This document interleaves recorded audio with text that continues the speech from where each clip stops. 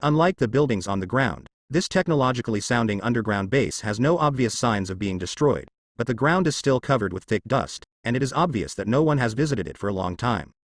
Before Lu Chuang took a few steps, he saw a doorway. Lu Chuang reached out to touch the door, and under the effect of the master key, the door opened without hindrance, and there were various medical equipment and instruments in the room, which seemed to be a treatment room. Lu Chuang glanced inside and said, "Clarissa pulls the portal back and removes everything here." Clarice wondered, "Is there anything special about these things?" Lu Chuang said, "Everything here has clues that may involve the X-Men, and none of them should be missed." So that's how it is. These members of the Mutant Underground organization more or less know the purpose of coming here, and they are also full of curiosity about the legendary X-Men. After walking a few steps, Lu Chuang saw another room. He opened the door and looked at the equipment like a gym. "The things here move too," Lu Chuang said lightly, and continued to go deep along the passage.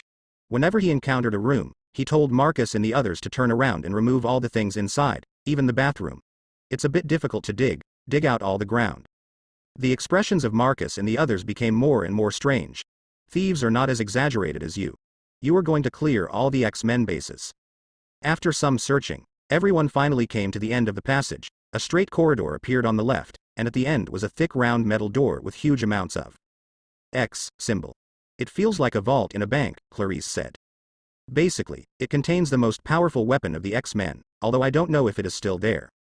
Lu Chuang walked over and hammered the metal door, and found that it was quite strong, and it was estimated that the missiles would not be able to blow it open. Then he checked the metal door and found that the metal door was locked inside, and the built-in system needed to be activated to open it. He could use the master key to open it forcibly, but if he wanted to push open such a heavy metal door, he had to at least turn on the bullet time and the power of the mask to do so. But Lu Chuang still didn't move. He had hired someone with money, and he didn't need to do such hard work at all.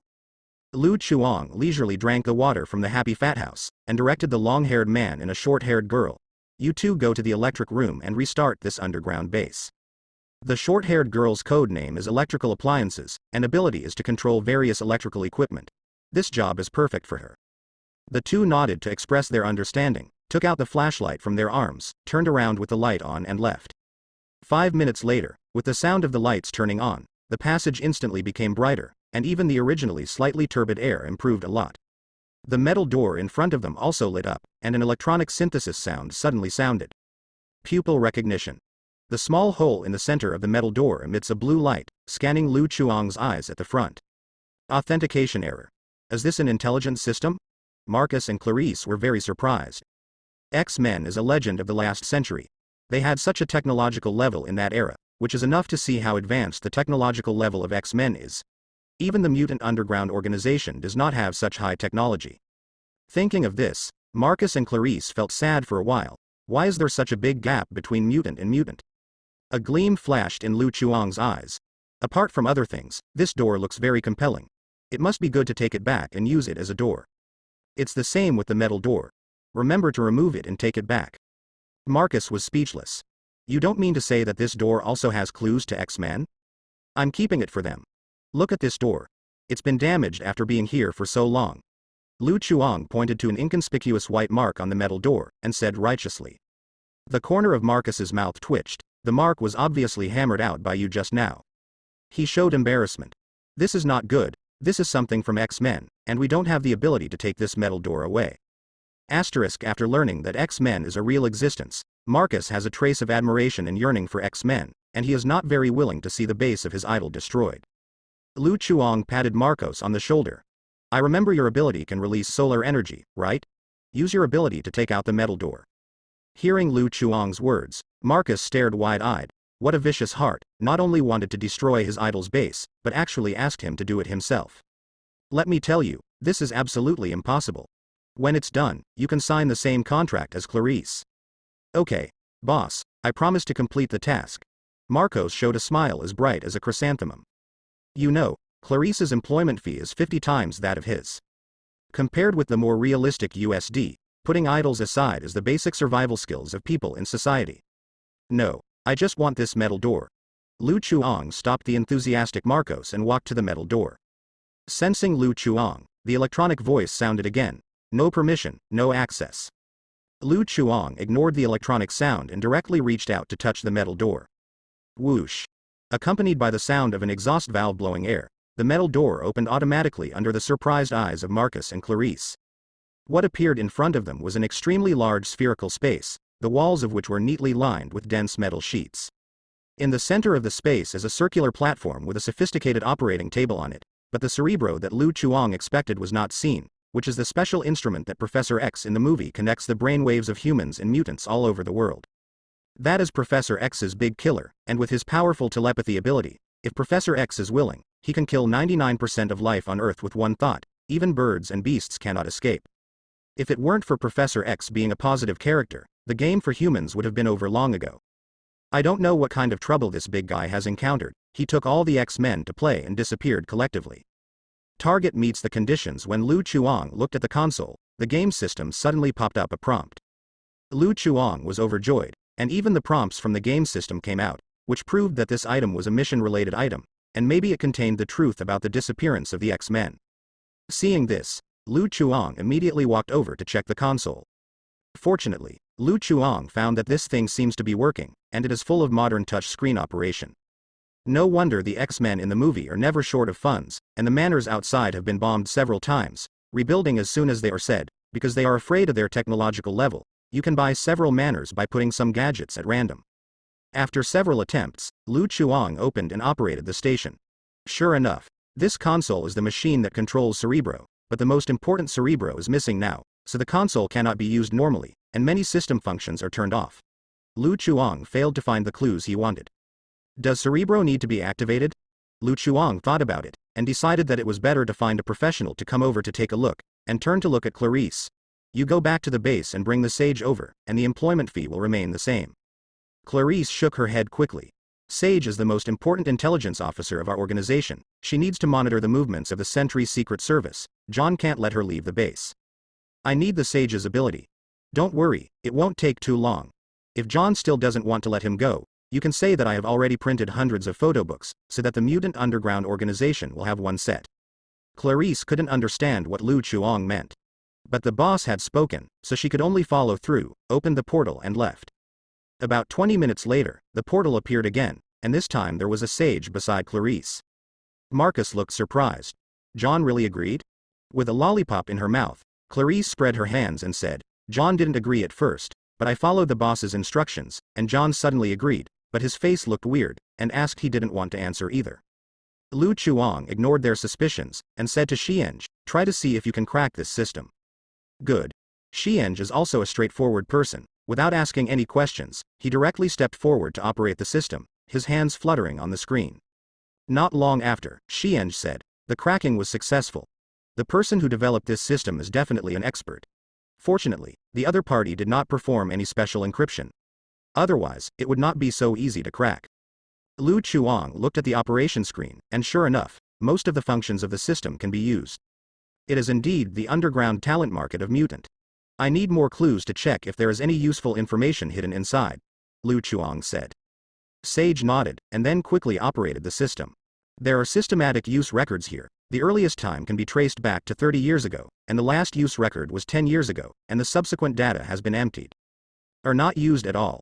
With Xieng's operation, various data flashed on the screen continuously. Xieng told Lu Chuang all the useful information he found, but Lu Chuang still failed to hear the key clue. At this moment, a word from the Sage suddenly aroused Lu Chuang's interest. Wait, I found a hidden file and almost missed it. Lu Chuang's eyes lit up. Click to see. Xieng opened the hidden file and found that it was actually a video file. As the Sage clicked in, a video screen popped up on the screen instantly, but the image on the screen was a little blurry, which was very in line with the pixels of that era. Through the screen, Lu Chuang could see that the background was in the interior corridor. He carefully identified it, and soon recognized that the scene inside was the abandoned building above, Xavier Academy for Gifted Youth. There is no sound in the video, and the corridor in the picture is also empty. It wasn't until 3 minutes into the video that there was a slight change in the screen, as if a figure flashed past quickly. Lu Chuang narrowed his eyes. Go back and see what that is. Xieng pulled the video back and stopped at the clip where the figure flashed by. But the figure on the screen was running too fast, and it was not very clear. It could only be seen that it was a man with a burly figure and messy hair. However, the most striking thing was the pair of fists, with 3 silver metal claws sandwiched between the fingers. Lu Chuang instantly recognized the identity of the other party. These characteristics are too recognizable. The main character in X-Men, Wolverine Logan. Looking at the height ratio in the video, it should be the movie version of Wolverine, but the comic version of Wolverine is at most 1.6 meters tall. Wolverine should really thank Hugh Jackman for forcing him, a third-level disabled person, to 1.8 meters 8 big men. Lu Chuang looked at the picture very surprised. What is Wolverine going to do? It's a pity that the position of the screen didn't move. Wolverine just came out to show off her presence, and then completely disappeared from the screen. Lu Chuang looked at the duration of the video. There are a total of 72 hours, that is, 3 days. Lu Chuang took out an encrypted USB flash drive and threw it to Xieng. Download this video file and other data. No problem. Lu Chuang glanced at the console. Although there is no Cerebro, the most important thing, it is still a good thing. He said seriously. Such an important thing must not fall into the hands of those who have malicious intentions. After the eclipse, the sages will download it. Remember to remove this instrument. Let me take it back and keep it well. Marcus.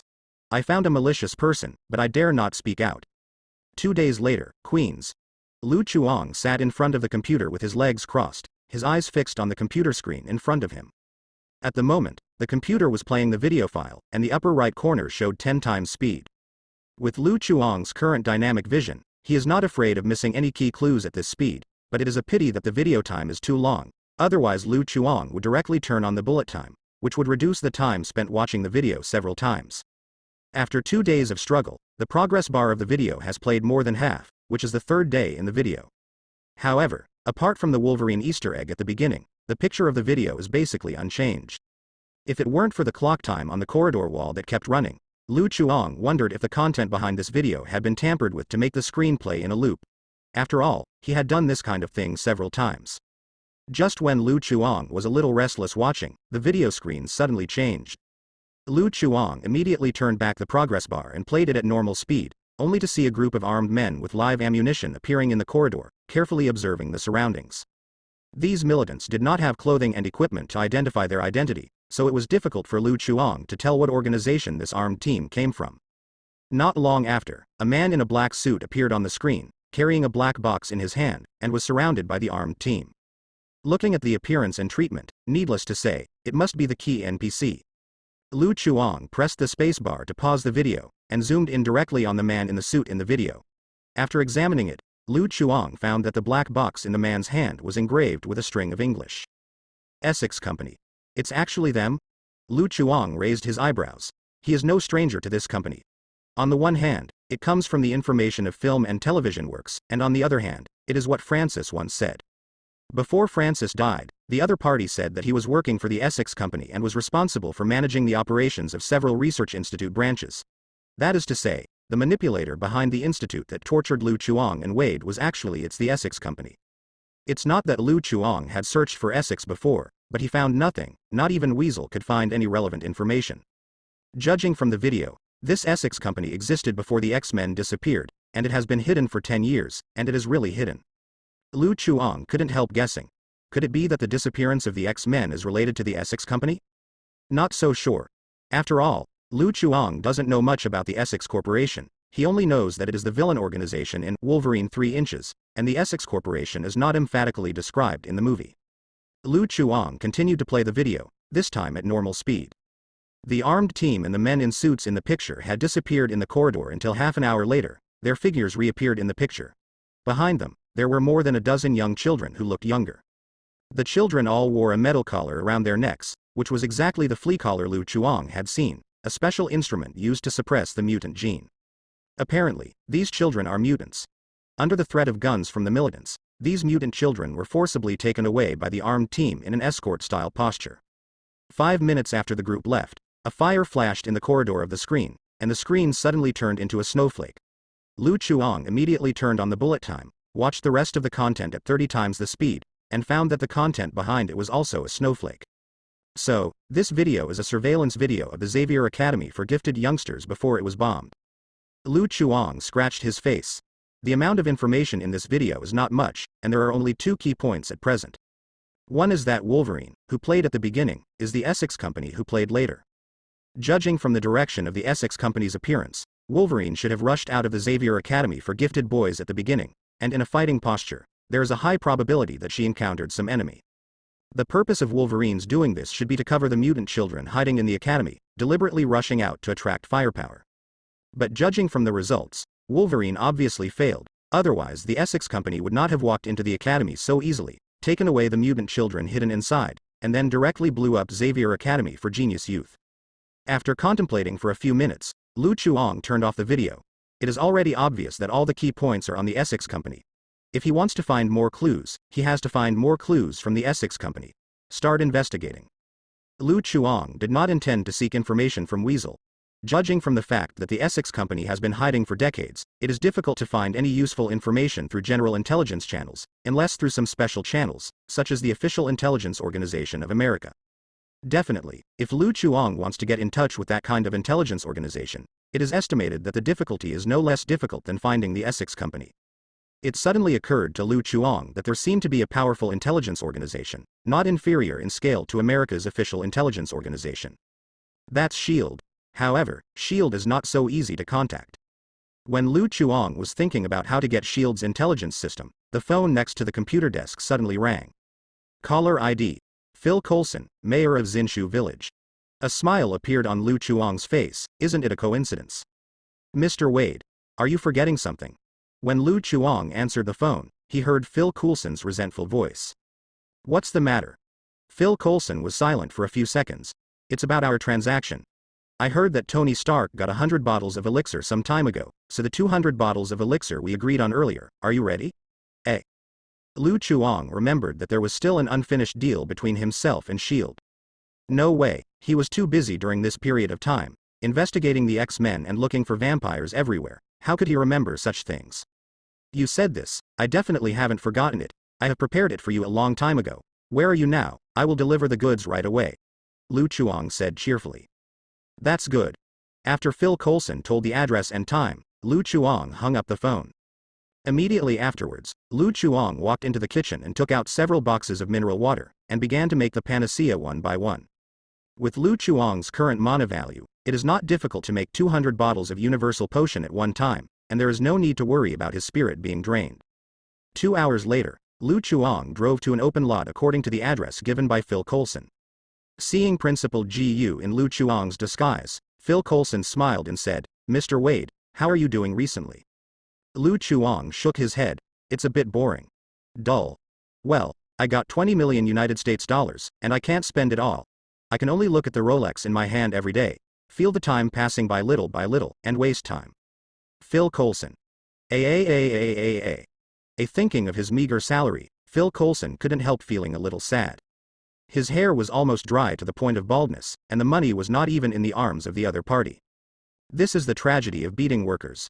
In the wave of Versailles, Lu Chuang turned around and moved several boxes of mineral water on the back seat of the motorcycle to the ground. The panacea you want, cash or transfer? Transfer. Phil Coulson pulled out his phone and texted a number. Soon, Lu Chuang's secret account received 40 million United States dollars. Lu Chuang glanced at the account balance of the mobile phone and sighed. Oh, there is another 40 million United States dollars. How can this money be spent more and more, and when will it be spent? Phil Coulson's expression was stiff. He was so envious. Oh no, he really wanted to hit someone. Lu Chuang sighed. Phil Coulson, you are really my lucky star. Every time I see you, there are good things. Hearing Lu Chuang's words, Phil Coulson recalled his meeting with Lu Chuang. When they met for the first time, he was stunned by Lu Chuang, who took away the blueprint and data of the steel armor. During the second meeting, he, Black Widow, and other S.H.I.E.L.D. agents were knocked out, and Lu Chuang left unscathed surrounded by S.H.I.E.L.D. The third time they met, he was not knocked out. Lu Chuang just finished a 20 million United States dollars deal with Tony Stark. And now, he helped Lu Chuang get another 40 million United States dollars. Thinking about it this way, why does it feel like he is suffering every time? Phil Coulson suddenly felt a bit of a toothache. Could this guy be his own disaster? Otherwise, try to stay away from this guy in the future. Who knows? Lu Chuang hugged Phil Coulson's shoulders, looking like a good brother. I have decided that you must be responsible for the transaction between me and S.H.I.E.L.D. in the future. I will not sell the panacea to anyone else. How about it? Be righteous. Phil Coulson. He suddenly had a premonition that his hair would fall out completely. Our deal will be discussed later. Phil Coulson avoided Lu Chuang's words, and suddenly reminded. You'd better pay attention. You caused a lot of trouble some time ago, and General Ross has been looking for your whereabouts. It seems to be a reminder, but it is actually testing Lu Chuang. See if Lu Chuang is the mysterious man who disguised himself as General Ross's soldier and took Bruce Banner away.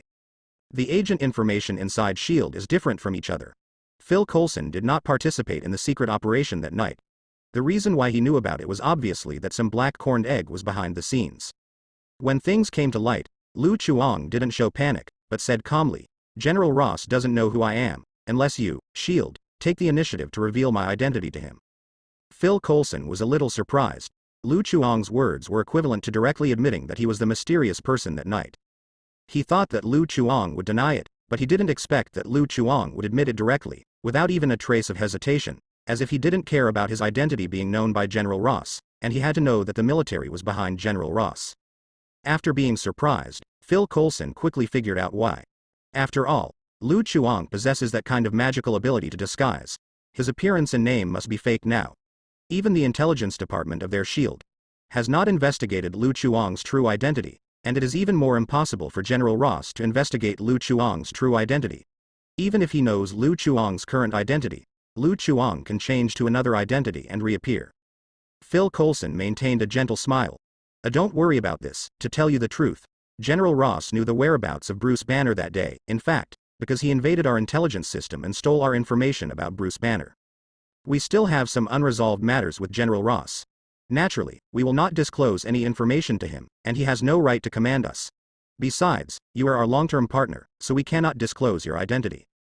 The best way to get in touch with a person is to speak ill or talk about the other person. At the end, Phil Coulson emphasized the relationship between S.H.I.E.L.D. and Lu Chuang, by the way, which means that we are two close partners who wear a pair of pants. Look at this eloquence. He is indeed a true social butterfly of S.H.I.E.L.D., a public friend of the Shaw Enemies Alliance. However, Lu Chuang's point of attention is not here, but the paragraph before Phil Coulson. S.H.I.E.L.D.'s intelligence system is weak, even General Ross can invade. Lu Chuang recalled the movie. Indeed, S.H.I.E.L.D.'s system has been hacked countless times, and Tony Stark accounted for more than half of them. Just like the toilet in his home, he came in and out casually. Lu Chuang's eyes lit up, and he patted Phil Coulson on the shoulder. "Thank you, Phil Coulson, you were really my lucky star." Phil Coulson. After completing the transaction, Phil Coulson carried the elixir to a car and said to Lu Chuang, "Mr. Wade, if there is no accident, I will continue to buy more elixir from you. I hope you can help me reserve a batch of panacea." "No problem, as long as the money is in place, everything is easy to talk about." Lu Chuang agreed immediately, and now it is not a problem for him to produce hundreds of bottles of universal potion a day with his mana, and he can eat no matter how much the order is. "For the sake of helping me a lot, if you have time, I will treat you to dinner." Phil Coulson thought that what Lu Chuang said was 40 million United States dollars, and smiled. "Thank you for your invitation, but unfortunately, I was transferred not long ago, and I will go to New Mexico later." New Mexico? Lu Chuang's heart moved. Isn't this the plot in Thor? The reason is that Thor is too naughty, so angry that his father Odin directly kicks Thor out of the house and deprives Thor of all his property. He wants Thor to experience the suffering in the world and learn to be a prince with qualified ideology and moral character. In short, it is the shape-shifting node of the Asgard version. At the same time, Thor's Mjolnir also fell in a small town in New Mexico, and S.H.I.E.L.D. noticed the celestial change caused by Thor's passage through Bifrost. As Phil Coulson, a laborer who often plays guest roles in various theaters, he was assigned by Nick Fury to New Mexico to investigate the reasons. He is a model worker in S.H.I.E.L.D. Thinking of this, a bright smile appeared on Lu Chuang's face. "Coincidentally, I also want to travel to New Mexico recently. Why don't we go together?" He will not always passively trigger achievement tasks. Since Bruce Banner and Hulk can trigger super high school level wrestlers, it must be possible to trigger new super high school level talents on Thor. Naturally, Lu Chuang would not miss this opportunity. It's just that Lu Chuang doesn't know which town in New Mexico that Thor fell into. Who will pay attention to this detail when watching a movie? He needs Phil Coulson, an insider, to lead the way. Hearing Lu Chuang's words, Phil Coulson was stunned. He didn't expect Lu Chuang to propose such an invitation suddenly. Phil Coulson came back to his senses, and politely refused. "Sorry, I didn't go to New Mexico for tourism, and the place I'm going to is relatively remote. It's not a place for tourism. If you want to travel to New Mexico, I can suggest a few good places." Lu Chuang was not surprised by Phil Coulson's response. Phil Coulson was going to carry out a secret mission, and it was definitely impossible for him to bring an outsider with him. He patted Phil Coulson on the shoulder, pretending to be regretful. That's a pity. Phil Coulson's time seems to be very tight. After chatting with Lu Chuang for a few words, he said that he still has something to do. Lu Chuang expressed his understanding and watched Phil Coulson drive away. After Phil Coulson's car disappeared from sight, Lu Chuang dialed Lorna's phone, and before Lorna could speak, he said immediately, "I'm going to meet the aliens, I won't be going back for now, remember to take care of my home." After speaking, Lu Chuang hung up the phone, got on the motorcycle and drove towards the direction Phil Coulson left. Puente Antigua, Old Bridge, New Mexico. As Phil Coulson said, this is really not a place for tourists. The surrounding area of the town is covered by desert, and there are sandy soil and wild grass as far as the eye can see. I believe that no one would be willing to travel to such a remote town. Accompanied by the sound of rumbling engines, a remodeled motorcycle stopped in front of the restaurant in the small town. It's really remote. If Phil Coulson didn't lead the way, I probably wouldn't have been able to find this place. Lu Chuang looked at the tracking punctuation on the phone screen and stopped in this small town. Before Phil Coulson left, Lu Chuang secretly placed a micro-tracker on the other party. Lu Chuang has the talent of a super high school spy, and is extremely skilled in tracking and anti-tracking, even for a high-ranking person like Phil Coulson. The level agent will not be aware of his trailing. Lu Chuang followed Phil Coulson from New York all the way to New Mexico, during which he saw Phil Coulson take out a robber in a convenience store, and then left handsomely under the watchful eyes of the female shop assistant, leaving no clouds, only a few strands falling hair. I didn't expect this guy with thick eyebrows and big eyes to be quite pretending. After a long time, Lu Chuang finally followed Phil Coulson to find this town. After arriving in the town, Lu Chuang did not continue to follow Phil Coulson, but found the restaurant immediately. After following Phil Coulson for such a long time, he never got a drop of water or food into his stomach. Pushing open the door of the restaurant, Lu Chuang walked to the front desk and glanced at the Easter eggs hanging on the wall. "I want 2 chicken burgers, 2 glasses of Coke, 2 orders of French fries, and 2 buckets of chicken wings, and I want more ketchup, thank you."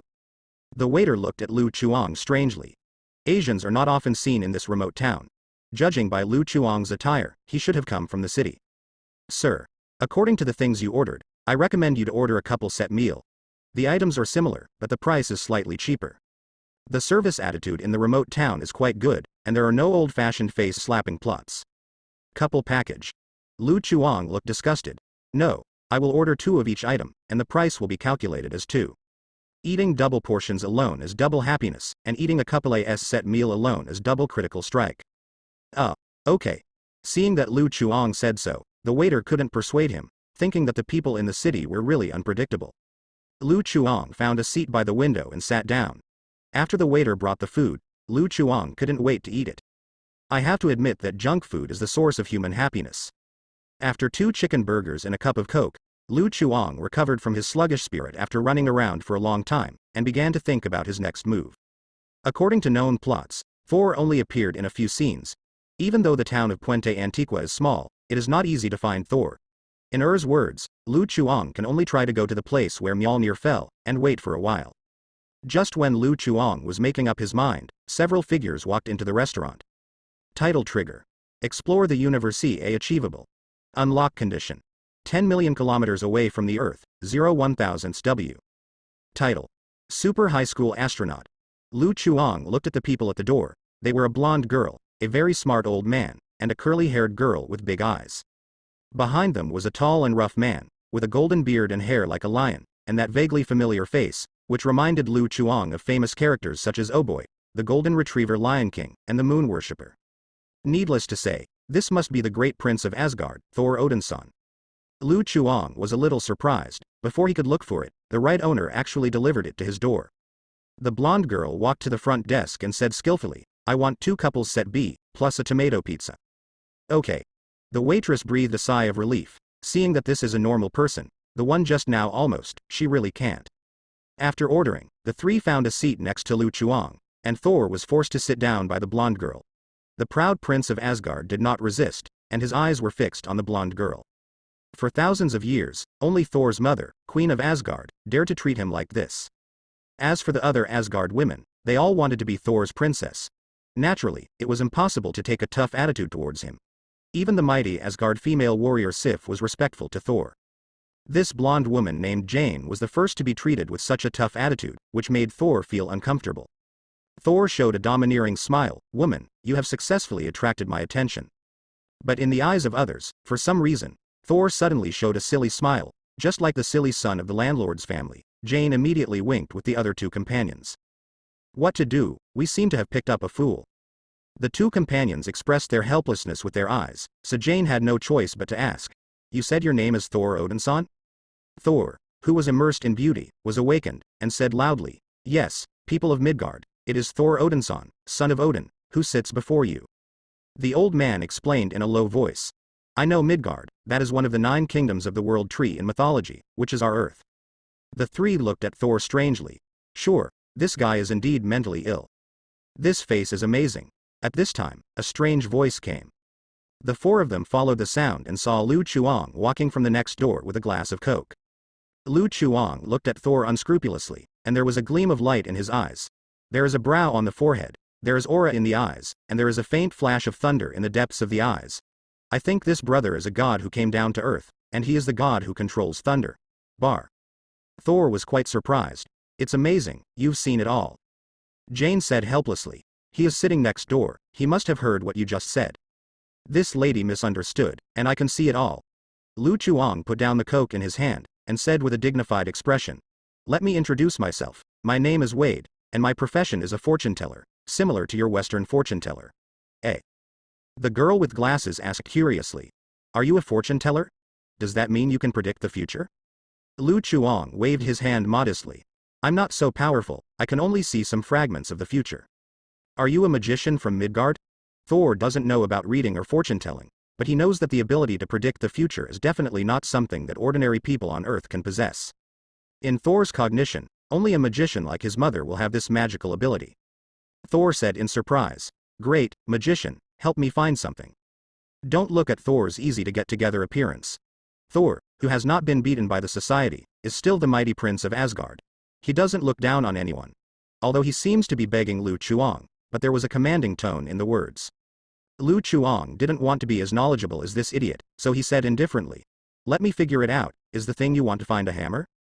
Thor was very shocked, secretly thinking that Midgard's magician is not simple, and nodded quickly. Yes, I want you to help me find Mjolnir. Mjolnir, also known as Mjolnir.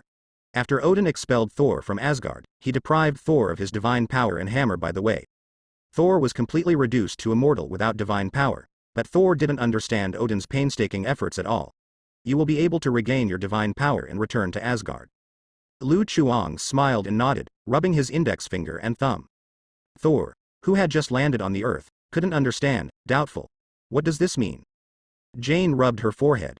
He meant to give money. Thor said blankly, but I don't have any money. No money? Hearing Thor's words, Lu Chuang immediately put away his smile, turned his head to look at Jane next to him, and his eyes flashed brightly. This face is amazing, with an upturned forehead, a spiritual light in his eyes, and a faint flash of thunder in the depths of his eyes. However, this lady must have descended from a fairy, and she is the god who controls thunder. Thor. Jane. The girl with eyes is straightforward, and blurted out, so she's a liar. Lu Chuang was not happy at the time. Who are you calling a liar? You can doubt my ability, but you cannot doubt my profession. Facing the mighty Lu Chuang, the girl with glasses was a little bit embarrassed, but she took a look and found that there were more people on her side, and there was a strong man like Thor, so she straightened her back instantly. Then how do you prove that you are not a liar? Lu Chuang snorted coldly, pretending to be unhappy. Okay, I'll prove it to you. Then, Lu Chuang looked at Thor, and said pretendingly, from your appearance, is it because you made a mistake that your relatives kicked you out of the house, and now you are wandering in a strange place? Thor nodded again and again. Yes. That's right, you are doomed to have a catastrophe, and this is something you can't escape. If you don't get through this catastrophe, even if you find the hammer again, you won't be able to return home. Lu Chuang shook his head and said. How so? Thor couldn't accept this reality, and said unwillingly, Magician, help me find Mjolnir, and when I return to Asgard, I will pay you back 100-fold. If Lu Chuang hadn't known Thor's real identity, he might think that Thor was the kind of text message scam that Qin Shi Huang sent money for. Lu Chuang pondered for a moment, then sighed. Okay, because of our fate, I will help you. According to my guess, the location of the hammer should be about 5,000 miles west of the town. Hearing Lu Chuang's words, Thor immediately got up and left the restaurant, looking for Mjolnir impatiently. Seeing this, Jane quickly chased after him, for fear that Thor, who didn't seem to be in a good mind, would make trouble again. Looking at the two people leaving, Lu Chuang picked up the tomato pizza that the waiter had just brought up and ate it, shouting food in his mouth, and said inarticulately, "What do you two call?" After Thor left, the girl with glasses started to give up. If Lu Chuang suddenly made an attack, the old man next to her would be no match for the young and strong Lu Chuang. The girl with glasses reached into her pocket for an artifact, a stun gun capable of stunning Thor. The girl with eyes didn't speak, so the old man had no choice but to say, "My name is Eric, and this is Daisy. Let me guess, are you guys majoring in astrophysics? Are you here to study the strange astronomical phenomena that have appeared recently?" Eric was surprised. "How do you know?" "I've said that I'm a physiognomy, so I can tell." Lu Chuang took a sip of Coke and said, "You've read Norse mythology, right? Then you should know what Bifrost is." "I know. Bifrost in the myth is the bridge connecting Asgard and Midgard." Eric didn't react slowly, and said with an absurd expression, "You don't mean that astronomical phenomenon is caused by the Bifrost in the myth bar?" "Clever." Lu Chuang gave a thumbs up. "However, this Bifrost is somewhat different from the mythology. Asgard's Bifrost can be teleported to any corner of the universe at will, which is very convenient. For the new achievement task, Lu Chuang has long planned. There are many ways to leave the Earth, but the goal of the mission is 10 million kilometers, and the Earth is only more than 300,000 kilometers away from the Moon, even if Lu Chuang can take a rocket. It is also difficult to leave the range of 10 million kilometers from the Earth. After all, the Earth's technology is not so developed. Therefore, Lu Chuang set his target on Asgard's Bifrost. According to the setting of the movie, Bifrost can freely travel through the 9 major countries. For the entire vast universe, the range of 10 million kilometers is sprinkled with water. There is no scientific basis for this at all. Eric is a little speechless. This liar can really make up, and he is the god of thunder and Bifrost. Will Loki, the god of tricks, appear later? As an astrophysicist, Eric naturally does not believe this kind of rhetoric. As for Thor, who claims to be the son of Odin, in his opinion, he is more like a delusional psychopath. They are scientists, and they pay attention to science. It may be absurd to believe in stories and characters in myths and legends. Lian Lei Shendu came out. What scientific basis is needed? Lu Chuang shook his head. While the two were talking, Daisy noticed that the pizza on the table had been eaten up by Lu Chuang, and now Lu Chuang was messing around with two couples' set meals, exclaimed, "My fried chicken." Eric looked at the messy desktop, his expression froze. "Are you so rude? If they continue to eat like this, they will all have nothing to eat." Eric hesitated for a while, and said tactfully, "This is the meal we ordered." Lu Chuang looked at the fried chicken leg in his hand, pondered for 2 seconds. "Thank you? God, thank you so much. Who said to treat you to eat? Do you need to thank me?" At night, on the outskirts of 50 miles from the town, Lu Chuang lay on the back of the mound, watching the distant base from afar. At the fall site of Mjolnir, there is a crater with a range of 100 meters, and S.H.I.E.L.D. has established a temporary base on it. A large number of anti-radiation tents are surrounded by Mjolnir in a circle, and the periphery is a barbed wire grid that is more than 2 meters high. From time to time, S.H.I.E.L.D. agents can be seen patrolling. Under Lu Chuang, a couple of dogs and men were also lying on the back of the mound. "The magician is right. Mjolnir is indeed here, and I can sense its existence," Thor said excitedly, as if seeing the dawn of his return to Asgard. Unlike Thor, Jane looked at the fully armed S.H.I.E.L.D. agent, and said nervously, "Let's go in. This place has been blocked by S.H.I.E.L.D., we can't get in at all." Thor put on a confident smile and said to Jane, "You wait here, and when I get Mjolnir, I will let them return your research results to you." Jane stared at Thor, and said in a low voice, "Are you crazy? Look at the situation below. Do you really think you can break in, get things back, and then come out swaggeringly?" Thor grinned. "No, I will fly out directly. Listen, textbook level flag." Lu Chuang looked up at the sky. For some reason, the originally clear sky suddenly gathered dark clouds, and the sky gradually became gloomy. There were faint flashes of thunder among the dark clouds.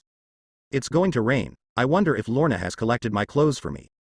Jane wanted to continue to dissuade Thor from sending her to death, but before she could speak, Thor suddenly got up and slid down from behind the mound, approaching the base continuously under the cover of night.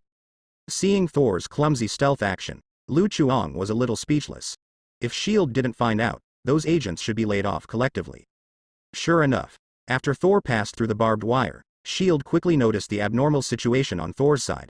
Seeing that his stealth was about to be discovered, Thor simply jumped out from the corner and knocked down several patrolling guards on the ground, rushed to the inside of the base in front of all agents. As a warrior of Asgard, Thor has participated in countless battles for thousands of years.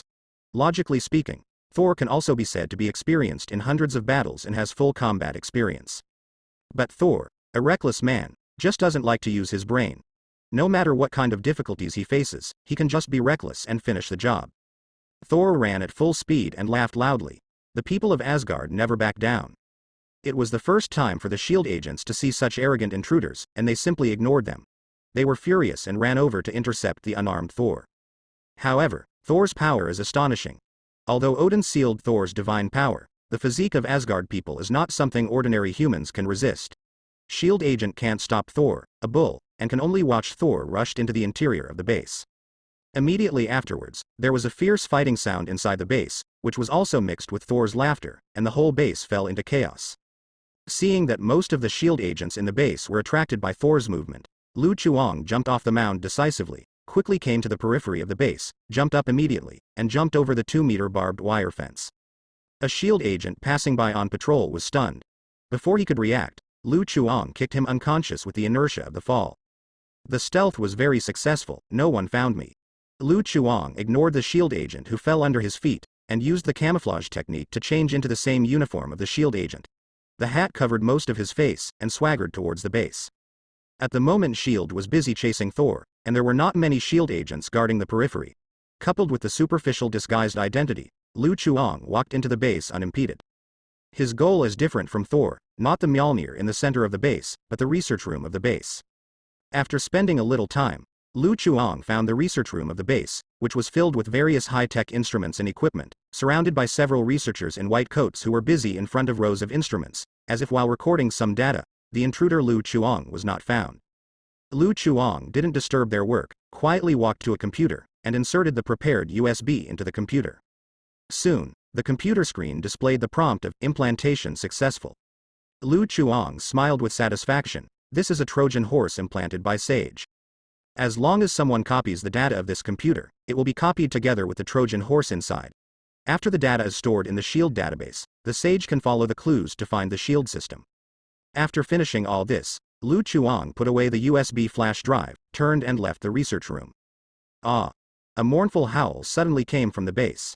Lu Chuang knew that Thor found that he couldn't lift Mjolnir, and he wailed like an abandoned child of 200 caddies.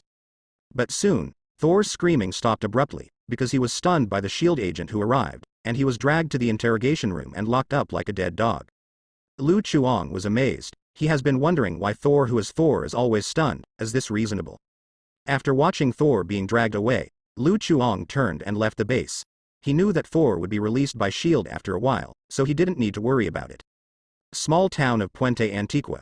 After last night's storm, the morning sun was exceptionally bright. Lu Chuang came to the restaurant refreshed and said to the waiter, "Same as yesterday, 2 servings of each item." Ignoring the weird-looking waiter, Lu Chuang found an empty seat and sat down. After the waiter delivered the food, Lu Chuang ate without haste. At this time, a tall figure recklessly broke into the restaurant and sat down in front of Lu Chuang. Lu Chuang gnawed on the hamburger and looked up. "Yo, isn't this Thor? I haven't seen it for a long time." Different from yesterday's high-spirited appearance, now Thor's face is full of decadence, his eyes are gloomy, and his long golden hair is messy and scattered like seaweed. Those who don't know it think he is a tramp. Thor bowed his head and begged, "Magician, please help me." Lu Chuang was a little surprised. Thor's appearance obviously received a lot of blows, and it changed so quickly in just half a day. It's just that he can't lift Mjolnir. Thor shouldn't be so decadent. Without Lu Chuang asking, Thor took the initiative to speak. "Last night, my younger brother told me that because of my recklessness and impulsiveness, the Frost Titan went to war with Asgard in ahead of schedule. Gao, unable to bear such pressure, passed away." Thor clenched his fists, expression and remorse on his face. Hearing this, Lu Chuang suddenly realized, no wonder Thor grew up overnight, because he knew that his own father sacrificed to heaven. Whether it's a novel or a movie, relative sacrifice to heaven is often a shortcut to growth. Whenever a relative sacrifices to heaven, the protagonist's mentality will change dramatically, and his strength will also increase greatly. Thor in front of Lu Chuang is a very typical example. If you count the movies in the Thor series, you will find that in each movie, there will be one of Thor's relatives offering sacrifices to heaven, his mother offering sacrifices to heaven, younger brother offering sacrifices to heaven, and father offering sacrifices to heaven. Whenever a relative sacrifices to the sky, Thor's strength will rise accordingly. Looking at all the Marvel movies, there is basically no hero who grows faster than Thor. Even broke out into a small universe, and the axe almost killed Thanos, who was holding 6 infinite gems. If it weren't for Thor's normal pupil color, Lu Chuang seriously suspected that this guy's surname was not Odinson, but Uchiha Thor. After all, there seems to be nothing wrong with having a 50-50 as the captain. It's all my fault. If it wasn't for me, my father wouldn't have died. Thor was heartbroken, and said in a trembling voice, "Fortunately, my younger brother Loki stepped forward to inherit his father's throne and led the Asgard army to fight against the Frost Titan." Finally, at the critical moment, Loki led 300 Asgard's elite fighters into the Frost Titan, killed more than 20,000 Frost Titans, and successfully repelled the Frost Titans who came to attack Asgard. "Stop it." Lu Chuang interrupted Thor's words, and he felt more and more strange the more he listened. "Your brother told you that too?" "Yes." Lu Chuang called it a good guy. The story Loki made up is comparable to him. The level of shame is comparable to Wade. He also led Asgard warriors to kill 20,000 enemies. Do you think you are the king of Sparta? The funniest thing is that Thor actually believed Loki's outrageous story. Thor continued. "Loki has reached a truce agreement with the Frost Titan, but the condition is that I, the chief culprit who caused the war, will be exiled to the earth forever. My father died, but I could never go home, and I couldn't even see my father for the last time." Under the multiple blows, even Thor, a tough guy, couldn't bear it anymore, and his eyes were full of sadness. Seeing that Thor is so stupid and still kept in the dark by Loki, Lu Chuang couldn't help reminding, "Don't you think there is something strange?" Fortunately, Thor is not so stupid as to be irretrievable. Thor suppressed the sadness in his heart. "It's a bit strange, when did Loki become so strong? I still remember that in the last combat practice, I smashed him into the ground with one punch, grabbed his leg and threw him off the cliff easily. At that time, he was crying." Lu Chuang. No wonder Loki stabs you in the back every time you two brothers meet. It turns out there is a reason for this. Lu Chuang drank his coke and said slowly, "There are only 2 possibilities. Either Loki has become bald and stronger, or he is lying backward." "What?" Thor looked shocked, and said in disbelief, "You mean, Loki has become bald?" Lu Chuang was speechless, so he didn't even need to think about it. Should he just rule out Loki's option of lying? This guy is really hopeless. Lu Chuang didn't bother to continue explaining. "Tell me, what do you want from me?" Thor remembered his business, and said anxiously, "Magician, Asgard needs my help now. You were right, I found Mjolnir according to the location you said, but I can't lift Mjolnir again. Neil. Why on earth is this?" Although there is a truce agreement, Thor still retains a glimmer of hope to return to Asgard. He believes that as long as he lifts Mjolnir, all the difficulties he is facing now will be solved, including the attack on Asgard's Frost Titan. Lu Chuang said leisurely, "Because you are not qualified to lift a hammer now." Hearing Lu Chuang's words, Torben wanted to refute. How could the owner of the hammer not be qualified to lift the hammer? But the fact is right in front of his eyes. No matter how hard he tried last night, the hammer still didn't respond at all. Just like his girlfriend in the Cold War, he just ignored him. After half a minute of silence, Thor asked, "Magician, what should I do to lift the hammer?" "Let it be.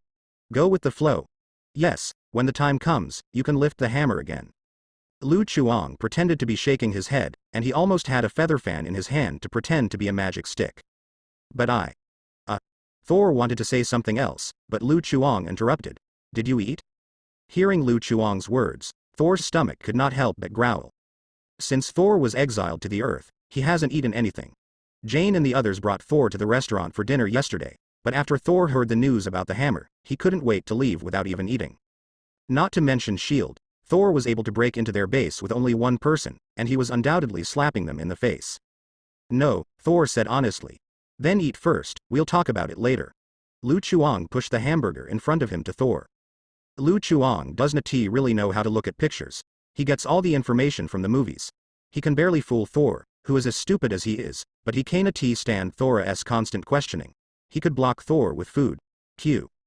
In the face of appetite, one of the 2 instincts of human beings, curiosity is not worth mentioning at all. Thor was successfully distracted by Lu Chuang. Looking at the steaming hamburger, he licked the chapped corners of his mouth. Regardless of his muddy hands, he grabbed the hamburger and devoured it. Lu Chuang was afraid that Thor would swallow, so he kindly handed over a glass of Coke. Thor gulped down the Coke in one gulp, and said pleasantly, "What is this? It tastes really good." As he said that, Thor raised his glass and smashed it to the ground. This is an Asgard tradition, throwing a glass to express their love for wine. Although Coke and wine are far different, they are similar in Thor's eyes. Fortunately, the Coke was served in a paper cup instead of a glass. If Thor smashed it casually, the male waiter who was mopping the floor had a bit of resentment in his eyes. Happy Fat House water is one of the sources of happiness for human beings, Lu Chuang explained. Thor said unsatisfactorily, I am really happy after drinking it, but it is a little bit less. Hearing this, Lu Chuang asked the waiter for 3 couples set meals, and said that he would treat Thor to eat. Thor was quite moved, and tears flowed from the corners of his mouth. I have to say that the taste of hamburger and Coke is really good, and Thor is already addicted to it. It may be that Asgard people have a relatively large appetite. In less than 10 minutes, all 3 couples' meals went into Thor's stomach, seeing that Thor didn't seem to be full. Lu Chuang waved his hand. If it's not enough, you can order more, don't be polite to me. Thor wiped his greasy mouth. Magician, you are really my good friend. Next time I will invite you to be our guest in Asgard and enjoy the biggest banquet in Asgard. Then it's a deal, Lu Chuang said cheerfully. A few fast meals in exchange for the friendship of the Prince of Asgard, this business is simply profitable. After Thor had eaten and drank enough, Lu Chuang directly drove Thor back to Jane's side without giving the other party a chance to ask. Lu Chuang left the restaurant and was walking back to the hotel when a figure stopped him. Seeing the visitor, Lu Chuang pretended to be surprised and said, Phil Coulson, what a coincidence, so you also travel here. Without nonsense, Phil Coulson took out a tiny tracker from his pocket and said, Mr. Wade, are you following me? Who is following you? I'm here to travel, Lu Chuang said confidently. Tourism. Phil Coulson laughed angrily. What are the places worth visiting in this small town? Lu Chuang pondered for 2 seconds. The sun here is rounder. God, the sun is rounder. Tell me, where is the sun not round? Phil Coulson naturally didn't believe Lu Chuang's nonsense, and said bluntly, someone broke into our base last night and attacked several agents, but we found out that there was another intruder that night, right? Why do you smear people's innocence out of thin air? What evidence do you have?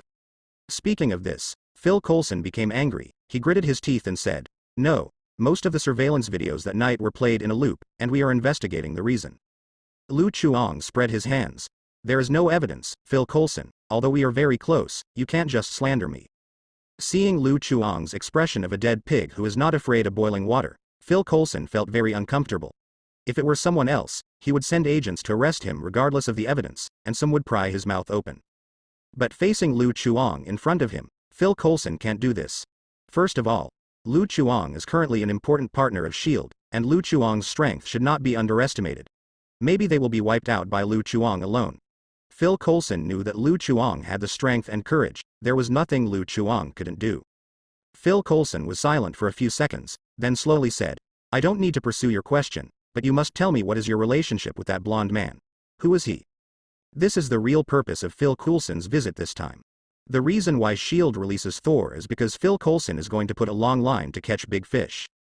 Phil Coulson can see Thor's extraordinary skill, which reminds him of his idol, Captain America, who also has a physical fitness far beyond ordinary people, so Phil Coulson wants to see Thor's identity or what organization he is in member. Phil Coulson had already arranged S.H.I.E.L.D. agent monitoring beside Thor. When Thor contacted Lu Chuang, the agent in charge of monitoring Thor immediately reported to Phil Coulson. Phil Coulson didn't expect Thor to have a relationship with Lu Chuang, a mysterious guy, and things suddenly became complicated. Prior to this, Phil Coulson had thought of countless possibilities in his mind, and lost a few of the few remaining hairs. His name is Thor Odinson. We just met and we are not very familiar with each other. Lu Chuang said indifferently. There is really no need to hide this kind of thing. Sooner or later, the whole world will know about Thor's existence. Phil Coulson frowned. Thor Odinson? That name sounds familiar. Lu Chuang nodded and said, yes, it is the one you think of, the Thor in the mythology, the son of Odin. Hearing Lu Chuang's words, Phil Coulson couldn't believe it. Mr. Wade, I'm serious, please don't make fun of me like this. I'm serious too. Lu Chuang shook his head, as if feeling helpless at Phil Coulson's ignorance. He is the legendary Thor. The hammer that you S.H.I.E.L.D. are researching now is actually Thor's weapon, named Mjolnir, also known as Mjolnir. The corner of Phil Coulson's mouth twitched uncontrollably, and he said that it has nothing to do with you, since we all know that we are working on a hammer. However, Phil Coulson was attracted by the words behind Lu Chuang. Mjolnir. Well, have you tried all kinds of methods, but you can't lift that hammer? Phil Coulson nodded. Their research on the hammer has not made any progress. They don't even understand why the soft sand at the bottom can easily support the hammer even if it cannot be lifted by a crane. During this period of time, the researchers of S.H.I.E.L.D. were almost driven crazy. Every day they talked about unreasonable or unscientific. It is estimated that after the end of the research, a doctor should be arranged for a group psychological counseling. Lu Chuang snapped his fingers. That's right, that hammer was enchanted by Odin. Only those with justice, innocence and kindness in heart are qualified to lift the hammer. None of you S.H.I.E.L.D. can lift it very well normal. Phil Coulson was expressionless. He suspected that Lu Chuang was beating around the bush and scolding them, but there was no evidence. You mean, there is a mythical god on our planet? Phil Coulson frowned and said, sorry, your statement is too absurd, and I can't accept it. Lu Chuang shrugged. Let's put it another way. Thor is an alien from a planet named Asgard. His father is the leader of that planet, and he has an interstellar cannon under his hand, which can easily smash a planet. Is it easier to understand this way? In this way, Phil Coulson does understand better. Working with Nick Fury for many years, he has long known that there are creatures on other planets beyond the Earth. Thor is an alien, which sounds much more scientific. But the interstellar cannon that smashed the planet is a bit scary. If he's Thor, why can't he lift the hammer? Phil Coulson found a loophole in Lu Chuang's words, trying to deny this terrible fact. That's because Thor was deprived of his divine power by Odin, and now he is just a mortal, but I advise you not to hit Thor's attention, and be careful when a lightning bolt softly bends and lands on you. Lu Chuang reminded Phil Coulson. Don't look at Odin banishing Thor to the earth, looking like he doesn't care. But Thor is Odin's own son after all, ignoring the big sister who was locked up, and the third son picked up from the garbage dump. Thor is basically the sole heir of Asgard. If S.H.I.E.L.D. really dares to touch Thor, the first it is Odin who does not spare them. Hearing Lu Chuang's words, Phil Coulson couldn't tell whether Lu Chuang was telling the truth or a lie for a moment. After all, the strange phenomenon of Mjolnir was right in front of his eyes. I've finished my words, it's up to you whether you believe it or not. Lu Chuang ignored Phil Coulson, who was in deep thought, and left while humming a ditty. After Lu Chuang left, a vigorous figure landed in front of Phil Coulson, put away the compound bow in his hand, and whispered, Phil Coulson, do you need me to intercept him? Black Mask is our current cooperation partner. Before we figure out the matter, try not to conflict with him, but he is indeed a big trouble here. I will send someone to monitor his actions later. Phil Coulson said with a serious face. Barton, you have a new task. I need you to monitor the blonde man. Let me know if there is anything. No problem. In the next few days, Lu Chuang wandered around the small town of Puente Antique, feeling the simple local customs and tasting the unique local specialties, as if he was really traveling. Since experiencing the ups and downs of his life that day, Thor has become much calmer, and the domineering feeling on his body has gradually faded away. However, Thor's good appetite has never changed. The 3 meals a day are basically all kinds of calorie-exploding junk food, and his stomach is getting bigger and bigger every day. Facts have proved that everyone is equal in front of fat, even Shendu is no exception. On this day, Lu Chuang was walking on the street, and suddenly a slight thunder sounded in his ears. Lu Chuang looked in the direction, and at the end of his line of sight, dark clouds condensed in the sky, and a colorful beam of light suddenly fell, flashing away in the sky, and then the dark clouds slowly dispersed. Finally come. Lu Chuang showed an excited look. He knew that this was the arrival of Asgard, which meant that the plot was about to officially begin. Lu Chuang walked towards the alley of the street, and pulled out the sneaky figure hidden behind the building. Tell me, where is Thor now? This is the S.H.I.E.L.D. agent in charge of monitoring Lu Chuang. He thought he was hiding well, but he never thought that Lu Chuang had discovered him long ago. The agent was a little confused, and didn't know whether to answer or not. Seeing that the agent didn't speak, Lu Chuang said dissatisfiedly, I'm asking you something. The agent struggled for a while, but he found that Lu Chuang's strength was terrifying. No matter how hard he tried, he couldn't break free from Lu Chuang's palm. After confirming the eyes, it is a person who cannot be beaten. The agent said honestly, his house is 2 kilometers away to the east. Thank you. Go back and hide, I can't see anything. After confirming Thor's location, Lu Chuang turned and left, leaving the agent alone in the wind. When Lu Chuang arrived at the location, he saw Thor and Jane and his party, and there were 4 strange figures standing beside them, wearing gorgeous silver armor, like ancient warriors, which was very eye-catching. Thor noticed Lu Chuang's arrival, and shouted in surprise. Lu, you came just in time. Let me introduce you. These are my good friends in Asgard, Hogun, Fandral, Verstag, and Shi Shao.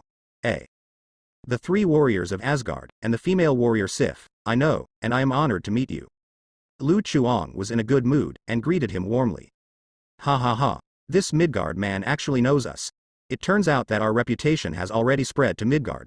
Vostager laughed heartily, and his favorability for Lu Chuang soared instantly. The other 3 people from Asgard also smiled kindly at Lu Chuang, and Lu Chuang's words really made them face. This is Lu, the magician of Midgard. Thor did not forget to introduce Lu Chuang's identity. Sif looked at Lu Chuang in surprise and asked, "Are you a magician?" In Asgard, magician is generally synonymous with strong. For example, the Queen of Asgard, that is, Thor's mother Frigg, she is the top magician in Asgard, proficient in all kinds of magic. Even the second prince of Asgard, Loki's magic, is inherited from Frigg. Magic attainments can be said to be unfathomable measurement. It's an intern magician, who knows a little bit of magic. This time Lu Chuang is not modest, he really only understands a little bit. But Thor didn't think so. He said in a loud voice, "Don't underestimate Lu, he can see the future of a person from his face." Really? Vostag looked at Lu Chuang excitedly after hearing Thor's words. "Magician, look at my face, what is my future like?" Forehead Lu Chuang hesitated to speak. He couldn't say that your face was engraved with the word death in capital letters. In the third part of Thor, as Thor's closest comrades in arms, the 3 warriors of Asgard received a collective lunchbox and were immediately killed by Hela. Thor's sacrificing buff is really terrifying. Lu Chuang said euphemistically, "I can only tell you that it is best to stay away from green as far as possible in the future, as far away as possible." Vostag, whose IQ is no higher than Thor, looks confused. What does this mean? The shrewd Fandral seems to have sensed what Lu Chuang meant, and he frowned. It seems that something very bad happened, and it has something to do with green. Hogan said in a deep voice, "Dear Mr. Magician, can you also take a look at the future for us?" Anyway, at the beginning, Lu Chuang simply said, "Send you 3 words, cherish life, stay away from green." The expressions of Fandral and Hogan suddenly became serious, and even Vostag could hear what Lu Chuang meant, which clearly meant that their future was in danger. Involuntarily, the 3 of them became wary of green. Fandral even tore off his green shawl directly. After all, it was related to his own life, and it hurt to wear it. It's too exaggerated. Seeing Fandral's actions, Daisy poked Lu Chuang. "Hey, do you really know divination?" Lu Chuang corrected. "It's reading, not divination." "Almost. Why don't you help me see my future, whether I will become a rich man in the future?" Daisy looked at Lu Chuang expectantly. Her dream is to become a rich woman. Lu Chuang glanced at Daisy's slightly familiar face, and said casually, "In the future, you will work as a waiter in a small restaurant in Brooklyn, New York, and you will meet a rich girl named Caroline Channing, and then you will cursed by money, either broke or on the way." Daisy. After learning about Lu Chuang's identity as a magician, the attitudes of the Asgardians changed a lot. As an elite warrior of Asgard, Fandral and others have seen the vastness of the universe. In their eyes, the Earth is an undeveloped primitive planet. Facing the local residents of the Earth, they are just like Thor back then. With some sense of superiority, it's just that Thor didn't show it obviously. After introducing each other, Thor took a few friends and sat down. It was just about mealtime, and there were all kinds of fast food on the table, all of which were bought by Jane. In the past few days, Thor's food, clothing, housing and transportation basically depended on Jane's bag. Oh no, it was rescue. Definitely, not everyone can do this kind of thing. First of all, you have to have Thor's appearance and figure. If you look like Wade, you will probably have to be sent to a mental hospital the next day, and you can only show off to your patients in the future. I am the god of thunder, but I found out that the god King Zeus, the sea god Poseidon, and the army god Ares lived next door. Torme happily gnawed on the fried chicken leg, licked his oily fingers, and asked vaguely with the food in his mouth, "My friends, why did you come here?" Looking at the oily, slightly fat man in front of them, Fandral and the others could hardly believe that this was their Asgard male god in the past. This feeling was like Xiao Lizzie suddenly becoming a fat man who likes to play with water guns. Kind of hard to look straight at. Only the big fat Vostage had a good time. These junk foods are the favorite of foodies. Nothing can make you happier than eating fried chicken legs and drinking Coca-Cola. Lu Chuang agreed very much, sat down with him very familiarly, took out a chopstick and picked up a chicken leg. Daisy was dumbfounded. It was the first time she saw someone carrying chopsticks with him. "Thor, we are here to pick you up," Tiff said seriously. Thor was taken aback for a moment, and said with dark eyes, "I appreciate your kindness, but I can't go back now. I made an unforgivable mistake. I caused the war between Asgard and Frost Titan. Father also because of me and this is my due punishment." Thor took another bite of fried chicken with tears in his eyes. Hearing Thor's words, Sif showed a surprised look. "Thor, What are you talking about? The king of God has fallen into a deep sleep, and is currently guarded by the queen of heaven. No one is allowed to come near. Who told you that the king of God is dead? My father is not dead. Thor was shocked, and even stopped eating the chicken leg. But, obviously Loki told me that my father is dead. Obviously, Loki lied to you. Sif's face was not very good. Fandral gritted his teeth and said, damn it. I knew there was something wrong with Loki. No wonder he keeps preventing us from looking for Thor. There really is a conspiracy. Immediately afterwards, several people generally talked about what happened after Thor was expelled from Asgard. Listening to the stories of his friends, Thor finally found out that he was deceived by Loki. Thor was stunned. So, Loki is not bald? Lu Chuang. So you're still thinking about it? 15 miles away in the countryside. Located at the crash site of Sif et al. It is already full of SHIELD agents, and several scientific researchers are scanning with energy detectors. Phil Coulson looked at the pattern on the ground, which was the trace left by Bifrost, with mysterious officials who couldn't understand printed on it. Get a language expert over here and find out what language this is.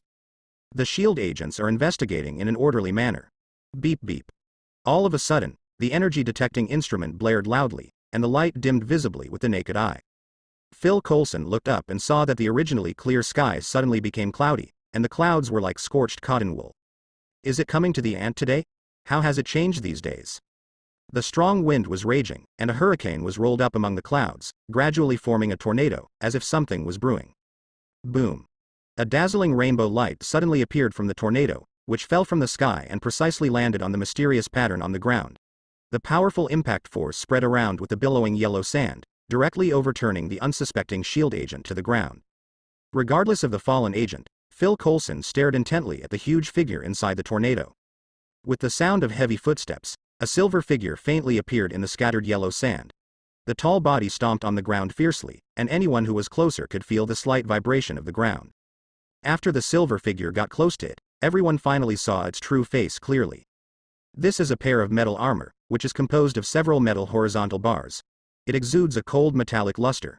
It is 3 meters high and has a sense of oppression, which makes everyone present nervous. The bald agent Sitwell stepped forward and asked Phil Coulson softly, what is this? Stark's latest armor. When it comes to steel armor, the first thing that comes to mind is Tony Stark. He didn't tell me that. Phil Coulson frowned, picked up the loudspeaker and shouted to the approaching silver armor. Hello, you have used unregistered weapons and equipment, please identify yourself immediately.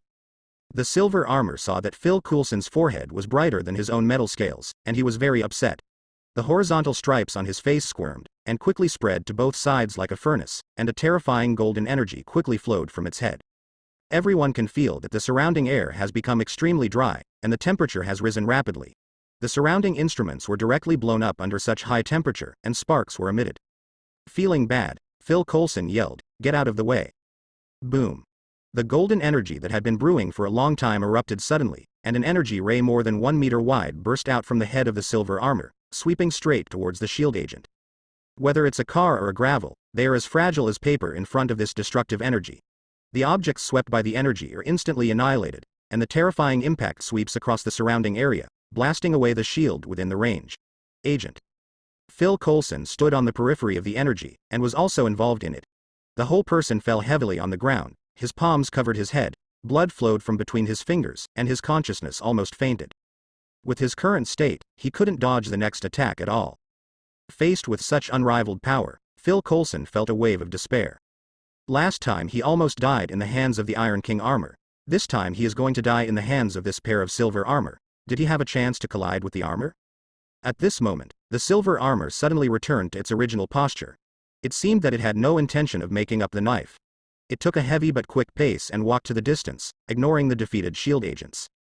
Phil Coulson breathed a sigh of relief as the silver armor disappeared from sight. Relying on the last bit of vague consciousness, Phil Coulson took out a sealed bottle from his arms, and poured the transparent liquid inside into his mouth. The moment he swallowed, a holy energy spread from his body, and his consciousness gradually after regaining consciousness, the wounds all over his body were recovering at a slow speed. Although not fully recovered from the injury, Phil Coulson has been able to get back on his feet. What a magical potion. Phil Coulson couldn't help sighing. This is the first time he has used the panacea, and he did not expect the effect to be so significant, and injuries like his can be quickly relieved.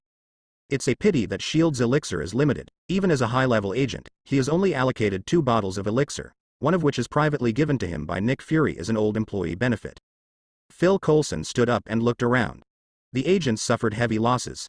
Some died on the spot, and some were directly wiped out by the energy, lying on the ground, gasping for breath. For this, Phil Coulson can only mourn for him. Even the panacea can't save this kind of injury. After all, the panacea is not the magic medicine for Deadman, but it can treat some traumatic and internal injuries that are not fatal, similar to no amount of panacea can repair the injury of severed limbs and missing internal organs. Phil Coulson, that thing went to town. Sitwell ran over with his face covered in blood, and it could be seen from the empty bottle in his hand that he also used the panacea. Phil Coulson wiped the blood from his head. Let the town's personnel evacuate all residents immediately, call for support troops, and rush to the town to assemble. At the same time, Sif suddenly turned his head to look northwest. Someone turned on Bifrost. Wait, this terrifying energy fluctuation is unbelievable.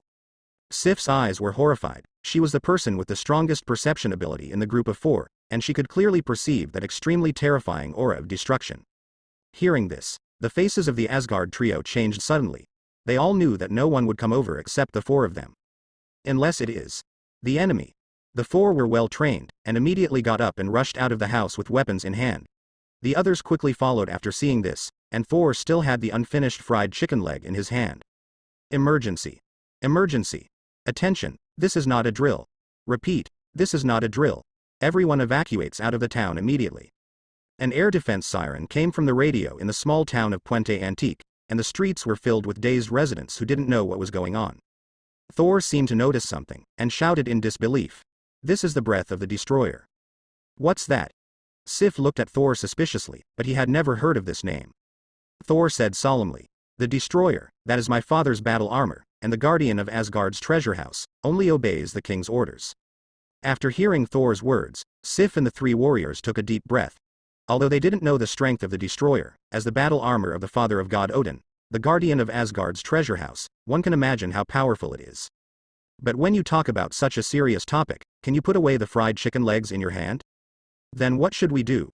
Jane asked worriedly. Sif and the 3 warriors also looked at Thor, as if they regarded Thor as the backbone. This. Thor was a little hesitant. Although he is rather reckless, it doesn't mean he has no brains. Well, this conclusion has yet to be studied. In short, to fight against the destroyer with his weak body is undoubtedly to die.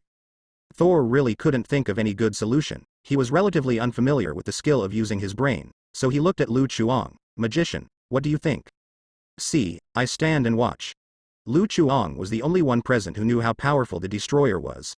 In the Marvel comics, Odin wearing the destroyer armor could even directly single out the Celestials, which was many times stronger than Tony Stark's steel armor. Lu Chuang carefully analyzed. First of all, we need to figure out why the destroyer appeared. It must be Loki's fault. Now that he is the acting king of Asgard, he alone has the authority to command the destroyer. Fandral resolutely targeted Loki as the murderer, and he was sure to find Loki for any bad things. So, what is his purpose in sending the destroyer? Sif thought for a while. Could it be that he wants to kill Thor and prevent Thor from returning to Asgard? In fact, Sif still has half a word to say, that is, after Loki kills Thor, he can become the heir of Asgard, but she is a warrior of Asgard, and some words cannot just talk nonsense. Impossible. Before anyone else could speak, Thor took the initiative to defend Loki. Although Loki has been playing tricks since he was a child, he often stabbed me in the kidney with a knife, and sometimes he used magic to pretend to be. Women seduce me, but I know Loki is a good boy, my dear brother, he will never do that. Lu Chuang. Everyone. They seem to have heard something extraordinary. Also, do you have any misunderstandings about good children and close relatives? Lu Chuang pondered for a moment. Now that's the case, it's simple, we hand over Thor, and then beg Loki to let us go. Don't worry, Thor's life will not be in danger in Loki's hands. No, they are close brothers. Thor's expression changed slightly, and he said with a sad face, Loki has changed, he is no longer the good brother in my impression, we must stop him together.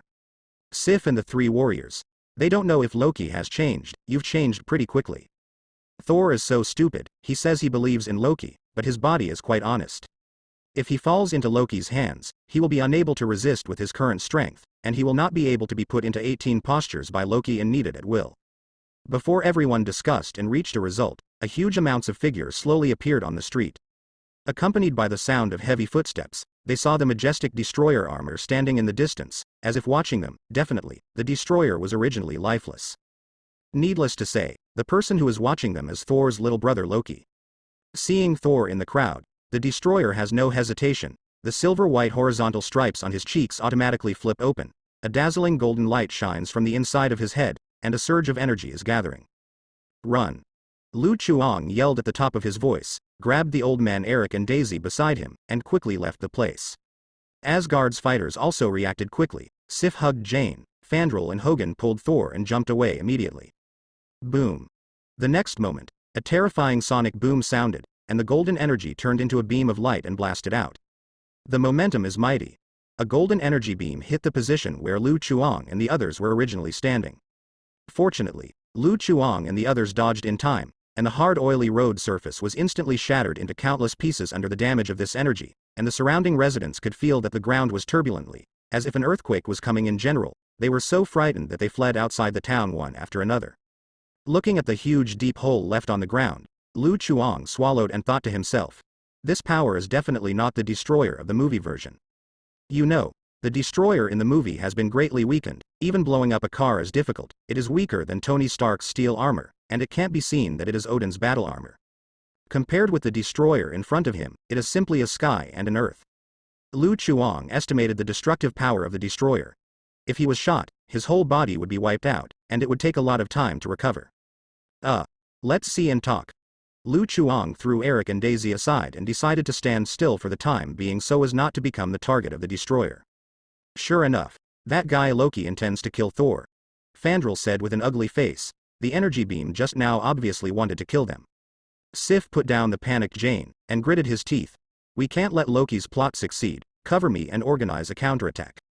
After fighting for many years, several friends had a tacit understanding, and immediately understood the meaning of Sif, and spread out to the surroundings. Seeing this, Thor hurriedly dragged Jane to hide with Lu Chuang. After these days of beatings from the society, Thor is now very confident with himself, knowing that the next battle does not belong to him, and with his strength, he will only drag his friends. Their hind legs. For Asgard. Vostag let out a loud cry, and stepped forward towards the destroyer. His fat body and huge amounts of body size did not become a burden to him. Instead, he slammed into the destroyer like a wild beast with a fierce roar.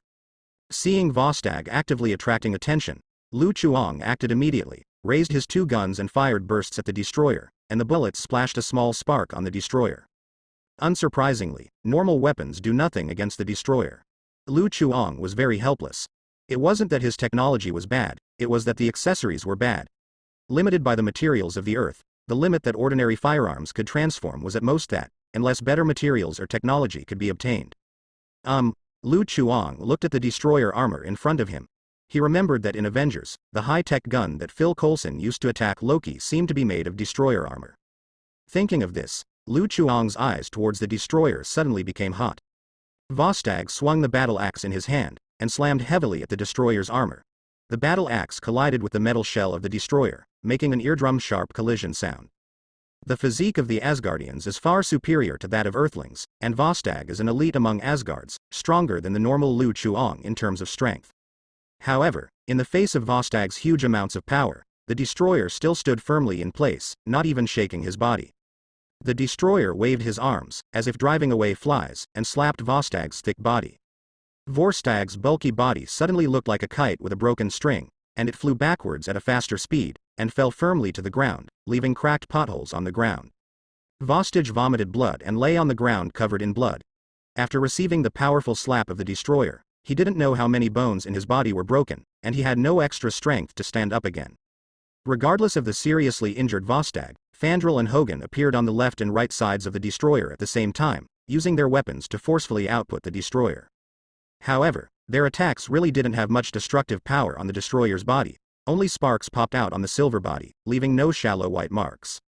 The furnace-like face of the destroyer quickly unfolded, and the terrifying golden energy gathered inside again.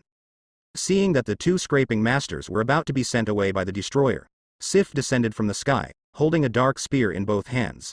Taking advantage of the opportunity when the destroyer opened his face protection, the spear directly penetrated the destroyer's head, stabbing with undiminished strength. Entering the oily road, firmly fixed the destroyer to the ground. If the destroyer is a normal enemy, such an offensive can bring a little hindrance. Unfortunately, it doesn't have much impact on the destroyer. Before Sif and the others cheered, the metal horizontal bars on the surface of the destroyer flowed in an orderly order, and they were constantly combined and pieced together. In the blink of an eye, the front became the reverse. The head that was originally facing the ground was aligned with Sif above, and the surging golden energy is gathering. Feeling the energy fluctuations rushing towards his face, Sif turned pale with fright, jumped off the destroyer's body in a hurry, and dodged the destroyer's Nengwang beam just at the nick of time. As expected of the King of God's armor, it's too strong. The duo of Sif and Gua Sha were pale, holding their weapons tightly in their hands. The strength shown by the destroyer makes people despair, and they have no confidence in victory at all in their hearts. Not to mention whether they could withstand the destroyer's attack. Even if the destroyer stood there and let them attack, their strength might not be able to damage the destroyer's indestructible outer armor. Today our deeds will be passed down, and our souls will also lead to Soul Castle. Sif showed a death-defying expression. As an Asgard warrior, it is a supreme honor to go to the battlefield of death, and they are never afraid of death. Hearing Sif's words, Fandral and Hogan took a step forward, facing the destroyer, obviously intending to fight side by side with their comrades and die bravely together. Seeing the crisis faced by his friends, Thor clenched his fists and looked anxiously at Lu Chuang. Magician, think of a solution. Lu Chuang glanced at Thor, and he felt that Thor was treating him like a Jingdong cat and asking him for help with any problem. However, Thor needs to defeat the destroyer to unlock the Bifrost, and he has to help Thor re-raise Mjolnir. There is a way. Lu Chuang rubbed his chin. Hearing this, Thor seemed to see hope. What way? Lu Chuang pointed at Thor. You go up to deliver. Oh no, go up to fight. Thor didn't expect that Lu Chuang's solution would be this, and he wanted to cry without tears. My power was taken away by my father, even Mjolnir couldn't lift it up. I am no match for the destroyer. Lu Chuang patted him on the shoulder. Trust me, you'll be fine. You've been with me these days. In fact, you've absorbed some of my good qualities. Now you are fully qualified to lift the hammer. Become mighty Thor again, hang the destroyer, and return to Asgard. Magician, now is not the time to tell jokes. I'm not kidding, you do have the right to lift the hammer. No, I mean imbibe your good qualities. Lu Chuang was silent for a few seconds. He was not as sensible as a fool, and continued. Remember what I said, you are destined to have a catastrophe, which you cannot escape, and now is your catastrophe. Only by facing it bravely, can you return to Asgard again. I see, is this my catastrophe? Thor suddenly realized, and the logic made sense all at once. No way, who told Lu Chuang to prepare the groundwork so many days in advance, and Thor didn't believe it. Jane's insiders were also horrified, but Lu Chuang really hit it off. Thor is destined to have a disaster. Isn't the destroyer in front of him the biggest disaster? This is the benefit of knowing the plot. Lu Chuang was finally able to happily play the prophet's coercion, although this kind of coercion may only be effective for people with rough nerves like Thor. Seeing that Thor's eyes became firm, Lu Chuang immediately added firewood and said solemnly, Go, face your catastrophe, complete metamorphosis, your hammer is waiting for your call. I see. Hearing Lu Chuang's last words, Thor couldn't help feeling heroic, walking towards the destroyer with his head held high.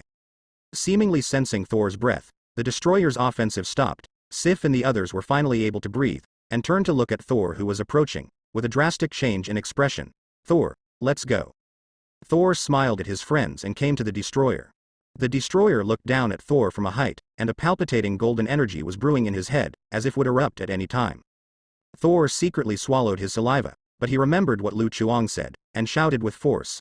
Loki, I know you're watching, stop now, everyone here is innocent, look at us for brother's sake. After all, I still have faith in Loki. After all, they are close brothers, how could Loki want to kill him?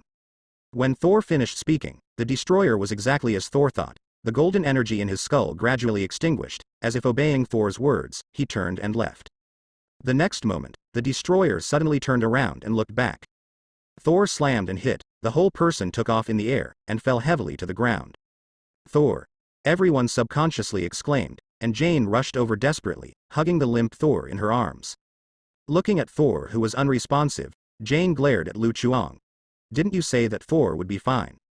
Lu Chuang showed an expression that everything was under control. Don't worry, the hammer is on its way. Lu Chuang raised his head confidently to the sky, waiting for the arrival of Mjolnir. Half a minute later, the sky was still calm. Blue sky and white clouds, but there is no hammer with thunder. Lu Chuang pushed Jane away and rushed to Thor. Thor, cheer up, hold on and don't die. After some rescue by Lu Chuang, under the effect of purification, Thor's injury gradually recovered. Lu Chuang squeezed a cold sweat secretly, almost slipped off. If Thor dies here, then it will not be a matter of whether the mission can be completed, but how he will bear the anger of Odin, a top boss. Awakening to find that his stupid son is gone, Odin can't help but catch him and chop him up. In fact, Thor's injury is not very serious. It may be that the physique of Odin's blood is relatively strong, or it may be that the destroyer deliberately released the water. After Thor was treated by Lu Chuang, he soon showed signs of awakening. You're awake. As soon as Thor opened his eyes, he saw Lu Chuang's harmless smiling face, and couldn't help shivering. Magician, you lied to me, Thor said angrily. Lu Chuang is innocent. I lied to you. You said that I am qualified to lift the hammer now, but I didn't sense Mjolnir at all. Thor's tone sounded a little aggrieved. Lu Chuang is also helpless. It can't be his fault. That's how it was played in the movie. Who knows how things will develop like this?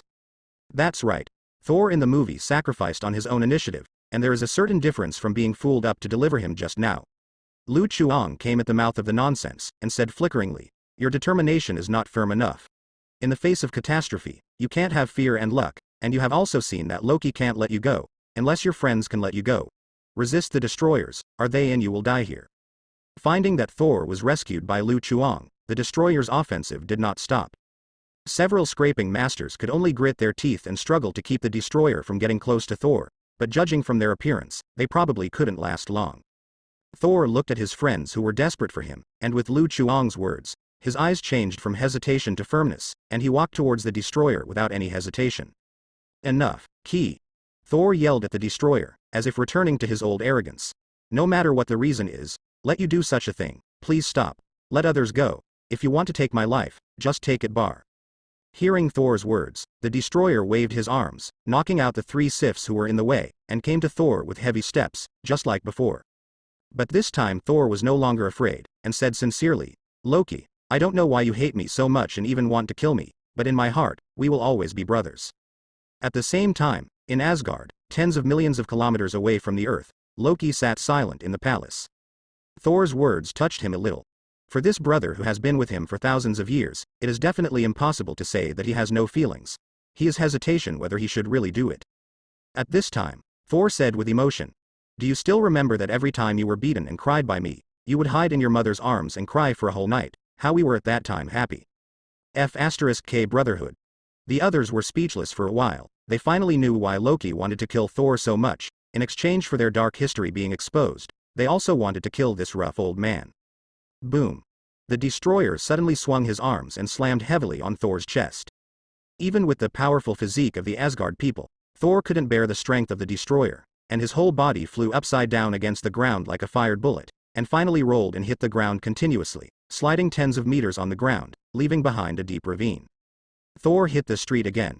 It can be seen that the destroyer definitely did not release water this time, and this punch was somewhat personal.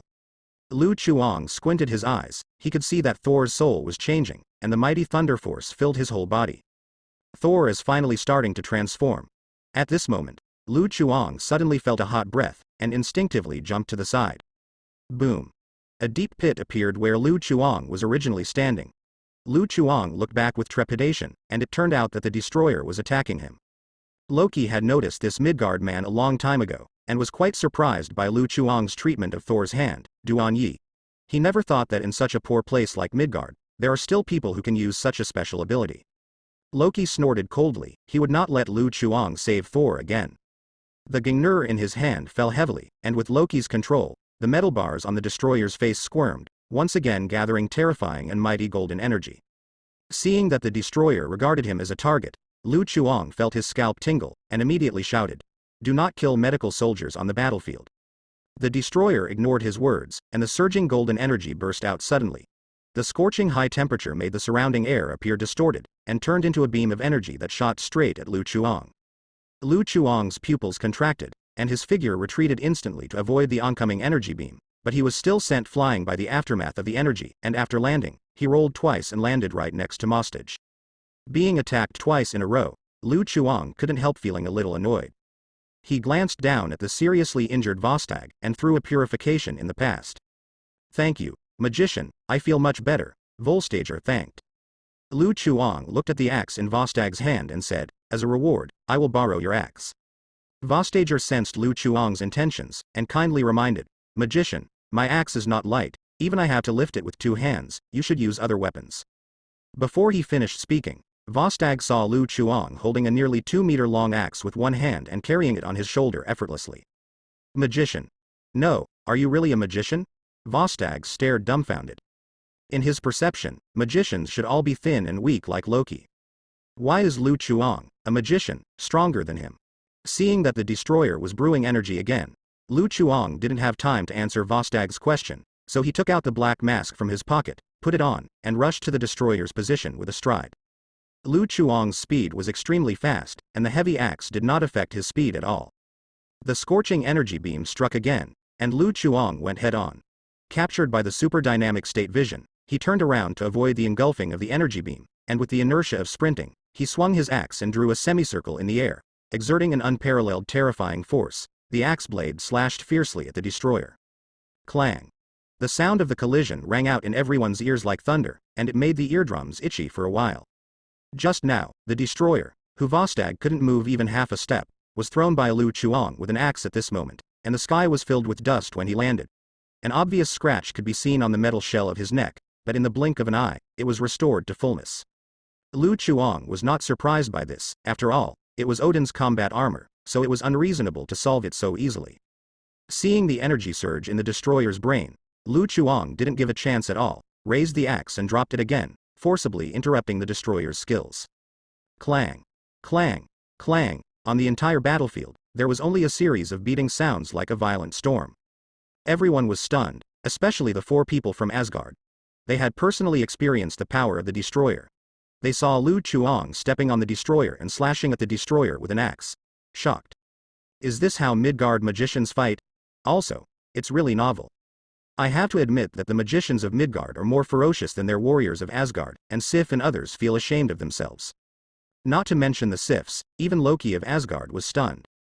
A mere Midgardian could stand against the destroyer. Definitely, Loki wouldn't just sit back and watch the destroyer take a passive beating. Under Loki's control, the destroyer raised his arms to block the axe, the metal bar on his head squirmed quickly, turned his face to the ground, and a surge of volcanic energy burst out of the destroyer. Lu Chuang, who was stepping on the destroyer, felt his soles were hot. Seeing the destroyer's posture, he immediately put away his axe and jumped to the distance. Boom. Dazzling golden light flickered, and the ground suddenly collapsed. Accompanied by violent tremors, with the destroyer as the center, a scorching air wave erupted, rolling up a large cloud of dust and smoke. Lu Chuang was almost overturned by the heat wave, and he stuck his axe into the ground to barely stabilize his shaking body. Why doesn't this thing obey the law of conservation of energy? Is that reasonable? Lu Chuang muttered. Tony Stark's steel armor at least has a small arc reactor as an energy source, but the destroyer is just an empty shell, and I don't know where so much energy comes from. Soon, accompanied by the sound of heavy footsteps, the destroyer walked out of the dust and smoke unscathed. His huge body shone with a cold metal texture, and his image like a killing machine made people feel desperate. The soldiers on the battlefield couldn't help but feel a deep sense of powerlessness. Not only is the destructive power ridiculously strong, but the defense is like a tortoise shell. How to fight this? But Lu Chuang was fearless, picked up the axe, and said to the destroyer, "Give you one last chance, leave the earth, otherwise, I will leave." Everyone. Speak the most embarrassing things in the strongest tone. In terms of momentum, Lu Chuang has never been weaker than anyone else. The destroyer didn't push, the metal horizontal bar flipped, and energy began to brew. Boom. Backquote. Suddenly, there was a sonic boom in the sky. Looking along the sound, I saw a silver afterimage roaring towards Thor, with a long blue electric current trailing from its tail, falling towards Thor's position like a meteorite falling. Thor, who was lying on the ground without knowing his life or death, suddenly opened his eyes like a corpse, stood up straight with his right hand, reached out and grabbed the afterimage of the high-speed movement. Violent lightning energy erupted from Thor's body in an instant. The dazzling white light makes it impossible to open your eyes. Zzz, thunder lingered all over his body, and Thor floated uncontrollably in midair. Numerous scales were neatly arranged on his body. In the blink of an eye, a pair of gorgeous silver battle armor was formed, and the scarlet cloak fluttered with the wind behind him. After the white holy light mosaic disappeared, a brand new image of Thor appeared in front of everyone, wearing a majestic battle armor. The wounds all over his body had disappeared, and he took a bath and blow-dried his hair by the way. Thor. Several friends of Sif are full of joy, their powerful Thor is back. At the moment Thor is holding a hammer with mysterious runes. Countless tiny thunder snakes emerge from the surface of the hammer, and millions of special effects simply steal the show. Feeling the surging divine power in his body, Thor showed a confident smile. My friends, leave it to me. Loki in Asgard saw Thor raising his hammer, and instinctively shook, as if recalling some bad memories, and ignored Lu Chuang, who was in the way, and immediately controlled the destroyer to attack Thor. Boom. The energy beam struck through the air, and Thor was already prepared. The Mjolnir in his hand burst out with a strong thunder, roaring out of his hand, and the hammer turned into a brontosaurus, tore apart the golden energy in front of him, and went straight to hit the destroyer's head. The crisp metal and iron chimes sounded, and the destroyer slammed and hit hard, interrupting the energy output. Taking this opportunity, Thor recalled Mjolnir and raised his hammer towards the sky. The sky seemed to have received some kind of special traction. The clouds began to roll, the sky gradually dimmed, the dark clouds covered the entire sky, and the thunder raged and roared in the dark clouds. Thor turned the hammer quickly, the violent wind swayed violently, and a hurricane rolled up around it.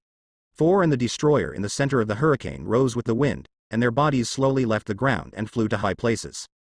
The destroyer didn't catch it without a fight, and the converging energy roared towards Ginger. Relying on the advantage of the air unit, Thor easily avoided the attack of the destroyer. With his backhand, he summoned a thunderbolt with a hammer and blasted at the destroyer. Everyone watched the show with their heads up, feeling very uncomfortable, and felt that the cervical spondylosis was about to be cured.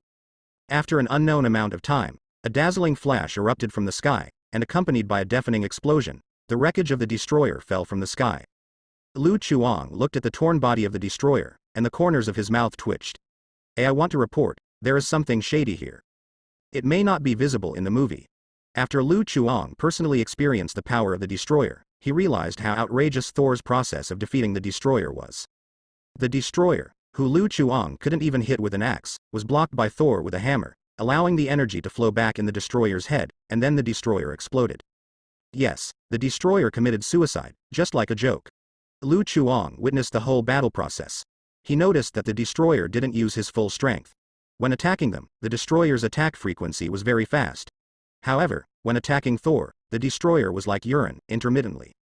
Moreover, with Lu Chuang's dynamic vision, he can clearly see that the destroyer's attack was not aimed at Thor at all, as if he was afraid of hitting Thor, as all sunset red spears. If there is no shady inside, who will believe it? Although Loki is the controller of the destroyer, Lu Chuang thinks that it is unlikely that Loki will deliberately release water. After all, the previous two punches were aimed at killing Thor, and there is no reason for Loki to release water. Then there is only one possibility, that someone is secretly helping Thor cheat behind his back. The person who can do this, obviously, is probably only Thor's own father who can do it. It is said that he is sleeping, and with the ability of that boss, Lu Chuang does not believe that the other party will not know what happened to the two brothers. Maybe Loki's conspiracy is in his calculations, and the destroyer also got his permission. Under Loki's control. In front of an old fox who has lived for an unknown number of years, the mere god of trickery is nothing. Looking at Thor who completed the metamorphosis, Lu Chuang sighed in his heart. Sure enough, picking it up is not as good as my own. Lu Chuang can understand Odin. After all, there is only one successor to Asgard, and the two sons are unreliable and weird. The eldest son Thor is a reckless fool. If the throne of Asgard is handed over to him, he may lead the Asgard army into the enemy's stronghold the next day. The second son Loki is smart, but that kind of cleverness it's all on his elder brother, and he basically doesn't care about others. No matter who Asgard is handed over to, it feels like it's over. In order to cultivate a qualified successor, Odin has taken great pains, and even spared no expense to send his battle armor as experienced treasure. Lu Chuang glanced at the wreckage of the destroyer, and in that case, then he was not polite. While everyone was not paying attention, Lu Chuang took out his mobile phone and sent a message about the three cases. The sky gradually returned to calm. Thor returned triumphantly. The eyes of the three warriors Sif and Asgard were excited, and Jane looked at Thor in astonishment. Is this what you really look like? Yes. Thor was in high spirits, and thanked Lu Chuang. Magician, thank you for your advice. If you need my help in the future, just ask. Then it's settled. Lu Chuang agreed. He did need Thor's help on many things. Eric and Daisy were dumbfounded the whole time. Oh my god, they just picked up a god. Daisy's reaction was more intense, and it turned out that the liar hadn't lied. She suddenly thought of Lu Chuang's words, and her whole body became ill instantly, and she rushed to Lu Chuang in tears. Master, you must help me. I am already very poor. I don't want to go bankrupt. Lu Chuang took a deep breath. Good guy, he hit someone with the ball. Lu Chuang is not a person who likes to take advantage, but the other party's chest muscles are too strong, and he can't push it away no matter how hard he tries, so he can only comfort him. It's okay, as long as you don't go to work in the restaurant, it shouldn't be a big problem. Really? Daisy's eyes widened in surprise. Then, Master, can you tell me what I need to do to earn 100 million? Sleep. There is everything in the dream. Lu Chuang sneered. You're thinking about shit, he didn't even make 100 million. Thor and Jane flirted with each other for a while, then looked at Sif and the others. We have to go to Bifrost's punctuation. Teleport back to Asgard. I have something to say to Loki. Sif and the three warriors of Asgard nodded without hesitation. They have lived and died with Thor for many years, from Moose Bell guarded by Surta all the way to Jotunheim, the lair of Frost Titan. They are definitely the most steadfast Thor faction. Thor's return to Asgard is exactly what they hope. They don't want to see Loki become the speaker of Asgard. At this time, a black car drove towards them, and a disgraced Phil Coulson got off with several SHIELD agents. Phil Coulson glanced at everyone present, noticed Lu Chuang in the crowd, and his eyelids twitched. Why does this guy always appear on such occasions? Lu Chuang showed his white teeth and said hello. Phil Coulson, did you just come back from playing in the mud? Phil Coulson didn't care about Lu Chuang's joke, and said helplessly, Mr. Wade, it seems that you are not lying. What should I call this person, Thor, or Thor Odinson? SHIELD's eyeliner is all over the town. Phil Coulson already knows what happened here, and he also saw the battle between Thor and the Destroyer at high altitude. Finally, he believes that Thor is the Thor in mythology. Son of Cole, we meet again, you can call me Thor. Thor has met Phil Coulson and has a good impression of this good old man. Listen, we are all fighting to protect this world.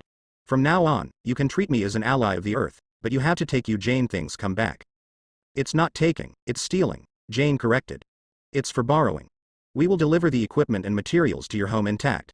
Phil Coulson emphasized that SHIELD is a serious department, and the world's misunderstanding of them is too deep. Today is different from the past. Now Jane has Thor as a backer, and may even roll into Thor's bed. Such a powerful woman Phil Coulson does not want to offend. Thor looked at Jane. Do you want to see the bridge I told you about? Definitely.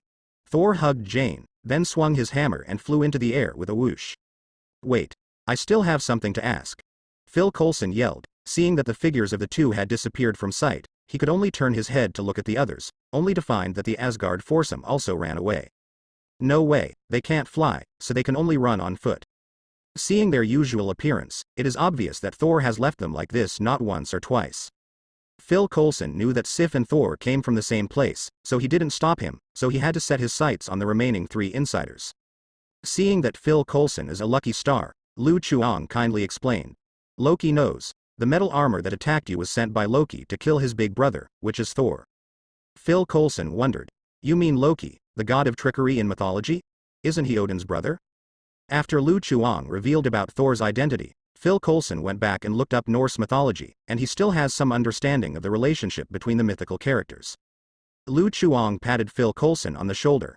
Myth and reality are different. Goddess of death Hela is still the sister of Thor and Loki. Well, this one is even more outrageous. In mythology, Hela is Loki's daughter, but in reality, it has become a sister. Phil Coulson decided to go back and burn the Book of Myths, so as not to have inertial thinking after reading too much. If he had the opportunity to deal with Thor in the future, he blurted out that Loki was your uncle, and he was afraid he would be struck to death by lightning. As for the more detailed content, you can ask the two of them. I have other things to do, so I will make an appointment when I have time. Before Phil Coulson could continue to ask, Lu Chuang ran towards the black car with the axe on his shoulders, threw the axe into the rear seat, jumped into the driver's seat, took out the car key to start the car, and stepped on the accelerator to chase after Toto.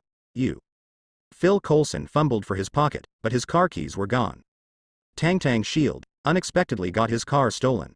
Phil Coulson's face turned black, and he turned his head to look at Eric and Daisy, and ran one more if he had the ability. Eric and Daisy smiled far-fetchedly. They didn't have the strength or backing to resist SHIELD, so they could only be taken away by SHIELD agent obediently for questioning. Phil Coulson looked to the left.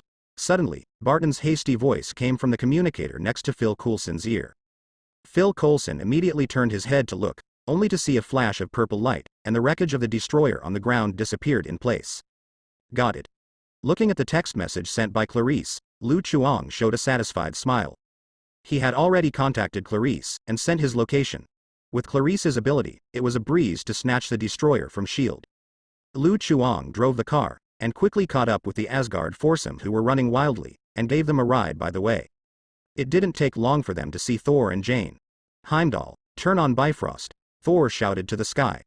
The next moment, the sky glowed with colorful rainbow lights, and the mysterious patterns fell straight on the ground. "Thor, take me one, I also want to travel to Asgard," Lu Chuang said. "No problem." Thor agreed to this simple request without even thinking about it, and walked into Bifrost with Lu Chuang and Asgard's foursome. With a strong traction, several people quickly shuttled through the colorful space tunnel to the end of Bifrost A Asgard. As soon as he landed, Lu Chuang received a notification from the system.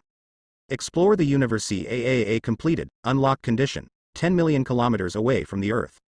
Title: Super High School Astronaut, whether to unlock the number of titles. Unlock. Lu Chuang has no hesitation. Unlock successfully. Title: Super High School Astronaut. Explanation: one small step for you, one giant leap for mankind. Characteristic: Interstellar Shuttle. Interstellar Shuttle.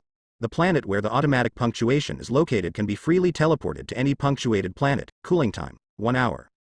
Punctuated planet: Earth, Asgard. Lu Chuang was a little surprised to see the characteristics of a super high school level astronaut. Isn't this the shortened version of Bifrost? Although it is not as buggy as Bifrost and can be teleported to any corner of the universe at will, the effect of interstellar travel is still very good. With this ability, he will be able to teleport from the Earth to other planets in the future, and have an instant interstellar journey. Walking out of Bifrost, Lu Chuang came to a resplendent hall. Outside was the vast universe, dotted with stars like gravel, densely scattered in this vast and boundless cosmic Ganges. It's really spectacular. Lu Chuang couldn't help sighing. It was the first time for the two people to see such a shocking scenery, and they immediately took out their mobile phones to take pictures. Unlike Lu Chuang, who came here for a tour, Thor and the others noticed that in the center of the teleportation hall, a black man in golden armor was half kneeling on the ground, which was the guardian hall of Tuheim of Asgard. Thor hurriedly helped Heimdall up, and Heimdall grabbed Thor's arm, and said weakly, "Loki opened Bifrost privately, and brought the Frost Titan to Asgard. Now Loki and Frost Titan are going to the King of God's bedroom. Bad for the sleeping King of God, hurry, stop them." "What?" Hearing Heimdall's words, Thor's expression changed drastically. Regardless of asking Heimdall, Thor threw Heimdall to Sif's care, then rushed out of the teleportation hall, threw his hammer and disappeared from everyone's sight. Sif checked Heimdall's body condition and found that Heimdall was already cold. Oh no, the body temperature was terribly low, as cold as ice. If it were an ordinary Asgard, they would have died from such a low temperature long ago, but Heimdall is an Asgardian from Asgard, and his body strength is extraordinary, barely able to resist the biting cold. Even so, Heimdall's breath of life was getting weaker and weaker, and he felt that he was about to die. Sif said urgently, "Send Heimdall to treatment quickly, he will die." After visiting the scenery, Lu Chuang, a tourist, walked over and patted Sif on the shoulder. "I will treat you a little bit, let me see." Sif remembered that Lu Chuang cured Vostag's injury, nodded quickly, and handed Heimdall to Lu Chuang. Lu Chuang squatted in front of Heimdall, raised his right hand and condensed a surge of mana towards Heimdall. Heimdall's symptoms were quickly relieved, but he still hadn't recovered. Lu Chuang squinted his eyes to check, and found that Heimdall's soul was wrapped in a mass of energy exuding a cold aura, which was somewhat similar to his mana, but the attributes were completely different. Seeing that Lu Chuang did not move, Sif asked, "Magician, what's the matter, is it very troublesome?" "I'm fine, my body is cold and my kidneys are weak, it's just a minor illness." Lu Chuang used purification again, and under his gaze, the mana was like scorching lava, quickly melting away the icy breath entangled in Heimdall's soul.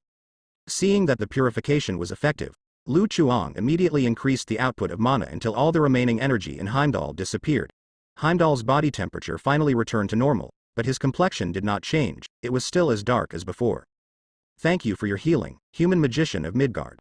Heimdall expressed his gratitude to Lu Chuang, stood up and said, "There is a change in Asgard now, and there is a high possibility of danger here. I can send you back to Midgard first." "Don't worry, we'll talk later." Lu Chuang waved his hand and refused. If he didn't have the ability of interstellar shuttle, he would definitely not stay in Asgard. According to the development of the plot, Thor destroyed Bifrost later, and he didn't return to Earth until the Women's Federation appeared. But now, he can return to Earth at any time without Bifrost, so he has no worries. Since he is here, he naturally wants to visit for a while. Seeing that Heimdall's life crisis was lifted, Sif breathed a sigh of relief, drew out his long sword and said, "Let's go help Thor and expel the Frost Titan that invaded Asgard." Good. The three warriors of Asgard agreed. At this time, Heimdall turned his head to look outside the teleportation hall. It's Loki. Loki is approaching here. Everyone was shocked and immediately rushed out of the teleportation hall. Sure enough, a green figure appeared in the distance.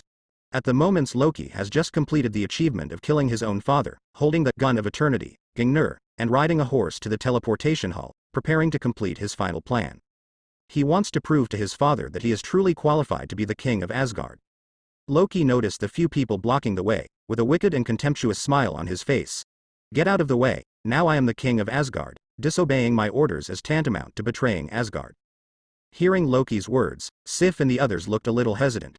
Now Loki is the acting king of Asgard. In Asgard's law, violating the king's order is a very serious crime. Wait, green? Hogun stared at Loki's shape, and suddenly thought of something. The magician said, "Cherish life and stay away from green." Could it be that he is talking about Loki? Fandral suddenly realized. So it turns out that, in fact, the magician reminded us long ago that Loki is the manipulator of all conspiracies, and also the real murderer who killed us. Maybe we died here. If we let Loki go, we can avoid danger, am I right, magician? Lu Chuang.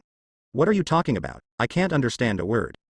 This time Vostag understood, and patted his chest and said loudly, "Asgard people are fearless, for Asgard, I am not afraid of sacrifice." Fandral nodded with a smile. "That's right, even if we will be killed by Loki, we must stop Loki's plot." Hogun looked firm. "That's right, for Asgard, *3. Holding the faith of sacrifice, the three men not only did not flinch, but rushed towards Loki without fear of life or death. Seeing the three friends, no, the three warriors rushing towards him with a posture of welcoming death, Loki was a little dazed. "I just ask you to make way, there is no need to come up and just go all out." Not to mention Loki, even Lu Chuang can't understand what the hell is muscle. "Go away." Loki raised Gungnir, and a beam of energy shot out suddenly, at an extremely fast speed. Vostag, who was the biggest target, was knocked out before he had time to react. Vorstag. Fandral and Hogun let out an exclamation, and immediately took up their weapons and attacked Loki. Loki smiled coldly, and the Gungnir in his hand continuously emitted energy beams. Before Fandral and Hogun approached, the two were hit by the energy beams, driving them into the teleportation hall. Lu Chuang was speechless. Are these the three warriors of Asgard or the three warriors of the dragon suit? Why do these three brothers fall down every time? Seeing that Loki has launched an attack, Sif no longer cares about the opponent's identity, and as fast as a ghost, he rushes towards the oncoming Loki. Loki didn't treat differently because of the gender of he lifted Gungnir and blasted at Sif. But Sif was already prepared, and quickly swung his long sword to block the incoming energy beam. Then he gave a soft drink, jumped up all over his body, and slashed at Loki with his sword. Loki barely blocked the long sword with Gungnir, but unexpectedly, Sif was so powerful that he accidentally fell off the horse. Compared with the three friends, the woman Sif is much more useful. Sif didn't stop, raised his long legs and kicked Loki hard at the root, and even faintly heard tearing air sounds. Loki backed away in horror, almost losing his bid to be the heir of Asgard forever. If you can't reproduce, what qualifications do you have to be an heir? Lu Chuang gasped and looked at Heimdall. Do they have a grudge? Heimdall nodded. 300 years ago, as a prank, Loki deliberately cut Nozomi's most beloved hair. No wonder. Lu Chuang secretly thought that if you offend anyone, you can't offend a woman, and what happened 300 years ago is still remembered now. Facts have proved that you must not offend a beautiful woman. The revenge of breaking hair 300 years ago made Sif burst out with 120% strength, and the sharp blade turned into countless cold lights, hitting Loki back again and again, without giving Loki a chance to breathe. However, Loki, who is a magician, is extremely agile. Under such a stormy attack, he just avoided most of the attacks by moving, and he was even able to swing Gungnir and Sif, the female warriors, to live. 2 strokes.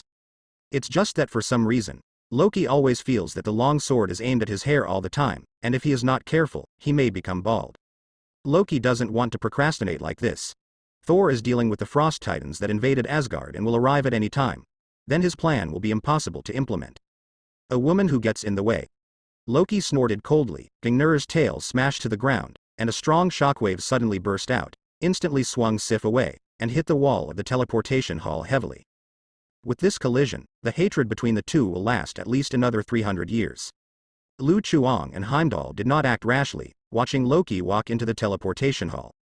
Loki did not launch an attack, he held up Gungnir and said loudly, Lof led the Frost Titan tribe to invade Asgard, trying to assassinate the god Odin. Fortunately, I saw through Lof's plot in time, and I alone resisted Lof and his tribes, and killed Lof. Kill on the spot. Heimdall. Lu Chuang. They all knew that it was actually Loki who led the wolf into the house and brought the Frost Titan into Asgard. When his father Lof was about to attack Odin, he attacked Lof from behind and killed his relatives righteously. As a result, after Loki said it, he, the behind-the-scenes mastermind, instantly became the great hero of Asgard who destroyed the Frost Titan conspiracy. Heimdall couldn't help sighing. This thick-skinned indeed has a bit of Odin's style back then, but it's Thor's rough-headed idiot. There is nothing like Odin from head to toe. Loki seemed to be in the act, trembling with anger, said with a resentful tone, Heimdall, now I am the king of Asgard. I order you to activate Bifrost immediately and destroy Jotunheim. This is the price paid by the Frost Titan for provoking war. Destroy Jotunheim. Heimdall's eyes were shocked. He didn't expect Loki to play so big and destroy an entire planet. But the problem is that Heimdall is the Asgardian of Asgard, and his duty lies. Even if he doesn't want to, he must obey the orders of Loki, the acting king. At the time of Heimdall hesitation, Lu Chuang took the initiative to help out. He fell asleep and couldn't hear you. Loki immediately sneered. Hee, eyes are open. You said he was sleeping, you think I'm stupid? Heimdall opened his eyes. Loki. Okay, since you don't want to do it, let me do it. Seeing Heimdall's attitude, Loki was furious, and was about to snatch the guardian sword from Heimdall's hand, which was the key to open Bifrost. Before he took a few steps, a huge axe stood in front of him. Sorry, this way doesn't work. Lu Chuang looked at Loki with a smile. Loki recognized Lu Chuang as the Midgard who helped Thor, and his eyes were not friendly. Is it, but I am good at taking shortcuts. W. After finishing the words, Loki raised Gungnir and shot an energy beam at Lu Chuang. Lu Chuang kicked Heimdall away, taking advantage of the counterforce while avoiding Loki's attack. Heimdall was kicked by Lu Chuang to the side of 3 Kyo. The whole process without blinking his eyes, snoring rhythmically. He was already asleep and couldn't hear anything. Lu Chuang's figure was violent, and a huge axe swung like nothing, whizzing and smashing towards Loki's head. So fast. Even though Loki had been prepared for a long time, he was still startled by the speed of Lu Chuang's eruption, and he had no time to dodge, so he could only hastily lift Gungnir. Boom. The axe and the spear collided, sparks flew, and there was a dull collision sound. Lu Chuang remained motionless, while Loki stepped back quickly, feeling the numbness of his arms, and a look of shock flashed in his eyes. With this power, is this guy really from Midgard? A flash of determination flashed in Loki's eyes. No matter what, no one can stop his plan. Loki held Gungnir in his hand, and said proudly, I, Loki, king of Asgard. Lu Chuang raised his eyebrows, seeing that the other party had such a sense of ceremony, so he followed up and said, Wade, the magician of the earth. Are you a magician? Loki was a little surprised. He didn't expect that Lu Chuang was a magician like him, but soon this surprise turned into contempt. He glared at Lu Chuang with his nostrils. A mere third-rate magician, now let you see the real magic. Before he finished speaking, Loki suddenly raised Gungnir and fired an energy beam at Lu Chuang. At the same time, Lu Chuang slashed at Loki with an axe. The energy beam just hit the axe, offsetting the power of the axe, and Lu Chuang's offensive also paused slightly. The two of them looked at each other, and there was a sound in their hearts, secretly thinking that the other party did not talk about martial arts, but actually played a sneak attack. Look at the axe. With a roar, Lu Chuang raised his foot and kicked Loki. Boom. Just as Loki lifted Gungnir, he was hit hard in the abdomen. He flew upside down and hit the wall with his head. Can punch a big hole. Loki slid down from the wall and squatted on the ground, clutching his abdomen in pain. Bastard. You lied to me. I just told you to look at the axe, and I didn't say I would chop you with the axe. Lu Chuang walked up to Loki, slowly raised the axe, and made a gesture to chop it down. Loki showed a sly smile, and his figure suddenly disappeared like a phantom. Lu Chuang didn't know that this was Loki's forte, an illusion that was hard to distinguish between true and false. Sure enough, a transparent 360-degree phantom appeared, and Loki appeared beside Lu Chuang, holding 2 exquisite daggers in his hand, and stabbed at Lu Chuang's kidneys. Clang. The broad axe blade resisted the dagger. Lu Chuang stared straight at Loki, his eyes glowed white like flames, This was the effect of mana attached to his eyes. He could see Loki's soul. Naturally, he could easily see through Loki's fake body, and find the location of Loki's real body. Loki's eyes are full of disbelief. His illusion was actually seen through by a third-rate magician.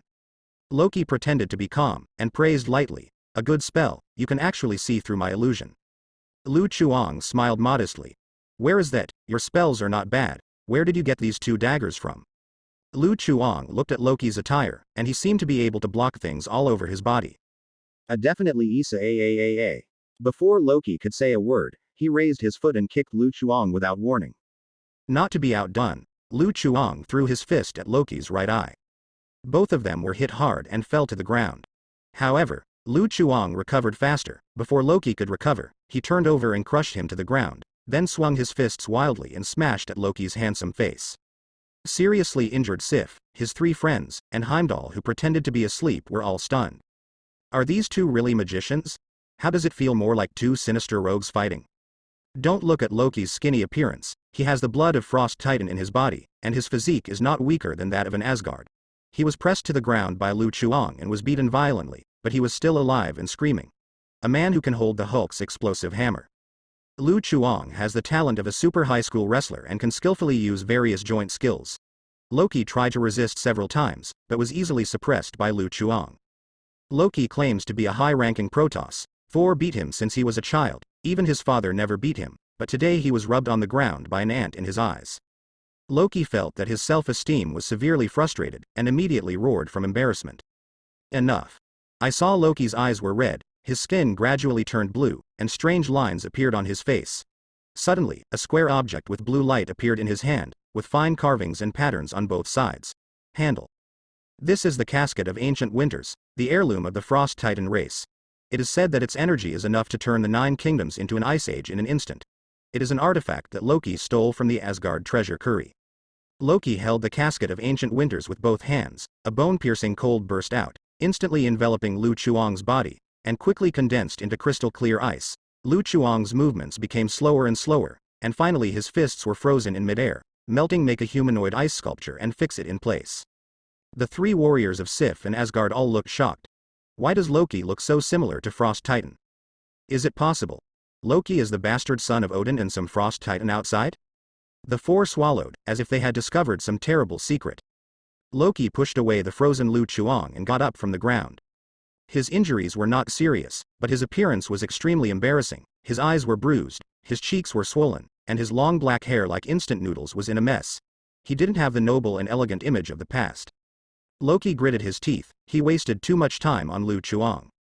Regardless of tidying up his image, Loki held the casket of ancient winters and walked towards Heimdall, who was pretending to be asleep. Facing Loki, who was holding the casket of ancient winters, Heimdall was powerless to resist at all. Before he was frozen by Loki, he almost died. Now he also has no way to resist, and was directly frozen again by Loki. Only the part of the Guardian sword was exposed. No one can stop me. Loki's eyes flashed sharply. He took away the Guardian sword, inserted it into the center of the teleportation hall, and activated Bifrost, aiming at Jotunheim, the lair of the Frost Titan. The interstellar cannon that Lu Chuang and Phil Coulson mentioned before is actually Bifrost. As a strategic weapon of Asgard, Bifrost can not only travel through time and space. When the energy of Bifrost reaches its maximum output, the energy of Bifrost can destroy an entire planet. Bifrost output full power, and the teleportation hall was filled with terrifying energy reactions. At this moment, Thor arrived in time holding the hammer. His chest was heaving violently. Obviously the battle with the Frost Titan consumed a lot of energy. Seeing the situation in the teleportation hall, Thor shouted anxiously, "Loki, stop, you can't wipe out the entire race. When did you start showing mercy to the Frost Titan? Isn't this the result you've always wanted?" Loki felt that it was absurd for these words to come from his brash old brother.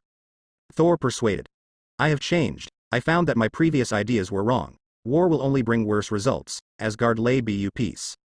A few days in Midgard actually made you so weak. Who on earth influenced you? Was it that Midgard woman?" There was anger in Loki's words, and even a little grievance. For thousands of years, Thor has never listened to his persuasion and suggestions. As a result, Thor changed his mind for a woman in just a few days on the earth. The more Loki thought about it, the more massive cold air burst out from the casket of ancient winters, covering the center of the teleportation hall in an instant. freezing the guardian sword and the thunder energy visible to the naked eye into ice sculptures. Not leaving it to Toto will close Bifrost's chances. No.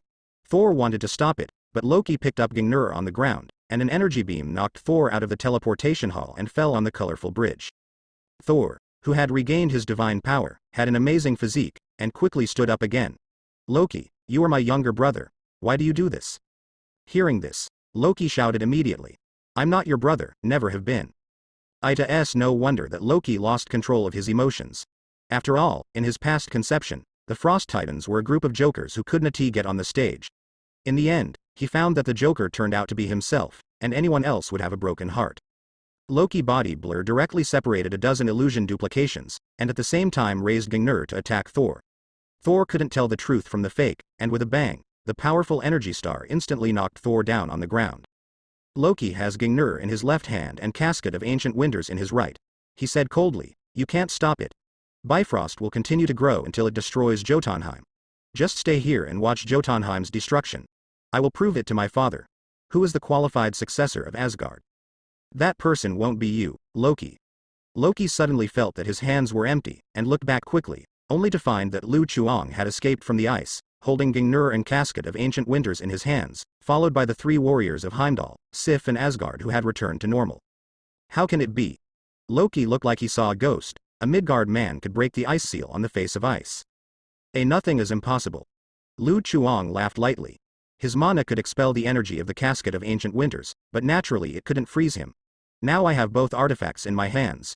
You are doomed. If you don't want to suffer, you should surrender quickly. At this point, how could Loki give up, and immediately cast out more than a dozen illusion duplications, rushing towards Lu Chuang from all directions.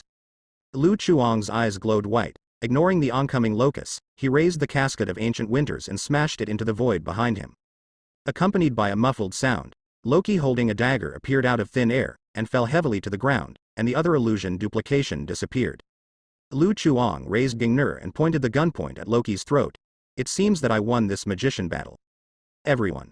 F*K, this isn't a magician fight at all. At the moment, the teleportation hall erupted with dazzling light, and everyone could feel the terrifying energy contained in it. If they approached rashly, those with weak bodies would be instantly wiped out by this energy. Heimdall shook his head and said, it's too late, Bifrost can't pause anymore. No, there is another way. There was a flash of determination in Thor's eyes, and he walked forward with a hammer. You get out of here, I will destroy the bridge. Everyone guessed what Thor was thinking, and was shocked. Loki shouted, are you crazy? Destroy Bifrost, and you will never see that woman again. While Loki doesn't want Thor to see Jane either, he doesn't want Thor destroying Bifrost even more. Loki pointed at Lu Chuang. And you, if you don't have Bifrost, you won't be able to go back to Midgard. Lu Chuang said righteously. Don't think that I am as dirty-minded as you.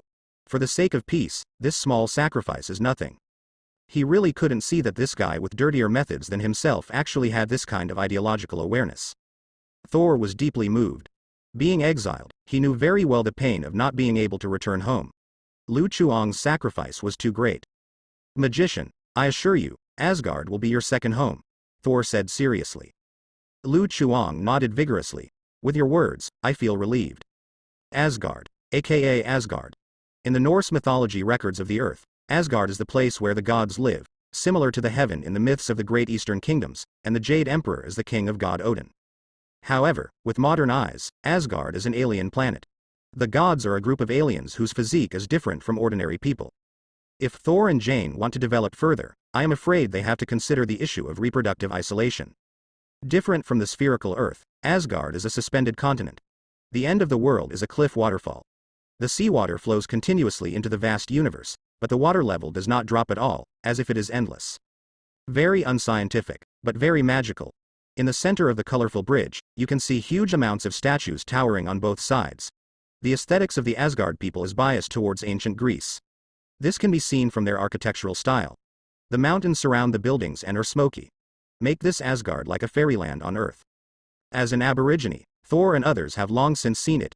Only Lu Chuang, just like the ant who came to the scenic spot, took out his mobile phone to take pictures of various beautiful scenery, intending to show off to Lorna and little Peter. Oh no, to share this joy. Went to an alien planet on a business trip, so I asked you if you were awesome. It's a pity that Asgard couldn't receive the signal, so Lu Chuang had to go back and talk later. This colorful bridge was much longer than expected. The group of people walked for nearly half an hour before entering the residential area of Asgard, where many Asgard residents could be seen coming and going. Thor escorted Loki, looked at Lu Chuang and said, "Magician, I can't accompany you anymore. I'm going to take Loki back to accept the trial, and I need to leave for a while." Loki didn't resist the whole process. Ever since he watched Thor destroy the bridge to prevent Bifrost from destroying Jotunheim, he was like a salty fish who had lost hope. His eyes were dull, and he seemed to have given up struggling completely. "It's okay, you can go to work." Lu Chuang waved his hand indifferently. It was already very embarrassing for Thor to walk here with his feet. Thor nodded, and said solemnly, "I will send someone to take you to familiarize yourself with Asgard later, and then arrange a new residence for you. If you have any needs, just ask. You are my friend, and you are my friend. After sacrificing so much, Asgard will never treat you badly." Lu Chuang said, "There is no need to send someone, I just go shopping by myself." Also, Thor didn't say a few words, grabbed the back of Loki's neck with one hand, swung his hammer and rushed into the sky, and quickly disappeared in front of everyone's eyes. Immediately afterwards, the trio of Sif, Asgard and Heimdall also bid farewell to Lu Chuang and left. The Frost Titan just invaded Asgard, and they still have a lot of troubles to solve, especially Heimdall, now that the teleportation hall and Bifrost are gone. As a gatekeeper, he is about to face unemployment crisis. He has to find a new job and start a new get on the job, otherwise he will retire early. Before leaving, Sif threw a bag to Lu Chuang, which was full of gold coins, which was the common currency in Asgard, to prevent Lu Chuang from falling into the embarrassing situation of having no money to buy things in Asgard. I have to say that women are indeed much more careful than men. Lu Chuang put away his bag and started to wander around Asgard. There is no difference between Asgardians and Earthlings on the surface, so Lu Chuang does not appear to be too different among them, and the clothes are more eye-catching. Regardless of whether Asgard's system is still in the Middle Ages, soldiers use cold weapons, but their technological level is definitely far superior to that of Earth, and even Wakanda, which is known as the highest technological level on Earth, as far inferior. Through supervision, Lu Chuang can see that on the sentry tower on the outer wall of Asgard, there are several anti-aircraft laser turrets with a sense of technology, and Asgard soldiers are controlling them behind them, and there are cool airships passing by from time to time in the sky. There is a sense of copyright Yavu of a science fiction movie. What's even more outrageous is that Lu Chuang saw a girl playing in the street with an iron ball in her hand. Under the control of the girl, the iron ball slowly floated up. At that time, Lu Chuang almost thought that he had hit Lorna's body in an Alien My Sister. Magneto is so awesome that he came to Asgard to spread his branches. In the end, Lu Chuang found to his disappointment that this iron ball was just a high-tech product, using magnetic drive technology decades beyond the current Earth. Such high technology is actually just a child's toy. It is conceivable how powerful Asgard's technological level is. If I bring these high technologies back home, wouldn't I become a rich man in the world in seconds? Lu Chuang couldn't help thinking. Definitely, Lu Chuang just thought about it. If he really brings these high technologies back to the Earth for sale, he will surely focus the eyes of the whole world on him.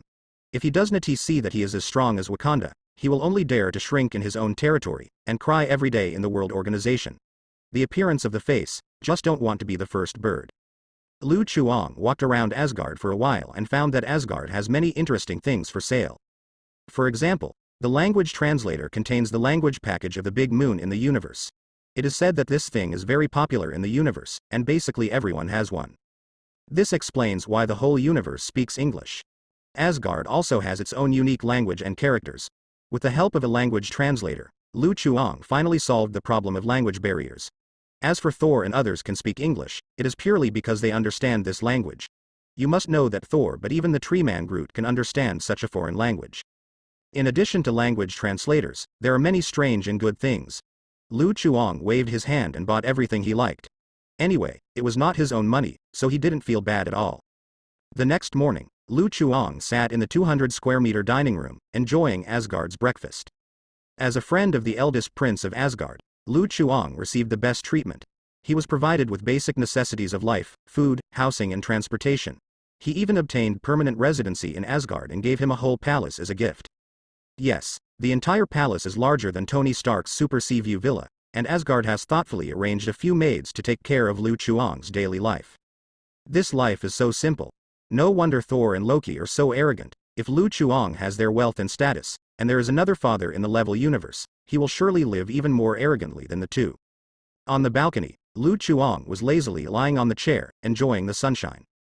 It's strange to say that Asgard can't see the sun, but it has day and night. I don't know if it's the effect of high technology or magic, or a combination of the two.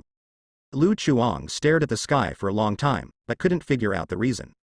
While Lu Chuang was thinking hard, a figure holding a hammer suddenly broke into his field of vision. Magician, I'm here to find you. Seeing that it was Thor, Lu Chuang asked leisurely, are you done with your work? Thor nodded.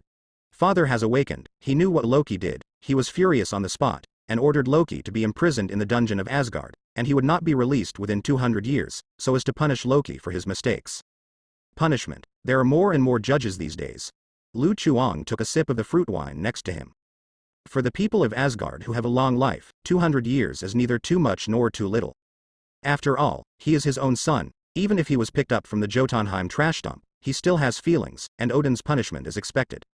Actually, my father doesn't want to do this either, but Loki's mistakes this time are really unforgivable, and he must be given sufficient punishment. Thor sighed.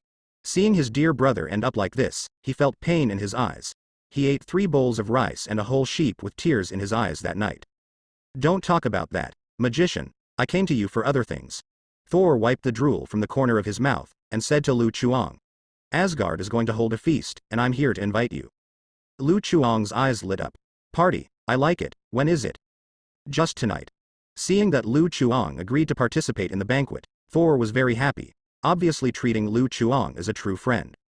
On the one hand, Thor is very grateful to Lu Chuang for awakening himself and allowing him to regain his divine power to return to Asgard. On the other hand, he is guilty of destroying Bifrost himself, which caused Lu Chuang to become homeless. The two chatted for a while. Thor seemed to have just remembered something, and suddenly asked, by the way, are Gungnir and Casket of Ancient Winters still with you? Lu Chuang blinked blankly and said, what, I've never heard of it. It's what you snatched from Loki yesterday, a spear and a blue box. Thor gestured for the shape and file size with his hand. Lu Chuang pondered for a moment, then shook his head resolutely. I don't know, maybe someone stole it, I think Loki is the most suspected, and I suggest torture. Thor wanted to say something, but suddenly caught a glimpse of the pole hanging on the balcony, and his expression froze immediately. What's this? Drying rack, don't you have one at home? Looking at the golden spear, the corner of Thor's mouth couldn't help twitching. The shape of your drying rack is quite unique, this is clearly Gungnir. Lu Chuang was shocked. The hammer is fine, so why don't you name the drying rack? Seeing that Lu Chuang refused to admit it, Thor pointed to the spear and said, there is Gungnir's name on it, this is Gungnir. Lu Chuang turned his head and saw that there were really some incomprehensible words. Hey, it turns out that this is Gungnir. I thought it was a clothes hanger. Lu Chuang thought it was a pity. He wanted to take it away and study it for a while, but seeing that he couldn't hide it anymore, he had to return Gungnir to Thor. Thor took Gungnir and continued, there is also the box of cold water. Lu Chuang shook his head resolutely. I really don't know this, Loki must have stolen it. Just at the moment, a maid ran over in a panic holding the casket of ancient winters. Sir, the pillows on your bed are glowing. Lu Chuang and Thor looked at each other, and the atmosphere was a bit awkward. After being silent for a few seconds, Lu Chuang slapped his thigh fiercely, and said angrily, well, you Loki, you are indeed the god of tricks, and you really have a hand in framing. No, I think you are more proficient at framing. Lu Chuang's poor acting skills, even Thor's IQ can't stand it. The casket of ancient winters is the treasure of the Frost Titan family. Only the blood of the Frost Titans can use it. Even if you take it, it's useless. Then why can Loki be used? Lu Chuang questioned his soul. Thor. Yes. Why can Loki use Frost Titan's arcana? Due to missing key information, Thor still doesn't know Loki's real-life experience, so he was immediately asked by Lu Chuang. Only the Frost Titan can use the casket of ancient winters, that is, Loki he. Thor's face was full of disbelief. Is Loki the father's illegitimate child? Lu Chuang shook his head. No, he was picked up by your father from the garbage dump, there is no blood relationship. Hearing Lu Chuang's words, Thor was dumbfounded, like a bolt from the blue. That day when Loki was going to use Bifrost to destroy Jotunheim, Thor never showed such an expression. One can imagine how shocked Thor was in at the moment. Thor couldn't accept this reality for a while, and kept flashing through his mind the happy times he spent with Loki, muttering to himself, no wonder, I used to think that Loki and I don't look alike at all, and they don't look like me at all. Inherited his father's looks and wisdom. Lu Chuang glanced at Thor. Did you misunderstand yourself? Put you and Loki next to Odin. anyone will think that Loki is his real son, and you are the one who was picked up. No, I have to go back and ask for clarification. After saying that, Thor couldn't wait to swing his hammer and rush to the sky, even forgetting to take the casket of ancient winters. Looking at Thor who disappeared, Lu Chuang scratched his head. Originally, he still had something to ask Thor, but it seems that he can only talk about it at night. That night, Lu Chuang came to the center of Asgard, and happened to meet the 3 friends of the dragon set. Lu Chuang is no stranger to it. These 3 people are just like the 3-in-1 magnet monster in Pokemon. Every time there must be 3 people. This is the will of the universe. The friend of the 3 dragons noticed Lu Chuang and came over to say hello immediately. Knowing that Lu Chuang was also here to attend the banquet, he enthusiastically took Lu Chuang to the venue of the banquet. Soon, Lu Chuang could see a huge golden palace in the distance. This palace is also Asgard's architectural style, which is to spend money hard, use gold as the main color, and use piles of gold to create an exaggerated golden palace, which brings a strong sense of visual impact. Lu Chuang followed the 3 friends of the dragon to the golden palace. Although the 3 friends of the dragon are mediocre, their identities in Asgard are not low. There is no need to show their identity certificates, and the Asgard soldiers guarding the door let them pass directly. It took half an hour to walk along the avenue, then pass through the gorgeous and exquisite round arches, and several people finally entered the hall of the Golden Palace. It's really big here. Usually when Thor gets up, doesn't he need a hammer to fly out of the bed that is hundreds of square meters? Lu Chuang complained. It's too exaggerated. How is it possible? Fandral smiled. It's only 100 square meters. Lu Chuang. Damn rich. After walking for more than 10 minutes, I finally saw the banquet hall of the Golden Palace. The gate of tens of meters slowly opened, revealing the luxurious palace inside, with tall and domineering golden pillars standing upright on both sides, and the exquisitely crafted carved beams and painted buildings, combined with the special effects of golden light. It looks magnificent. In the main hall, hundreds of long tables are placed in the center, and there is a lot of voices. Countless Asgard warriors are enjoying various delicacies. Some are bragging, some are booing and drinking. The hot beauties sing and dance, and the hall is filled with a strong joyous atmosphere. The people of Asgard are heavy drinkers, and everyone, whether male or female, must have a bottle of wine in their hands. As soon as the 3 friends of the dragon set came up, they picked up the fine wine and looked up directly. Good wine. There was a crackling sound, and the 3 people's wine glasses were thrown on the ground and shattered. The maid not far away immediately came over when she saw this, and quickly cleaned up the debris. Those who sell mugs in Asgard must be making crazy money. Lu Chuang did as the Romans did, drank and threw glasses together, and then the 3 friends put their arms around each other's shoulders and joined the carnival feast. They wanted to invite Lu Chuang to have fun together, but Lu Chuang shook his head and refused. He didn't want to develop into 4 friends. Asgard is rich and powerful. Although tonight is just an ordinary banquet, the configuration is absolutely top-notch. At the banquet, in addition to the local delicacies of Asgard, there were also many precious ingredients from other planets. The various dishes cooked made Lu Chuang, a countryman from the Earth, an eye-opener. As a traveler from a big foodie country, Lu Chuang naturally would not miss this rare opportunity, so he quickly found a corner seat, picked up a knife and fork and started to eat. When Lu Chuang was eating happily, a figure suddenly walked in front of him. Lu Chuang looked up and said cheerfully, "Thor, do you have dinner? Let's sit down and eat together." "No, I have no appetite now." Thor shook his head, sat down next to Lu Chuang, put the hammer in his hand on the table, then picked up the spirits on the table and poured it into his mouth. Soon, a bottle of wine will be drained. Thor slammed the empty wine bottle to pieces, then picked up another bottle of spirits and continued to drink, seemingly in a bad mood. "Thor, what's wrong with you?" Lu Chuang asked concerned. After drinking the last sip of spirits, Thor hiccuped and looked depressed. "You are right. Loki is indeed not of my father's blood. He is an abandoned baby that my father picked up from Jotunheim. He has the blood of Frost Titan in his body. Loki is not my real brother." Obviously, he had already learned the truth about Loki's life experience from Odin, and he was greatly shocked in his heart. In the importance of Thor's heart, Loki is undoubtedly the top 2 positions, followed by his hammer. As for Jane. Excuse me, who is that? At the moment Thor's mind is full of Loki, and he still remembers that there is a woman waiting for him to go back on the earth. Poor Jane. Even a hammer has more emotional roles than her. This heroine is really a bit miserable. It's not that the real brother becomes a half-brother, it's not a big deal. Lu Chuang grabbed the thigh of an unknown creature and handed it to Thor. "Don't think so much, try this, it tastes really good." Smelling the aroma of meat legs, Thor couldn't help swallowing. But when he thought of Loki in prison, he said very sadly, "Now Loki must be suffering, as his brother, how can I still have something to eat?"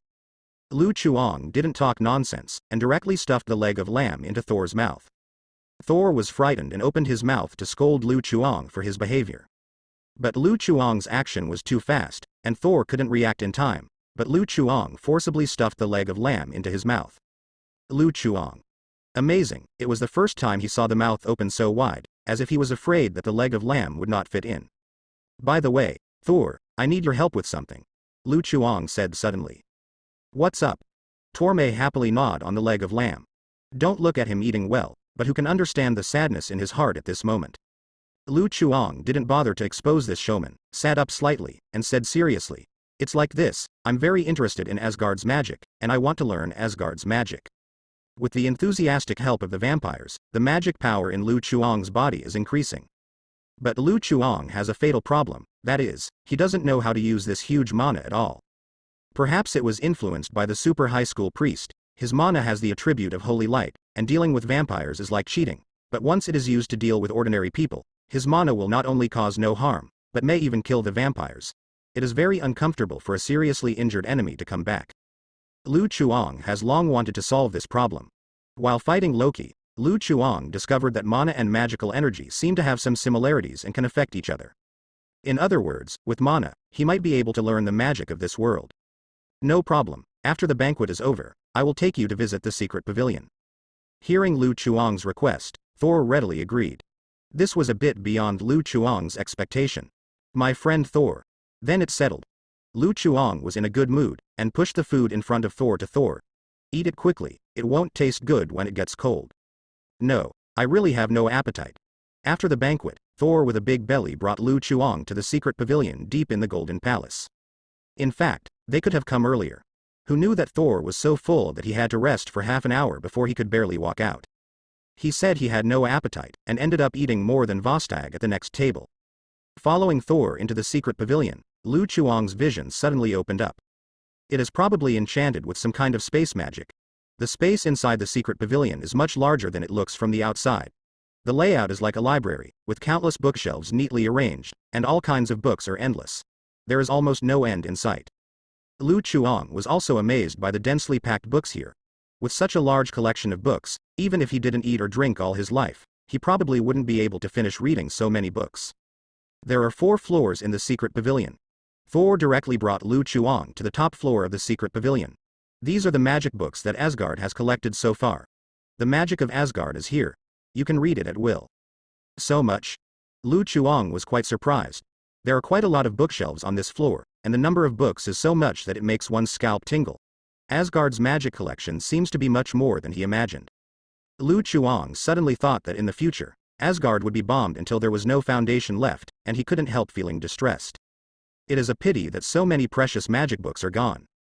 I don't know if there is a way to transfer these books in advance. How did Thor know that Lu Chuang had already started thinking about these magic books? With a big belly, he continued. These magic books, except for some of them, are Asgard's magic inheritance. Most of them are the magic collected by my father from other countries, and there are many magics in Midgard. Is there magic from other countries here? Lu Chuang raised his eyebrows, and took a magic book casually. That's right. I heard from my father that these magics were gifts from the native residents of other countries. My father wanted to refuse, but they cried and shouted that they must give it to my father. My father had no choice but to accept it. Lu Chuang looked at the Frost Titan Encyclopedia of Magic in his hand, hesitant to speak. If he remembers correctly, Asgard and the Frost Titans should be feuds. Are you sure that those Frost Titans were not put on the neck by Odin with Gungnir, crying and shouting that they must be fortified to Odin?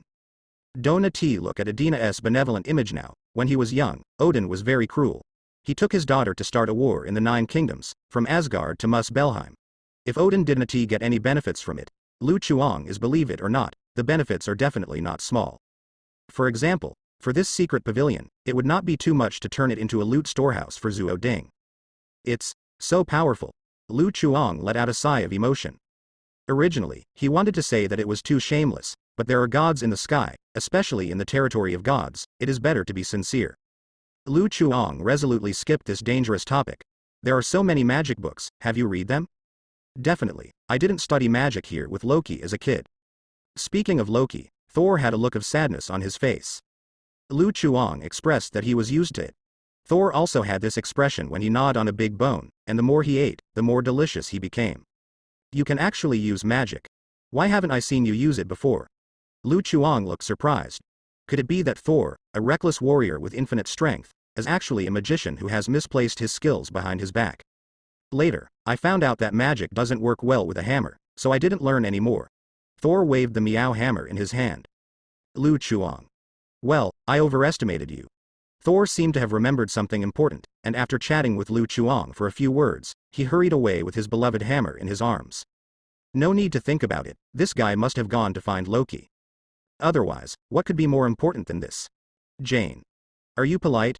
There are many magic books in the secret pavilion, and there are many powerful spells among them. However, these spells all have the most basic condition, that is, the users need to have certain magic attainments. And this happens to be what Lu Chuang lacks the most.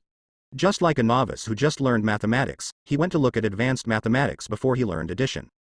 Isn't this purely looking for abuse?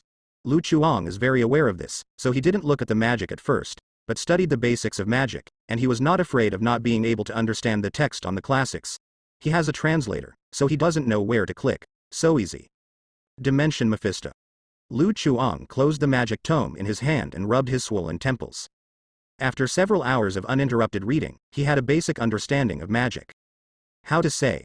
The magic system in the Marvel world seems to be very different from what he imagined. Borrow a sentence from a magic book to summarize. The essence of magic is actually a means of utilizing specific cosmic energy and outer dimension power. Whether it is a magician or a magician, originally they do not have the ability to store magical energy.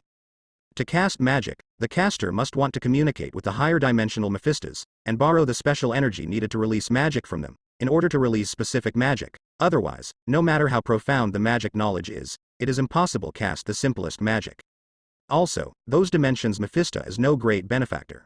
Borrowing their power, the caster needs to pay the corresponding price. Once the energy of another dimension is borrowed, the dimension Mephisto whose power is borrowed, will take some established price from the caster. For example, Doctor Strange in the comics. Due to the abuse of magic, Doctor Strange has a large hole in his stomach corroded, so that he can only eat those disgusting magical creatures to maintain his body functions. An invincible nightmare attack, suffering from mental torture for a long time. It can be described as a double torture of body and spirit. From this we can see how terrible the price of magic is. The action of force is reciprocal. When you swing your fist and hit something, the more force you use, the more force you put back into the fist. Magic empathy. The more advanced the magic, the greater the price to pay. Lu Chuang gradually transformed the obscure and mysterious content in the classics into meanings he could understand. Although it might seem strange to explain magic in terms of physics. It's no wonder that the magicians of Kamar Taj like melee combat.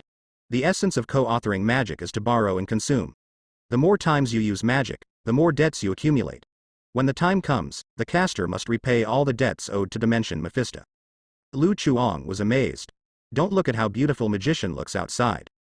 In fact, they all owe a lot of bad debts behind their backs, the difference is just how much. The milder white magic is okay. As the source, Vasandi allows payment in installments, and the interest charged is not so high. Compared with Mephisto in other dimensions, it is definitely a representative of conscience, and it is also the main source of magical energy for many magicians in Kamar Taj. As for other Mephistos, there are no such good conditions. If it is said that Waishandi belongs to a big bank with regular loans, then, those chaotic and evil Mephistos are equivalent to folk usury. The kind that goes out of 9 and 13 out. Not to mention the high interest rate, but there are traps everywhere. Take the notorious Faith, for example. The Lord of the Hell dimension has always taken pleasure in torture, and likes to lure mortals with lies and contracts, so as to obtain their souls and store them in hell. If you dare to borrow his strength, then prepare to be cheated to death first. The other Mephistos are not as black-hearted as Faith, but they are not much better. The world is as black as crows, and the spellcasters who borrow their power will often not end well. Mental disorders are considered mild. Originally, Lu Chuang wanted to try the power of magic. But now, he no longer has such thoughts at all. He doesn't want to sign a contract with Dimension Mephisto, who knows if those non-human existences are reliable, in case the other party is unhappy and wants to take back his power, then he won't even be able to resist ability. After all, he is not from the earth that bald-headed boss dared to head-to-head with Dimension Mephisto. Buddha Although there are many disadvantages in this magic system, it does not affect Lu Chuang's enthusiasm for learning. After all, magic is just a special means of using some kind of energy. But in Lu Chuang's body, there is mana similar to magic energy. That is, Lu Chuang can use his own magic power and use the magic framework of other dimensions as a reference to construct a magic system that suits him. This way he can cast magic on his own. Definitely, constructing a whole new magic system is obviously not something that can be done in a short period of time. First of all, he must have sufficient magic attainments and theoretical foundations. This prerequisite alone will take a lot of time. But no matter how hard it is to start a business, it is better than working part-time. Not in a hurry. At worst, take your time. Having figured this out, Lu Chuang picked up a magic tome and immersed himself in the ocean of knowledge again. The entire secret pavilion seemed very quiet. Only the soft sound of paper flipping can be heard from time to time. That's all. With the help of Thor, the future speaker of Asgard, Lu Chuang obtained the permission to freely enter and exit the secret cabinet as he wished. The following days, apart from eating and sleeping, Lu Chuang basically spends most of his time in the secret pavilion learning magic. Although Lu Chuang is not a genius with a high IQ like Little Peter, he is also an asshole with several super high school level talents. You must know that the ability to improve at the super high school level is not limited to physical fitness, but also learning ability, thinking ability, logic ability, etc., which have also been greatly improved. Under such conditions, Lu Chuang's learning progress can be said to be as fast as the extreme. He is like a sponge, constantly absorbing new knowledge. Even obscure magic theories are quickly digested by him at an astonishing speed. With such a state of concentration on learning made Lu Chuang almost forget the concept of time. It wasn't until one day that Lu Chuang saw the New York Times displayed on the mobile phone he brought from Earth that he realized that he had been in Asgard for more than 20 days. Lu Chuang was shocked immediately. So many days have passed, I am afraid that he has already become disconnected on the Earth. If you stay like this, I'm afraid something will happen. No, I have to pack up and go back. Just as Lu Chuang was packing his luggage, Thor happened to drop from the sky with a hammer and landed on the balcony of Lu Chuang's residence. Lu Chuang thinks this guy is using his balcony as a landing pad. Ha ha ha, magician, I came to drink with you. Seeing Lu Chuang carrying large and small luggage, Thor asked in confusion, what are you doing? It's too late to explain, I have to go home quickly. Lu Chuang said anxiously. Go home. Thor was dumbfounded. I slipped away, I'll find you for a drink when I'm free, bye. Lu Chuang didn't explain, he waved his hand at Thor, and he disappeared in an instant. Only Thor with a confused face was left in place. When Lu Chuang came back to his senses, he found himself in a familiar room. He took a look at the decoration of the room. Isn't this his bedroom? This is not teleportation, it is clearly returning to the city. Lu Chuang put down the bags in his hand and opened the system panel. Interstellar shuttle. The planet where the automatic punctuation is located can be freely teleported to any punctuated planet, cooling down. Have to say, the features of this super high school astronaut are really handy. With this feature, Lu Chuang will be able to travel back and forth between the Earth and Asgard in the future. As long as he wants, he can return to Asgard to continue learning magic at any time. Lu Chuang couldn't help thinking, if other planets are punctuated, wouldn't I be able to travel through the universe at will in the future? People are traveling abroad, and he is traveling on planets. Thinking about it feels exciting. Definitely, the premise is that he has to go to other planets in person, so that he can punctuate the planet he is on, but now he does not have the conditions to travel through the universe and go to other planets, so he can only think about it. I've been in Asgard for so long, I don't know if anyone has looked for me. Lu Chuang took out his phone and looked at it. Good guy. There are hundreds of messages and dozens of missed calls. There's Lorna's, there's Phil Coulson's, there's members from the Mutant Underground. Obviously, during the time he was away from the Earth, many people had looked for him. At this moment, the bedroom door suddenly opened.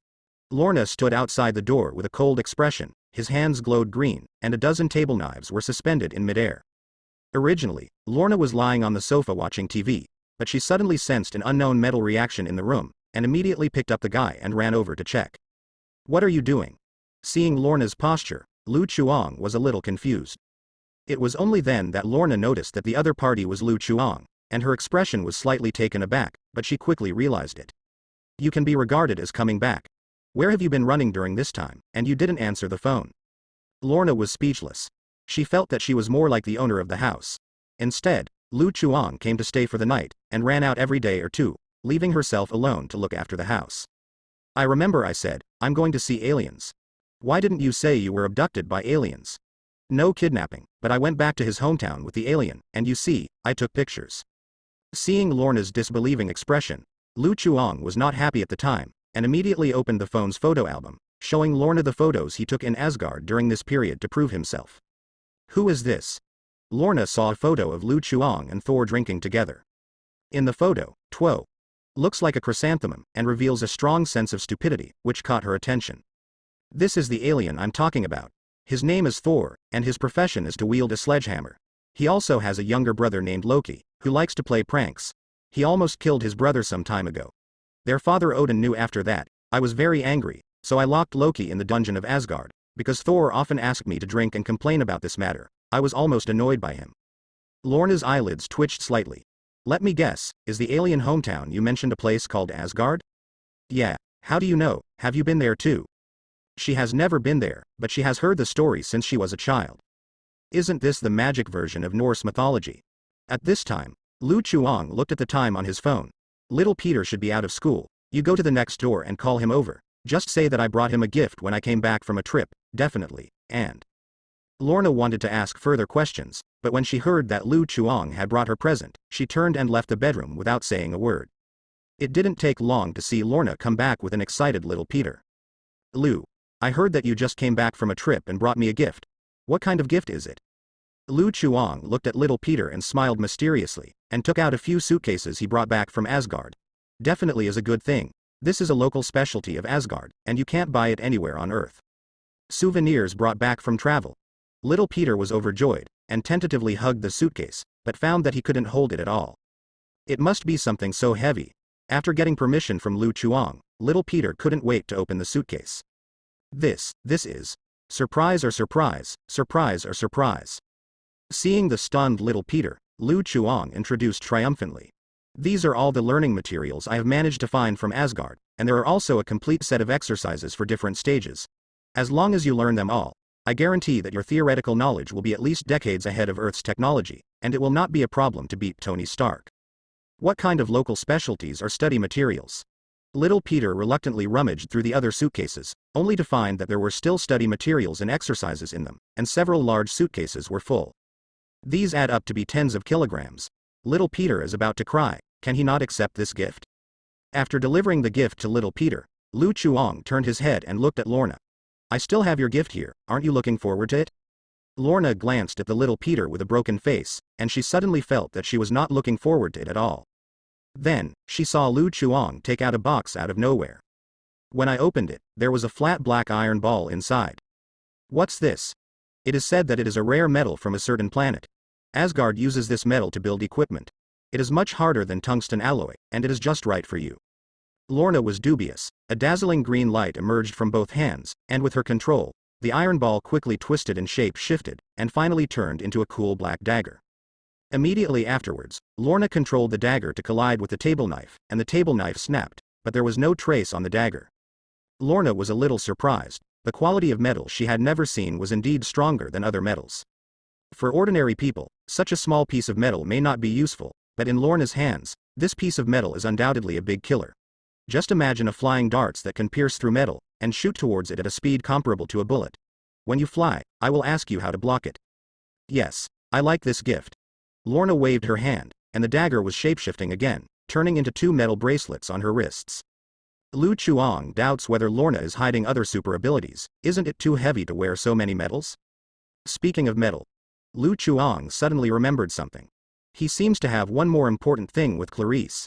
The headquarters of the Mutant Underground Organization was a little far away, so Lu Chuang didn't choose to rush there, and directly called Clarice. After learning that Lu Chuang was back, Clarice also arrived in the shortest time, directly opened the portal, and brought Lu Chuang to the new headquarters of the Mutant Underground Organization, which is the underground base hidden under the toilet. Boss, you finally showed up. I haven't been able to contact you these days, and I'm dying of anxiety. The moment she saw Lu Chuang, Clarice couldn't help but heaved a sigh of relief. She was really worried about Lu Chuang. It's not that she has any feelings for Lu Chuang. The main reason is that Lu Chuang is too important to the Mutant Underground Organization. Now Lu Chuang is the biggest rich man in their organization. If something happens to Lu Chuang, the main source of funds for the Mutant Underground Organization will be completely cut off. Where will such a rich boss be found in the future? AI went on a trip, so the mobile phone can't receive a signal. Lu Chuang patted Clarice on the shoulder and asked, "Where are my things?" "You mean that armor? I put it in the warehouse of the base Curry, I will take you there now." Clarice brought Lu Chuang to the warehouse of the base, where there are many supplies and equipment, and in the deepest part of the warehouse, a pair of damaged huge metal armor is particularly conspicuous. It is the destroyer armor controlled by Loki. Lu Chuang, who knew the development of the plot, had arranged for Clarice to be on standby in New Mexico.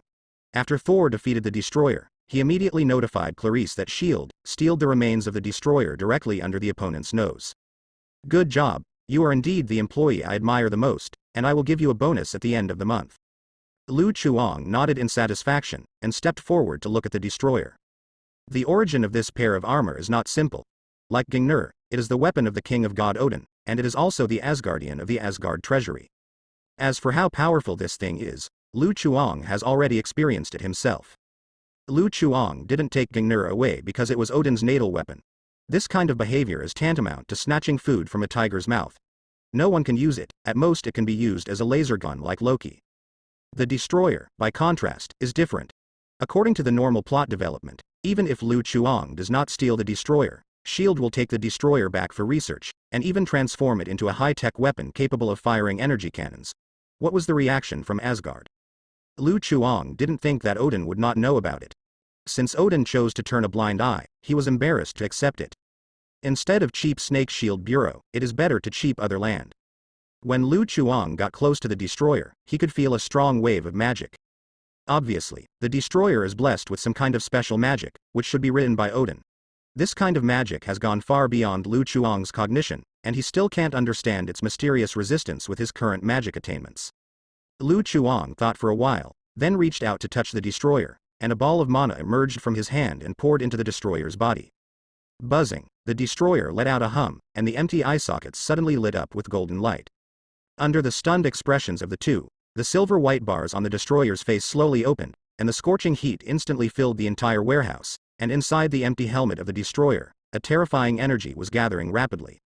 Seeing this, Lu Chuang quickly withdrew his mana, and the golden light of the destroyer dimmed immediately, and the energy that was about to be condensed dissipated, and the metal face gradually returned to its original appearance. Almost had a big problem. Did mana accidentally activate the magic on the destroyer? Lu Chuang thought with lingering fear. It seems that he has to go back and study how to use this thing carefully, so as not to blow himself up if he doesn't pay attention. After Lu Chuang got the wreckage of the destroyer, he did not leave the headquarters of the mutant underground base in a hurry, but took Clarice to the control room of the base, and found the sage who was in charge of monitoring the network communication. "How did the things I ordered go?" "Through the Trojan Horse program, I have tracked down their intelligence system, ready to act at any time." "Let's begin then." Sage nodded, his fingers flicked on the keyboard, and he was manipulating several computers at the same time. A series of complex code data flashed on the screen in front of him, seemingly unclear. Lu Chuang glanced at Sage's short hair. The hair is fairly thick. In front of a sage who is comparable to a supercomputer, the firewall is useless. Not long after, Lu Chuang saw Xian-Jie successfully hacked into S.H.I.E.L.D.'s intelligence system, and countless encrypted files appeared on the screen. Successful, you're right, this land strategy. It's a tongue-twisting name. In short, their intelligence system does store a lot of files, and you should be able to find the information you want here. Lu Chuang said with satisfaction. "Well done, you are indeed the employee I admire the most, and I will give you a bonus." Clarice. "Why does this sound familiar?" "First check if there is any X-Men information," Lu Chuang said. "It would be better to find out directly why the X-Men disappeared, so he can save himself a lot of trouble. It's a pity that Xian searched the entire database, but in the end, he couldn't find any information about X-Men, even the most basic information. I don't know if there is really no data record, or if the data doesn't exist at all." Data Curry. Still unwilling to give up, Lu Chuang asked Xian-Jie to search for information on Brotherhood, but still found nothing. It's as if someone deliberately erased all relevant information. Lu Chuang was a little disappointed. It seemed that this shortcut would not work, so he had to continue with the original plan and asked Xian-Jie to investigate the Essex Company instead. Fortunately, this time it went smoothly. Under Sage's search, she quickly retrieved an encrypted file from Data Curry for decoding. When I opened it, it was full of information about the Essex Company. First of all, Essex Company is a huge group company with pharmaceuticals, military industry, food, etc. Its history can be traced back to the 19th century. It focuses on the field of biotechnology and has many invention patents in this field.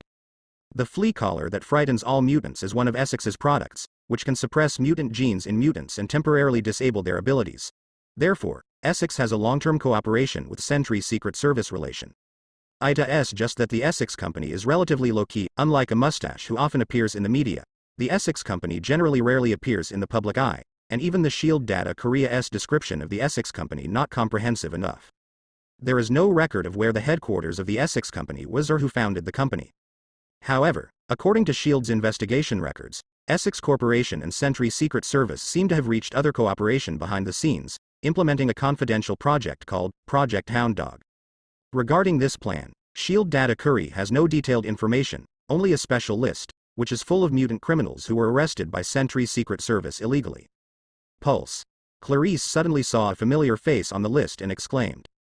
Lu Chuang raised his brows. You mean the ability last time was the mutant that blocked the mutant ability? The words were a bit confusing. Clarice was stunned for a few seconds before reacting, and nodded quickly. Yes, that's him. Clarice was a little emotional. I saw Pulse at the Sentry Secret Service, but for some reason, he acted as if he didn't know me at that time. No matter what I said, he didn't respond, and I found that Pulse was doing something for me. Sentry Secret Service worked, and when Sentry Secret Service was chasing me, he used ability to stop me from escaping, which resulted in me being caught by Sentry Secret Service and sent to prison. Lu Chuang rubbed his chin. According to my experience, your companions are usually either controlled or brainwashed. I guess it has something to do with this hunting plan. He distinctly recalls Sentry Agent Turner calling Pulse a hound weapon during the Clarice rescue operation. Needless to say, Pulse must be one of the participants in this plan. Sage said. I found out, the mutant criminals on this list, they were all sent to a laboratory under the name of the Essex Company by the Sentry Secret Service.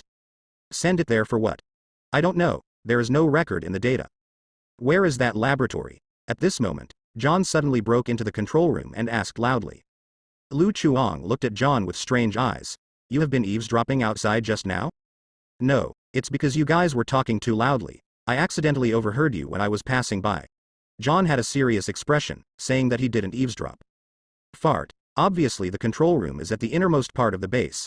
How could it be possible to pass by? Lu Chuang was heartbroken. He didn't expect that John, with thick eyebrows and big eyes, would learn to eavesdrop, and he didn't know which bastard he learned from.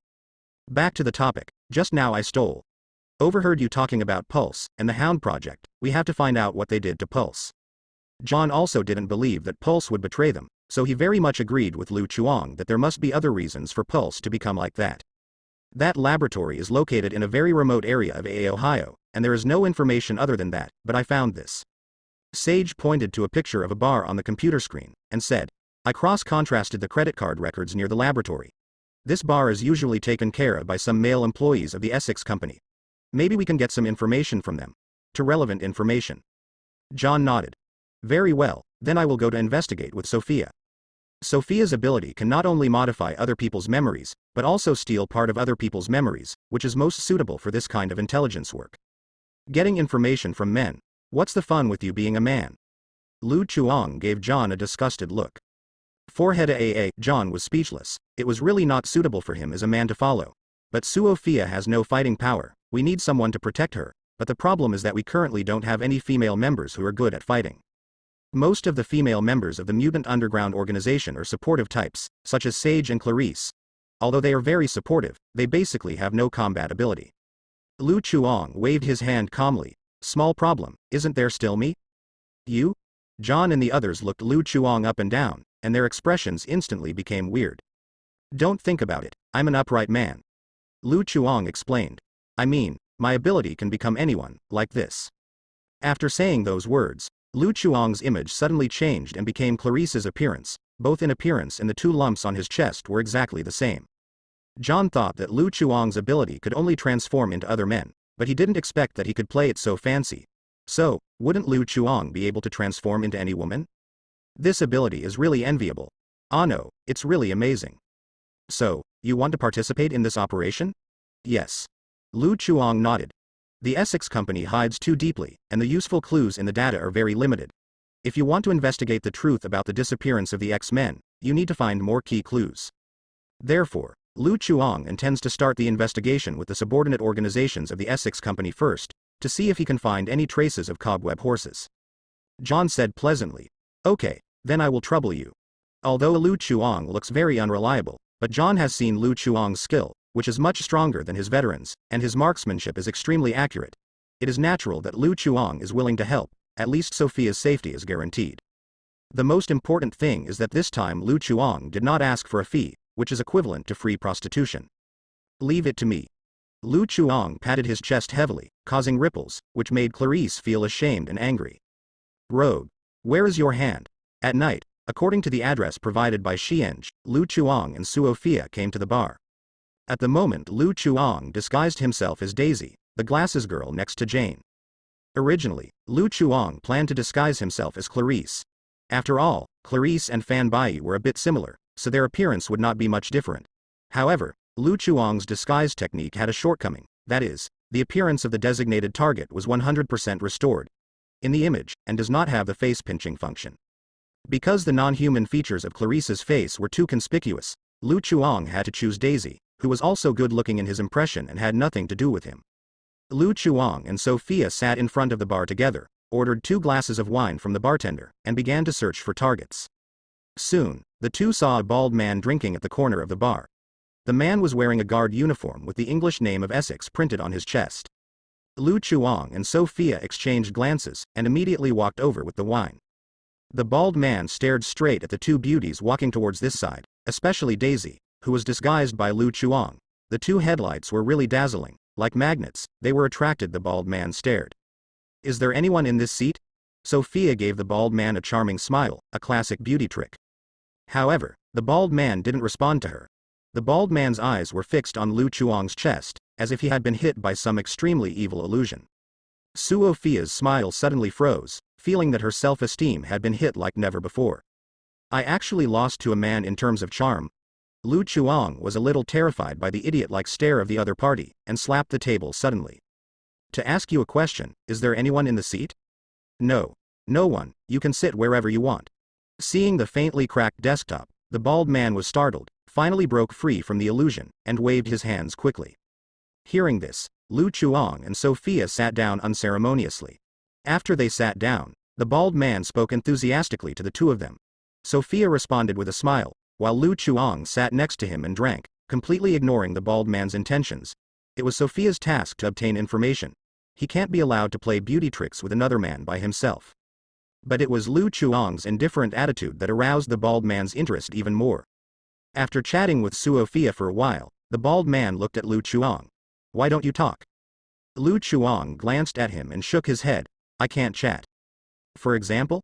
Paralyze you. The bald man. It can be seen that they are really not good at chatting. Don't worry about her, she doesn't like to talk. We 2 continue to chat. Seeing this, Sophia quickly smoothed things over, and asked the waiter for a few bottles of vodka.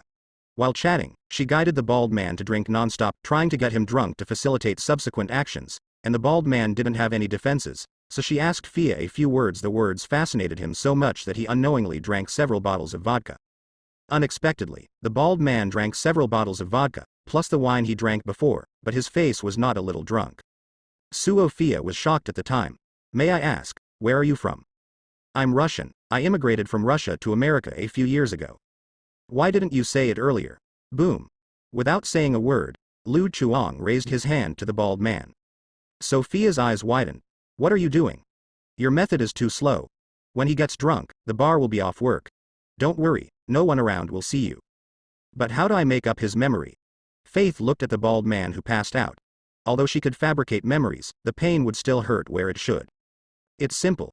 You just make it up that he is drinking in a bar alone, and then suddenly thinks, if you hit your head on the table, will your head hurt more, or the table will hurt more? So he fell into a coma. Sophia. Is this what people on Earth can think of? Lu Chuang urged. Stop the ink, act quickly. Sophia nodded helplessly, and exhaled a cloud of purple mist from his mouth to wrap the bald man's head. While extracting the memory of the other party, he modified the related memory of tonight to prevent their whereabouts from being exposed. After finishing their work, the 2 quietly left the bar and returned to the headquarters of Mutants' underground organization. What did you find? After seeing the two come back, Marcos couldn't wait to ask. Due to the high stakes of this operation, all important members of the Mutant Underground organization were present. Sophia looked solemn. You are right, there are indeed many mutants detained in that place, and they were injected with a special drug called Kick, which is extremely addictive, so they had to obey Laboratory Orders Act. Moreover, this kind of drug can enhance the mutant's ability. It is through this kind of drug that the Essex Laboratory has cultivated mutant weapons that obey their orders. There is indeed a problem with the Hound Project, no wonder Pulse has become like that. John clenched his fists. Even though he was peaceful by nature, he couldn't help but hate the Essex Laboratory when he heard those mutant compatriots being treated so cruelly. Those bastards, we must expose their cruel plan to the outside world, Clarice said angrily. It's useless, not to mention that we don't have any evidence, and in our capacity, no one will believe us. John shook his head. He is very clear about the current situation of the Mutant Underground organization. Human beings hate mutant, and the Sentry Secret Service is targeting them again. In addition, the social status of the group of Nako who couldn't breathe has soared, so that now mutant is almost reduced to at the bottom of society. No one cares about what they say. John looked at Sophia. How's the security situation there? The place has been reinforced to prevent mutant attacks. Motion sensors and infrared sensors are installed in the building, which are connected to large caliber automatic machine guns scattered throughout the building. The defense is very tight. Sage suddenly interjected. I logged into the intranet of the Essex staff and found the information about the laboratory's power supply station. It is just a few kilometers away from the laboratory. If we cut off the power, we can enter the laboratory before the system is restored. Yes, but we only have 3 minutes, and after 3 minutes, the generator inside the laboratory will restore power. What can you do in 3 minutes? John frowned tightly. Even if Clarice brought them in, they would not be able to do anything for only 3 minutes, and it was too dangerous to do so. There may be a risk of group destruction at any time. Others also thought of this question and couldn't help but fell silent. The atmosphere in the room suddenly became gloomy. Lu Chuang couldn't stand it any longer, and said in a tone of hatred, You group of super abilities, who clearly have abilities that surpass ordinary people, but think about being reckless all day long. Can you learn from me? Sneaky robbing, never taking it openly, being a low-key person, low-key understand? Several mutants present are speechless, and this is your highest profile. John asked. Then what good proposal do you have? Lu Chuang's face turned serious in no time. Definitely changed to a stealth plan. Let me sneak into the laboratory alone, and you are responsible for the response outside, and leave immediately after I finish my work, without anyone noticing. I think we should think of other ways. Why? Is there something wrong with my plan? John hesitated to speak. Last time you also talked about stealth, but it was exposed within a few seconds. Definitely, not exactly exposed either, because Lu Chuang knocked out all the witnesses. Seeing that John didn't speak, Lu Chuang took it as if the other party had no objections. As for other people's opinions, it was even more unimportant.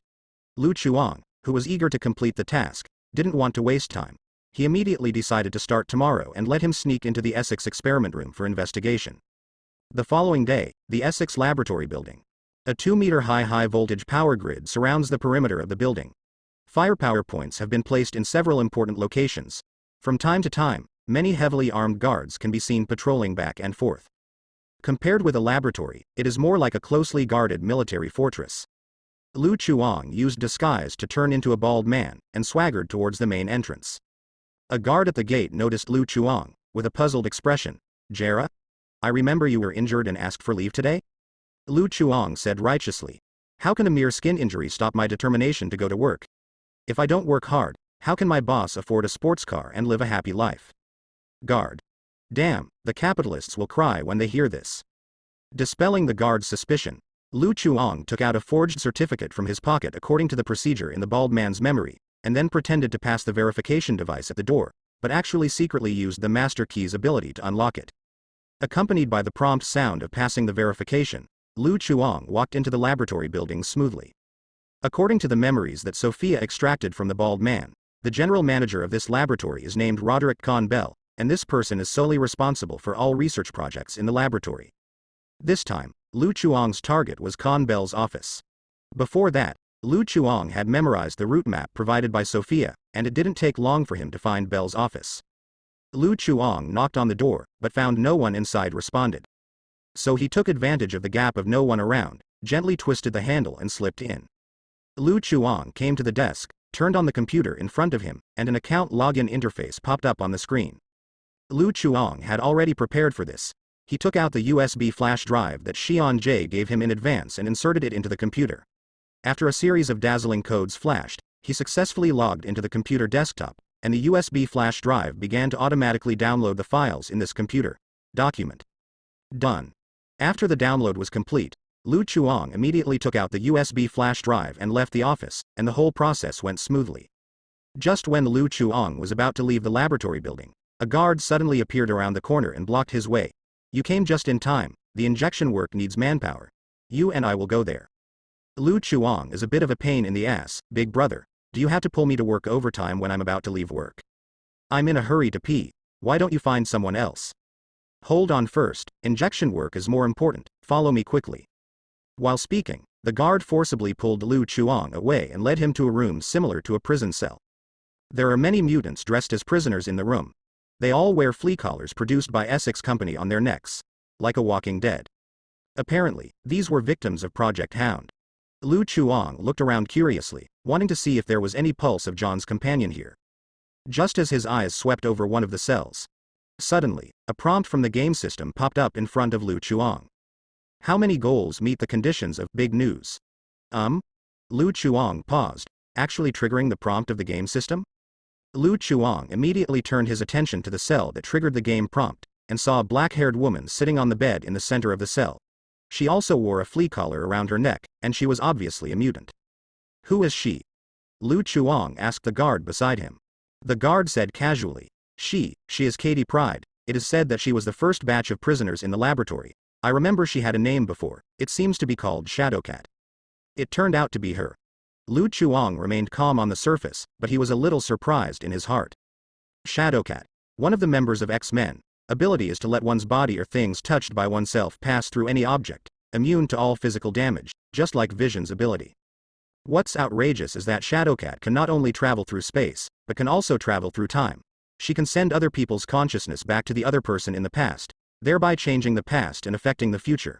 It is simply the real version of SL Dafa. You can reload the file at any time.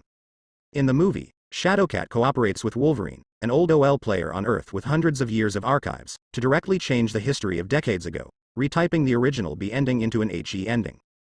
Lu Chuang did not expect that he would meet this former X-Men member here, no wonder the game prompt would be triggered.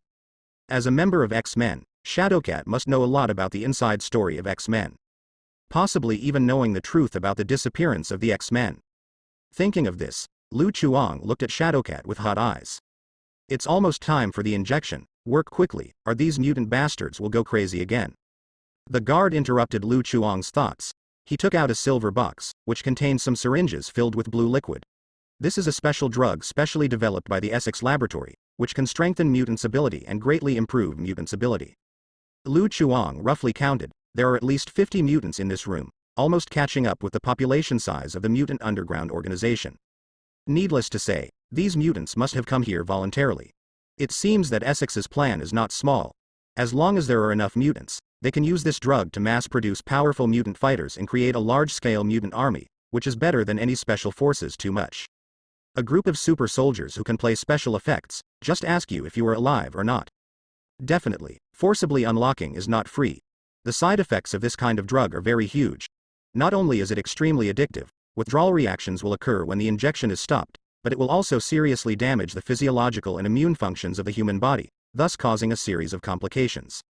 Regardless of whether it is physical or psychological damage to the injector, it will cause irreversible damage. Even if Lu Chuang takes action, it may not be able to save the situation. Seeing the syringe in the guard's hand, the prisoners looked eager. Only Shadowcat looked at the two with disdain. Unlike other prisoners, Lu Chuang did not see traces of drug injection on her body, which is good news. Scum. Lu Chuang's hearing was far superior to that of ordinary people. Hearing Shadowcat's whisper, he said viciously, I heard it, you were scolding us, right? So what? Shadowcat was not afraid of being heard by the two, and sprayed at the two through the fence of the cell. You Essex lackeys, you have done so many bad things for Essex, you will be punished sooner or later. Hey, look at my violent temper, how dare I be so arrogant while locked in a cell, I don't think you have experienced severe beatings from society. Lu Chuang rolled up his sleeves and walked toward Shadowcat. The guard hurried forward to stop him, and said in a low voice, calm down, she is Dr. Bell's important test subject, if something goes wrong, we will be in trouble. Turns out it's no ordinary prisoner, no wonder Shadowcat wasn't injected with drugs. The guard tried to persuade Lu Chuang, but Shadowcat was persistent, and kept yelling and provoking at the two of them, with words starting with F mixed in from time to time, and his small mouth seemed to be smeared with honey, which was quite different from Lu Chuang's impression. Lu Chuang can understand that if he stays in such a depressing environment for a long time, there will be some psychological problems to some extent, and the symptoms of Shadowcat are quite normal. Seeing that the two of them didn't speak, Shadowcat became even more arrogant, and waved his fist at Lu Chuang, who just said he was going to beat her up. Didn't you say you wanted to beat me up? Come in if you want, see if I don't beat you into scum. Click. As soon as the voice fell, the prison door suddenly opened. Lu Chuang stood in front of Shadowcat, clenched his fists tightly, and there was a crunching sound between his finger bones. Shadowcat. No, ELL, just say hello, you are serious. Unexpectedly, Lu Chuang's fist didn't hit her, but hit the face of the guard next to him, and the guard passed out without even groaning. What's the situation? Lu Chuang's sudden betrayal made Shadowcat a little confused. My name is Lu Chuang, and as you can see, I'm an undercover agent. Lu Chuang spread his hands and said that he had no malice. I am from the Mutant Underground organization. Maybe you have heard of our organization. The founder of our organization is the legendary Professor X, speaking of which, the two of us should be regarded as colleagues. In order to quickly gain Shadowcat's trust, Lu Chuang temporarily borrowed the name of the Mutant Underground organization. The Mutant Underground. I know you. After knowing Lu Chuang's identity, Shadowcat breathed a sigh of relief, and said softly, the professor once said that when the X-Men are not around, other mutants need to stand up and help those mutants who need help in secret. The Mutant Underground organization is established for this. It turned out that they were all their own people. Great, now they don't have to be beaten. No, the point doesn't seem to be this. Shadowcat suddenly realized the problem and asked, then why are you here? Is there even a need to ask? It's definitely to save you out. Lu Chuang is just an awe-inspiring, with an appearance specially for Shadowcat.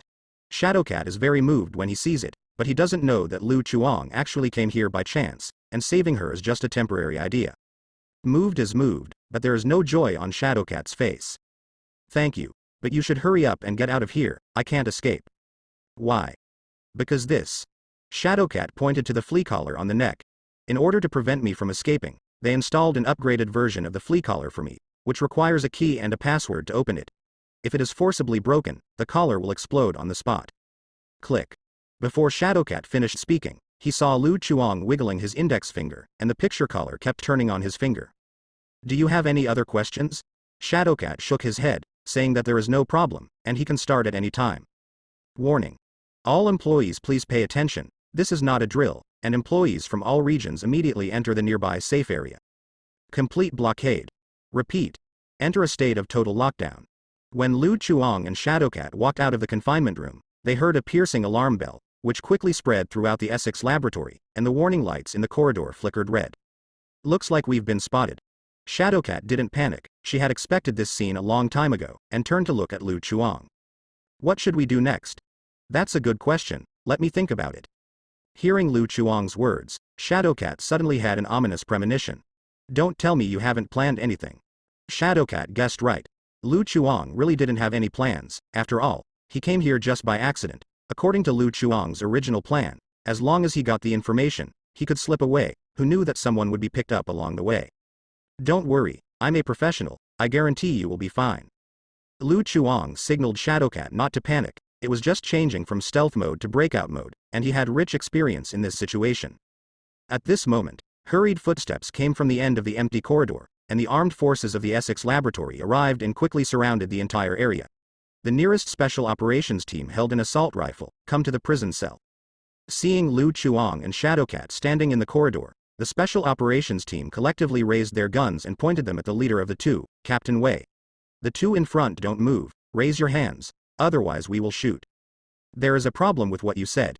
You want us to hold still and raise our hands. The problem is how can we raise our hands if we don't move? Lu Chuang complained, showing no sense of tension at all. Careful. Facing the muzzle of the black hole, Shadowcat reacted quickly and immediately grabbed Lu Chuang's arm. Da. Da. Da. Da. Shadowcat's action instantly startled the opponent. The special operations team pulled the trigger without any hesitation, and countless bullets came, covering the positions where the two were located. The next moment, something weird happened. The bodies of the two seemed to be unreal, and the bullets went straight through, hitting the wall behind them all. When the special operations team collectively emptied the magazines, Lu Chuang and Shadowcat, who were the targets, were still standing intact. Such an unscientific picture shocked the special operations team, and even forgot to change the magazines. Without the containment of the flea collar, the Shadowcat ability can already be used normally. I have to say that blurring this ability is really stupid. Even if Hulk comes, facing Shadowcat is at most a 50-50 situation, and no one can kill anyone. Let's get out of here.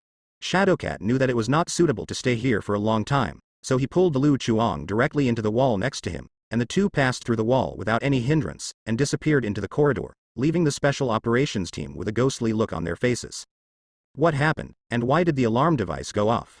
In the control room, a middle-aged man in a white coat hurried in. His name is Roderick Campbell. He is the high-level director of the Essex Laboratory, and he is also a researcher and the main person in charge of the Hound Project. Suddenly, a mutant prisoner escaped from the cell just now. According to the surveillance in the cell, the two guards who were in charge of the injection suddenly had a dispute. One of the guards attacked the other guard and released mutant prisoner in cell. While speaking, the staff called up the monitoring screen of the prison room. When Dr. Bell saw Lu Chuang untie Shadowcat's flea collar, his face became extremely gloomy. This is the mutant he values most. Ability is of great research value, so he didn't inject Shadowcat with drugs.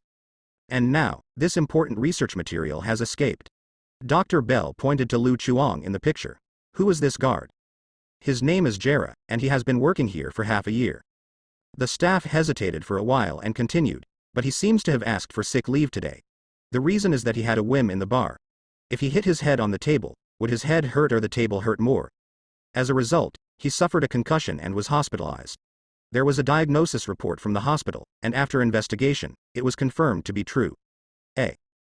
Dr. Campbell. How did this kind of great intelligence get into our laboratory? Then, Dr. Bell felt something was wrong. Since he's on sick leave, who is this guy? Mutant. A bald man followed Dr. Bell into the control room and said firmly. If Lu Chuang were here, he would definitely recognize Agent Turner from Sentry's Secret Service. Dr. Bell shook his head and denied. Impossible. Every area of our laboratory has installed a mutant detection system. If a mutant sneaked in here, we would have discovered it long ago. Nothing is impossible for mutant. Agent Turner looked at the surveillance screen of the confinement room, and said in a deep voice, this ability to disguise itself as other people can also open the flea collar. In my impression, there is indeed a mutant that can do it. Who is it? Spy. Needless to say, I can tell that this guy is a spy. No, that's not what I meant. Agent Turner explained. Spy is the code name we gave to this mutant. He can pretend to be other people, including appearance, body shape, voice, etc. Before, the spy was our agent who disguised himself and robbed him secretly. A criminal in transit. You mean the mutant criminal who can open the portal? Yes. Good guy, it turned out to be a habitual offender.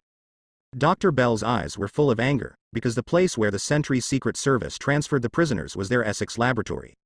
In fact, Essex Laboratories and the Sentry Secret Service have already reached some secret cooperation. Essex Laboratory is responsible for providing hound weapons to help Sentry Secret Service capture mutant, and Sentry Secret Service provides mutant, and regularly sends some mutant criminals to Essex Laboratory. Otherwise there are so many mutant in Essex Laboratory, where do the prisoners come from? They can't catch them themselves. In a sense, this is the second time that Lu Chuang has snatched someone from the Essex Laboratory, so Dr. Bell is so angry. At the same time, in the real-time surveillance footage, Lu Chuang and Shadowcat are moving fast, and the wall is like an illusion in front of them, unable to stop them at all. Even if the armed forces lay an ambush on the walking route in advance, they still cannot stop them. Moving footsteps can't even be delayed. Arrange the pulse to release the ability, and let the armed forces capture the escaped prisoner for me. Remember, I want to live. As for that damn spy, if he dares to resist, allow him to be eliminated. Dr. Ken Bell roared loudly regardless of appearance. Agent Turner beside him didn't speak, and stared at the surveillance screen intently. When Lu Chuang robbed Clarice from him, that was the biggest shame in his career. Detective Turner has always wanted to arrest Lu Chuang, but it is a pity that Lu Chuang did not leave any useful clues at that time. His identity is fake, his face is fake, and even his voice is so fake, there is nowhere to go. Investigation. Agent Turner happened to be in charge of escorting new prisoners to the Essex Laboratory today. He never expected that Lu Chuang would appear in front of him on his own initiative. Agent Turner swore secretly. He will never let Lu Chuang escape from him this time. WWWWWW. On the other side, Lu Chuang and Shadowcat are already approaching the outer area of the Essex laboratory. As the saying goes, the line segment between 2 points is the shortest. The two did not choose to detour, and focused on one direction to rush. Just as Shadowcat was pulling Lu Chuang to pass through another wall, there was a bang, and Shadowcat covered his forehead and sat on the ground. Ignoring the pain in his head, Shadowcat didn't dare to say, "My ability is invalid." Lu Chuang also hit the wall, but he was not injured, but there was a hole in the wall. After the blessing of many super high school talents, now Lu Chuang's body has begun to develop in the direction of not being a human being. This is the ability to pulse. Lu Chuang did not forget his character design, showing a sad expression. He is a former member of our organization, and his eyes can release a special destructive interference pulse to interfere with the abilities of other mutants. The coverage area is very large, but not long ago, we found out that he had become a member of Project Hound. Lu Chuang had looked for Pulse in the confinement room before, but he didn't find him. He was probably locked up in another area of the laboratory. If this is the case, we will be in trouble. Now I can't take you out at all. Shadowcat realized the seriousness of the matter, and said solemnly, "We need support. How many people did you organize for this operation?" "Not many, just me." Shadowcat suddenly regretted coming out with Lu Chuang. Now is it too late for her to go back to the cell? Thinking so, Shadowcat will definitely not go back. Shadowcat knew very well in his heart that if he was caught this time, the Essex laboratory would definitely strengthen its defenses, and the chances of escaping in the future would be even slimmer. It would be better to fight with Lu Chuang now, even if he died. It's better than being trapped in that kind of ghost place as an experimental subject. While Shadowcat made up his mind, Lu Chuang looked around and found a utility room nearby, so he went to open the door, checked to make sure there was no one inside, and pushed Shadowcat inside. "Stay inside and come out when I call you."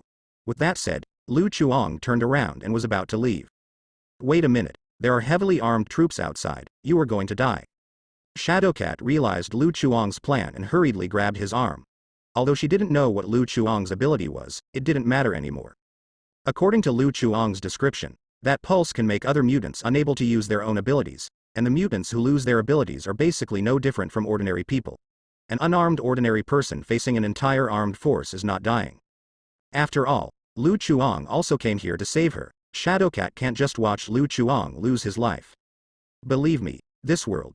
Cough cough, I mean this laboratory, the person who can kill me doesn't exist yet. Lu Chuang smiled confidently. Regardless of Shadowcat's dissuasion, he closed the door of the utility room. Now that Shadowcat is his important NPC, no accidents can happen. The monitors in the corridor were operating silently, and the Essex laboratory quickly locked their specific location. The armed forces moved very quickly. In less than half a minute, a special operations team arrived at the scene first. This time, I didn't say any unnecessary nonsense. When I saw Lu Chuang standing in the corridor, several team members in the front row decisively threw tear gas bombs. After landing, they rolled several times and stopped right at Lu Chuang's feet. Thick smoke quickly emerged. Come, envelop Lu Chuang's whole body. You guys, go and arrest him. The captain sent 4 team members to capture Lu Chuang. In his opinion, Lu Chuang had lost his combat ability. The 4 team members nodded, walked out of the team holding their guns, and quickly walked into the smoke. Soon, a voice came from the intercom. Discovery. Boom. Before the player could finish speaking, he was interrupted by a gunshot. Before the captain and team members could react, several gunshots rang out again. No need for a walkie-talkie, everyone present could clearly hear the gunshots coming from the smoke. No matter how the captain called, the 4 who had just entered the smoke, none of the players responded. A. Accompanied by clear footsteps, a figure wearing a black mask slowly walked out of the smoke. At the moment, Lu Chuang has cancelled the camouflage on his appearance. He is wearing a tactical vest, black combat boots, a row of grenades on his waist, and 2 modified pistols in his left hand. He looks more professional than the armed forces in front of him. Don't ask Lu Chuang why he is so well prepared. As an assassin, it is natural to be prepared to fail in stealth at any time. 1, 2, 3. The black eyes stared at the special operations team, like a death god roll call, counting the number of people in a leisurely manner. The captain suddenly became alert and shouted at the stunned team members, "Fire! Free fire!" Daw. Daw. Daw. Daw. After receiving the order to attack, the team members came back to their senses immediately, and the sound of popping out of the chamber resounded in the corridor instantly, and the ammunition slanted towards Lu Chuang crazily. Lu Chuang didn't dodge or dodge, letting the bullets rain on him. The moment the bullet was about to touch Lu Chuang, A layer of white light that was invisible to ordinary people appeared on the surface of his body, like invisible armor blocking all the bullets, making a tinkling sound. This is Lu Chuang's superficial use of magic. It is the result of his research on magic for so many days. The effect is similar to that of Kamar Taj's magician's magic shield.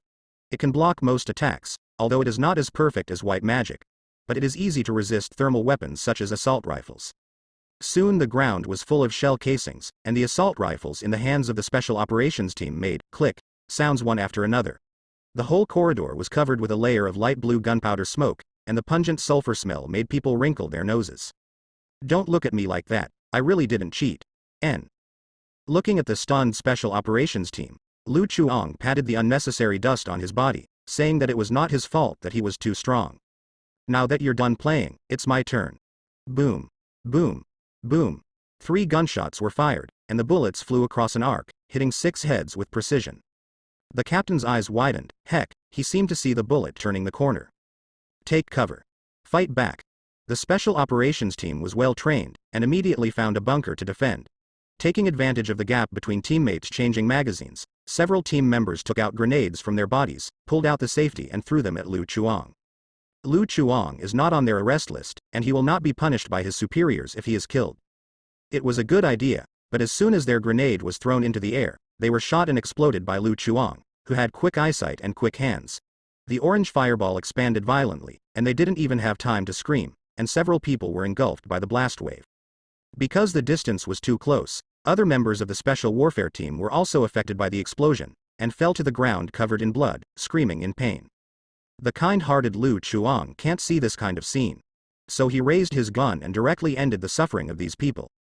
In the control room, Dr. Bell watched the monitoring screen, and said in shock, why didn't his mutant ability fail? It's hard not to think of mutant's ability when Lu Chuang solves a special operations team by himself. Agent Turner said solemnly, we suspect that spies can be immune to the ability of the hound weapon.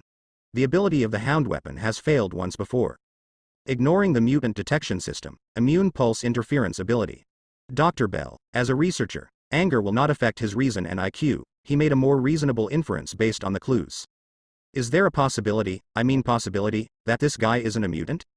Impossible, absolutely impossible. Agent Turner didn't even think about it, and denied Dr. Bell's conjecture, without producing substantive evidence. Wu-controlled factory. Dr. Bell was a little speechless. He had been in contact with Agent Turner so many times, and he more or less knew the extreme mutant guilt theory of the other party. Anyway, it was right that mutant did all the bad things. However, it would be more beneficial for their development to have Agent Turner, who hated mutant so deeply, and Dr. Bell would naturally not talk too much. Regardless of whether Lu Chuang is a mutant or not, Dr. Bell will not allow him to leave the laboratory alive, and the secrets here cannot be leaked out. Weapons. Never leave the lab. At this time, Agent Turner said, Doctor, how about letting us cooperate with your actions to deal with mutant, we are professionals. Dr. Bell thought about it and agreed to his proposal. After getting the permission of Dr. Bell, Agent Turner took out the walkie-talkie and instructed the agents of the Sentry Secret Service in the Essex laboratory. Call Sentinel, cooperate with the laboratory to capture escaped prisoners, and many spies. Lu Chuang listened attentively, and after confirming that there was no threat around him for the time being, he pushed away the utility room where Shadowcat was hiding. Call. With tearing air sounds, a shovel smashed hard on Lu Chuang's head. Lu Chuang turned his head, and saw Shadowcat hiding behind the door, holding a slightly shape-shifting shovel in both hands, looking at him in panic, as if he didn't expect that Lu Chuang was hit by a shovel, and he still didn't fall down, which is similar to the movie. It's different in the movie. What are you doing? Hearing the familiar voice, Shadowcat's expression changed, and he asked tentatively, is that you? It's me. Lu Chuang turned into a guard again, and then changed back again. Shadowcat blurted out. Mystique. Her ability is much stronger than mine. Lu Chuang said modestly, his ability is only a superficial disguise, while Mystique is a disguise from the inside to the outside, and even the physiological structure has changed. Therefore, Lu Chuang once heard a saying that as long as you marry Mystique, you will marry all the women in the world. Definitely, and men. After confirming Lu Chuang's identity, Shadowcat threw away the shovel in his hand and gave him a big hug. It's great, you're still alive. I heard gunshots and explosions outside, and thought something happened to you. You are a greater threat to me than the threats outside. Lu Chuang shook his head. The bullets shot at him at least had magic power to stop him, Even the defense couldn't be broken. Shadowcat hit him on the head with a shovel. It was a real injury, even though he didn't feel anything. Embarrassment flashed across Shadowcat's face. Sorry, I thought it was theirs who opened the door. After all, your equipment looks so similar. Blame me. Hey, no, why isn't your ability not affected? It wasn't until Shadowcat realized that Lu Chuang's ability could be used. Lu Chuang said solemnly, to tell the truth, I actually have an ability that can interfere with mutants' ability to interfere with mutants' ability. Where are you leaving this doll? Okay, I'll ask you later if you have any questions. It's not safe here, we have to leave quickly. Seeing that Shadowcat still wanted to ask, Lu Chuang hurriedly interrupted, otherwise he couldn't write anymore. Because Shadowcat's ability is too disruptive to the balance, it was temporarily sealed, and now the two can only find another way. But fortunately Lu Chuang memorized the map of the Essex laboratory in advance, and soon planned a new escape route. Lu Chuang walked in front, followed by Shadowcat. She retrieved the shovel she had just lost and held it tightly in her hand, as if the shovel could bring her a sense of security. When passing through the corridor, Shadowcat saw the bodies of those BDA squads, and his face didn't change at all. Although Shadowcat inherits Professor X's Dove philosophy and hopes that mutant will live in peace with humans, it does not mean that she is a saint and will sympathize with those who tortured her. Back then, Lagana's method was more bloody and violent than this. It must be put into a movie with a thick layer of mosaic, otherwise it would definitely not be the kind of trial. At that time, Professor X didn't say anything, and he still left Logan and X-Men in the team. This scene, sprinkle water. On the contrary, the strength shown by Lu Chuang made Shadowcat feel at ease. Maybe they can really escape here. The two walked a certain distance, and Lu Chuang suddenly felt something was wrong. It's not normal, it's too quiet. It's really quiet. Shadowcat also noticed the anomaly. Before the Essex lab kept sending people to stop them, but now they couldn't see a single figure. She didn't think the Essex lab would just let them go. At this moment, there was a strange rustling noise from the corner of the corridor, which was creepy to hear. Lu Chuang couldn't help but think of certain plots in horror movies. As the sound got closer and closer, a metal claw suddenly appeared on the wall at the corner, and it was fastened tightly to the wall. The person who came gradually revealed his true face. The body has half the file size of an adult male. Sentinel. Lu Chuang heard Shadowcat exclaim. Ha! You said this thing is Sentinel. Lu Chuang looked at the mechanical spider, but it didn't look like the Sentinel in his impression. He remembered that Sentinel was a humanoid robot. The robot in front of him didn't even seem to match its species. The mechanical spider's cold electronic eyes emit infrared rays, scanning the surrounding environment. Soon, the mechanical spider locked them. The electronic eyes instantly turned dangerous red, and the mechanical claws shrank suddenly, rushing towards the two at a very fast speed. Lu Chuang's eyes were solemn. Although the image of the mechanical spider did not match his impression of Sentinel at all, he did not dare to be careless. You know, Sentinel is an existence that can wipe out the X-Men, and can copy the mutant's ability at will, absolutely not to be underestimated. Speaking of morale-destroying words, at the moment he had even figured out how to escape next. Seeing that the mechanical spider was about to rush in front of him, Lu Chuang didn't hesitate, and directly turned on the bullet timer, raised his two guns and pointed at the mechanical spider and pulled the trigger continuously. Boom. Boom. Boom. 3 gunshots rang out almost at the same time, and a bullet hole appeared in the metal head of the mechanical spider. It wasn't that Lu Chuang missed the shot, but that all 3 bullets hit the same spot. The mechanical spider fell from the wall, but the bullet did not cause much damage to it. Shaking its metal head, the mechanical spider stood up again. Lu Chuang is not surprised. Lokia can be bulletproof, and it is unreasonable that the mechanical spider cannot be bulletproof. Laugh. The mechanical spider suddenly jumped up from the ground and rushed towards Lu Chuang in front of him. Lu Chuang snorted coldly, grabbed the pistol, and aimed a heavy hammer at the mechanical spider's back. The mechanical spider hit the ground heavily, and the ground shattered like a spider's web. Before the mechanical spider stood up, Lu Chuang raised his foot to step on its back, twisting his ankle vigorously. Accompanied by the crackling sound of metal, sparks burst out from the joints of the mechanical spider, and the terrifying force directly crushed the mechanical spider into a pile of silver fragments. That's it. Lu Chuang was full of disdain, as if he wasn't the one who wanted to escape just now. Shadowcat poked Lu Chuang from behind, and said eagerly, "Look ahead, my god, there are too many." Hearing this, Lu Chuang looked up. Good guy. There are more than a dozen mechanical spiders crawling out, their powerful claws clinging to the wall and sealing tightly. The sharp claws rubbed against the surface to make harsh noises, and the electronic eyes flickered red light hit them from all directions. Stay away. Lu Chuang turned to Shadowcat and said. Shadowcat knew that he was a burden now, so he immediately took a shovel and ran for a certain distance, but he didn't run very far. After all, it was not safe to be too far away from Lu Chuang, so he just stood not far away and prepared for Lu Chuang's performance. However, in the next second, Shadowcat's gaze gradually became frightened. I saw the group of mechanical spiders ignoring the nearest Lu Chuang, passing directly by Lu Chuang, the electronic eyes fixed on her, and frantically rushed towards her. Why are you chasing me? Shadowcat screamed and ran away in fright. Lu Chuang looked at the mechanical spider who ignored him, and was speechless. A group of robots will also bully. In fact, the mechanical spider is equipped with a device that can detect mutant gene carriers. As long as it is a mutant within 100 meters, the mechanical spider can quickly lock their location. The mechanical spider discovered through detection that only Shadowcat, a mutant, was present. So the scene in front of me appeared.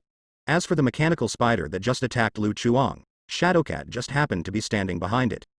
Inside the control room, Dr. Kane Bell caught the point in an instant. Even Sentinel can't detect the mutant gene, and it's not mutant. In this regard, Agent Turner has his own views. In addition to ignoring the mutant detection system and immune pulse interference ability, it can actually affect Sentinel's detection device. It seems that spies will be the focus of the Sentry's Secret Service in the future. Dr. Bell. As long as you are happy. On the other hand, Shadowcat felt the enthusiasm from Sentinel in advance before turning the future. Shadowcat leaned his back against the wall, holding the shovel in panic. In her line of sight, there were densely packed figures of mechanical spiders, dozens of metal claws dancing wantonly, shining with a cold metallic luster, making no one doubt their sharpness at all. Die. Boom. White light flashed suddenly, and a bullet directly pierced through the mechanical spider in front of Shadowcat, blasting it to pieces, and scattered it on the ground. The gunfire didn't stop.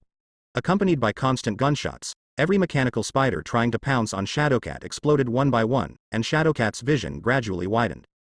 When Shadowcat came back to her senses, there was no complete mechanical spider in front of her, and the broken limbs of mechanical spiders were all around her feet. Not far away, Lu Chuang maintained a gun-shooting posture with both hands, and the barrel of the gun was slightly glowing white. If you observe carefully, you can find some mysterious and complicated runes floating in the white light. The magic that gathers energy in weapons to make them explode is mostly used in cold weapons. It's just that ordinary weapons can't withstand frequent energy explosions. Basically, the weapon will break after a few times, unless it's an artifact forged from special materials, such as the Odin one. Clothes hanger. This kind of magic that gathers energy to make it burst is originally not difficult. Lu Chuang just changed the template slightly, using his own mana as the energy output, controlling the mana to gather in the bullet, so that the power of the bullet is greatly improved, and even the hard shell of the mechanical spider can easily penetrate. This is also one of the few magics that Lu Chuang currently possesses. Shadowcat patted his chest in shock. Is this also your ability? Holding up two guns, Lu Chuang corrected, no, this is magic. Shadowcat. I really can't see it. Shadowcat didn't worry about this problem, and said eagerly, Sentinel is here, and the people from Sentry's Secret Service must also be here. Let's hurry up and get out of here, or we will be in trouble. Lu Chuang nodded. Following the prescribed escape route, the two continued to approach the nearest exit. It may be that Lu Chuang killed more than a dozen mechanical spiders at one time and caused a sensation. The Essex laboratory did not send armed forces to stop them, nor did they see the inferior version of Sentinel's mechanical spiders emerge. Just don't know why. Lu Chuang always felt that there was a big bald head watching him from behind, which gave him goosebumps all over his body. Turning his head, he saw Shadowcat's innocent eyes. Under Shadowcat's weird gaze, Lu Chuang slapped Shadowcat's head hard, and her hair instantly became messy. After confirming that the Shadowcat's head is not a wig, and there is no big shiny bald head, Lu Chuang continued to walk forward in satisfaction, ignoring the kitten with fur behind him. 10 minutes later, Lu Chuang stopped suddenly, looking at the exit that was close at hand. He did not leave in a hurry. Lu Chuang touched his chin and said, Do you feel that this road seems too long? Shadowcat tilted his head. Is there? Yes, I have studied architecture. According to the distance we walked, we should have reached the woods outside the laboratory by this time, but we are still staying in the laboratory, which is unscientific. Maybe we're walking too slowly. This possibility is not ruled out. Lu Chuang nodded, seeming to agree with Shadowcat's statement. It seems that the lab doesn't care about us. They haven't sent anyone over for so long, and they haven't sent Sentinel. Why don't we have a good chat now?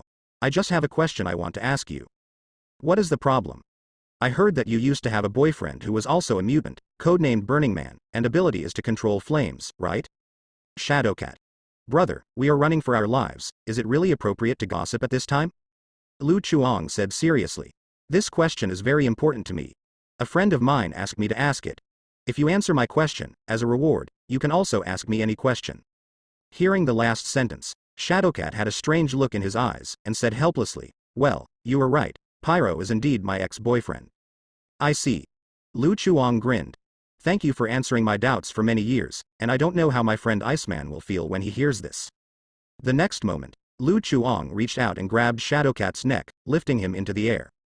Shadowcat's eyes widened, as if he didn't believe that Lu Chuang would suddenly attack him.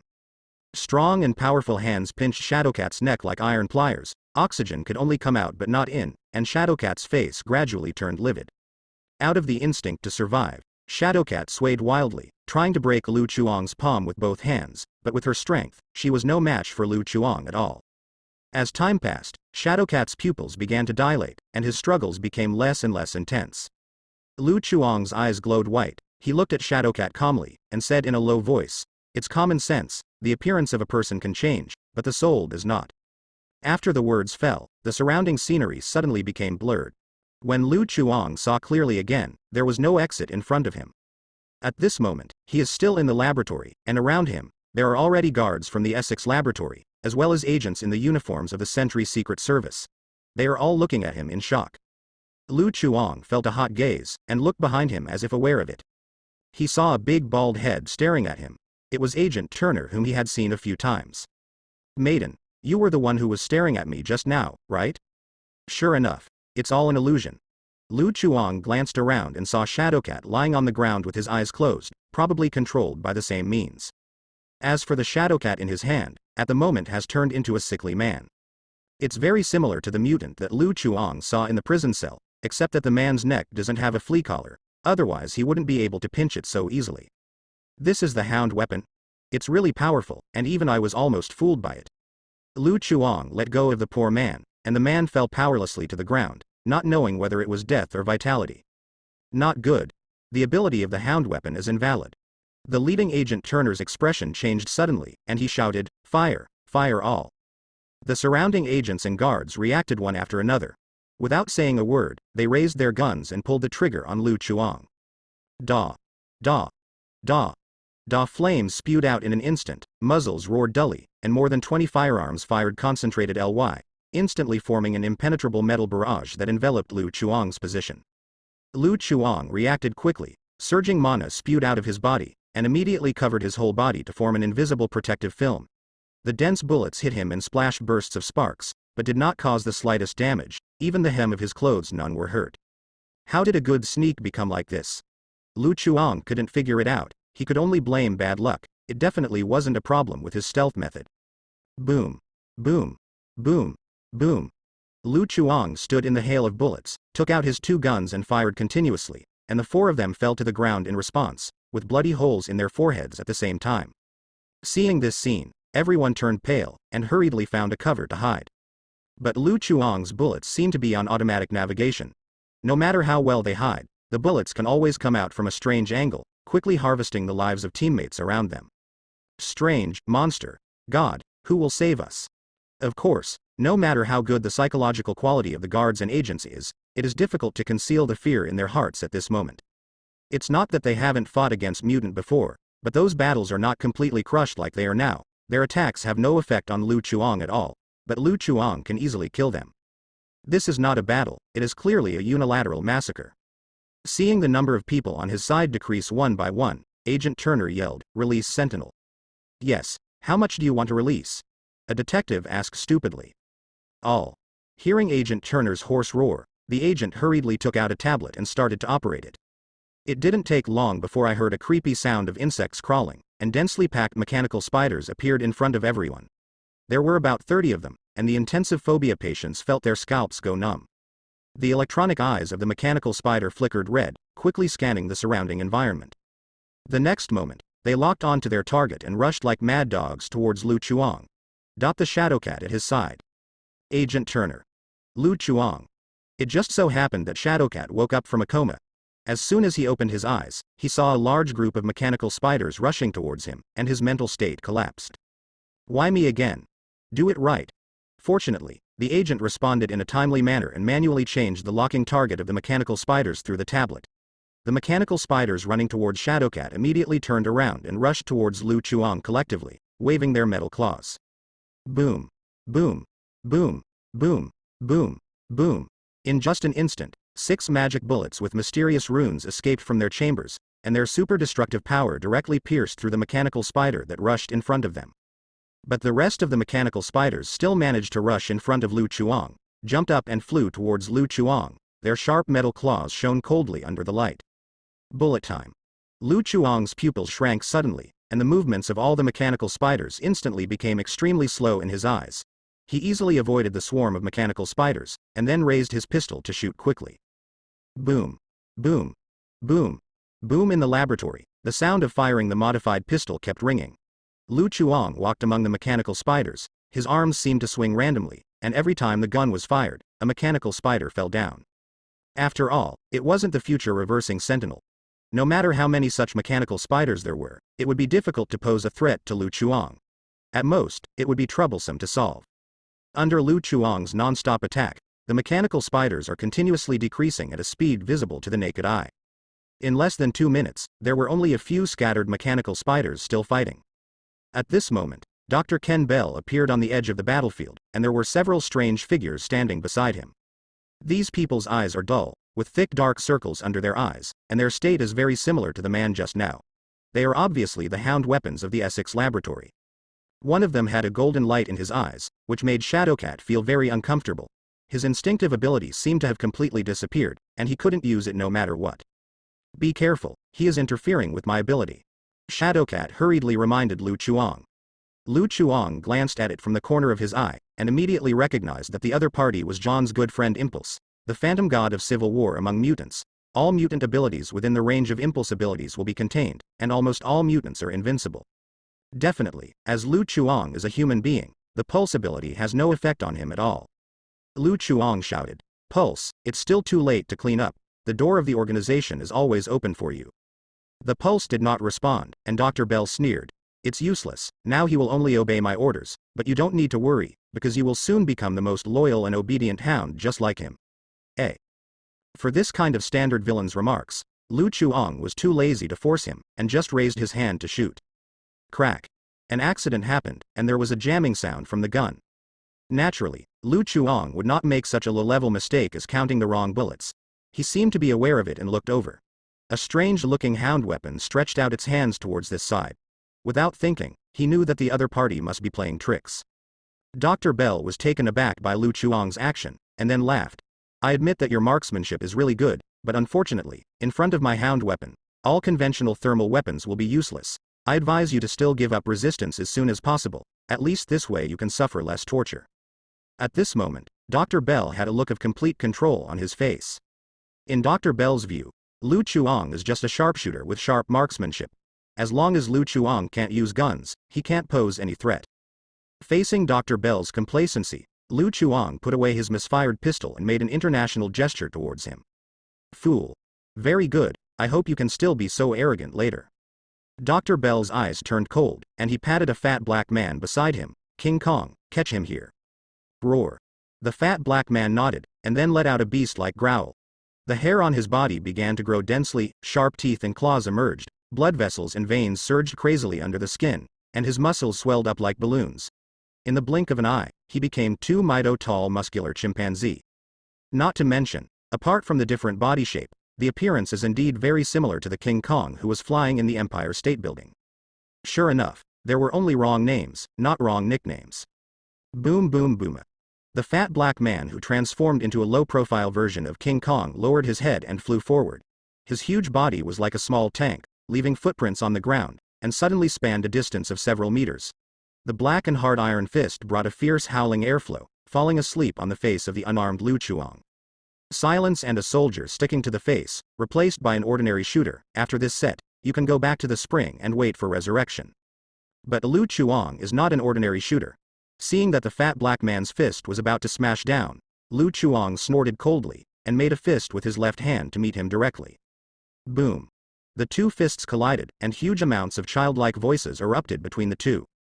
Under everyone's shocked eyes, the black fat man's body flew upside down like a cannonball, and hit the wall behind him heavily, knocking him out of a big hole, and his whole body was buried by gravel. Lu Chuang stood motionless on the spot, grinning and said, "I'm sorry. My strength has increased recently, and I didn't control my strength well." Everyone present was dumbfounded. They thought that Lu Chuang was a highly agile shooter, but they didn't expect that Lu Chuang dropped both guns and punched the fat black man flying. "I'm afraid this shooter focuses all his attributes on strength. How can this be?" Dr. Bell's eyes widened in disbelief. The fat black man is a mutant known for his strength and physique, with a punch of at least several tons of strength. However, in such a pure power struggle, the black fat man lost to Lu Chuang. Dr. Bell vaguely sensed something was wrong. He seemed to have seriously underestimated Lu Chuang's ability. Different from the frightened humans, the mechanical spiders still kept their instructions firmly in mind. Taking advantage of the gap when Lu Chuang stopped moving, the remaining 4 loyal mechanical spiders rushed towards the treasury waving their sharp claws. "Oh, I almost forgot about you." Lu Chuang realized it later, sideways to avoid the attack of a mechanical spider, grabbed its metal sharp claws as a meteor hammer and swung it in his hand, smashing the 2 mechanical spiders flying, and smashed another. A mechanical spider fell to the ground, then raised its foot and stepped on it vigorously. Click. The mechanical spider was hit hard, the metal shell shattered under the weight, and the electronic eyes gradually became dim. Immediately afterwards, Lu Chuang grabbed both sides of the mechanical spider in his hand, his arms suddenly exerted strength, and his veins burst like a small snake. With a click, the mechanical spider was torn in half by his bare hands. Parts are scattered all over the place. The 2 mechanical spiders that were smashed into the air stood up again, and continued to rush towards Lu Chuang without fear of life or death. Whizzing. 2 broken metal claws whizzed past, and accurately hit 2 fast-moving mechanical spiders. The sharp metal claws directly penetrated the abdomen of the mechanical spiders and deeply plunged into the ground, nailing them in place and unable to move. For a while, a needle could be heard in the laboratory. "Oh, God." The surviving Sentry Secret Service agent muttered to himself, looking at Lu Chuang's figure with fear in his eyes. Known as the Mutant Killer, Sentinel was like a bunch of toys in Lu Chuang's hands, and they didn't know what else could stop this monster. Ho ho ho ho. At this time, the fat black man broke out of the rock, beating his chest frantically with his arms, as if venting his anger at being thrown by Lu Chuang. It can be seen that he has transformed very thoroughly, and even his thinking mode has begun to be chimpanzee. I remember that Loki seems to have appeared in a King Kong movie. If you get more Ant Marvel together, the 3 of you can team up to shoot the sequel to Skull Island.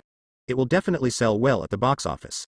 Lu Chuang said a joke that only he could understand discourse.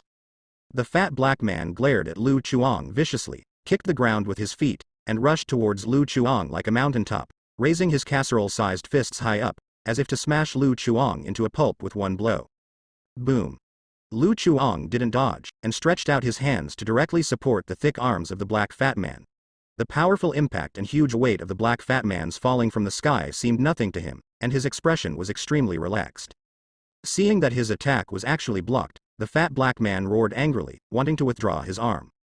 But no matter how hard he tried, Lu Chuang's hands were like iron tongs, tightly clasped his arm, and slowly opened it apart. Then Lu Chuang jumped up, his left leg and knee slammed into the bridge of the black fat man's nose. The nose bone of the black fat man was broken and blood flowed, and he fell back uncontrollably.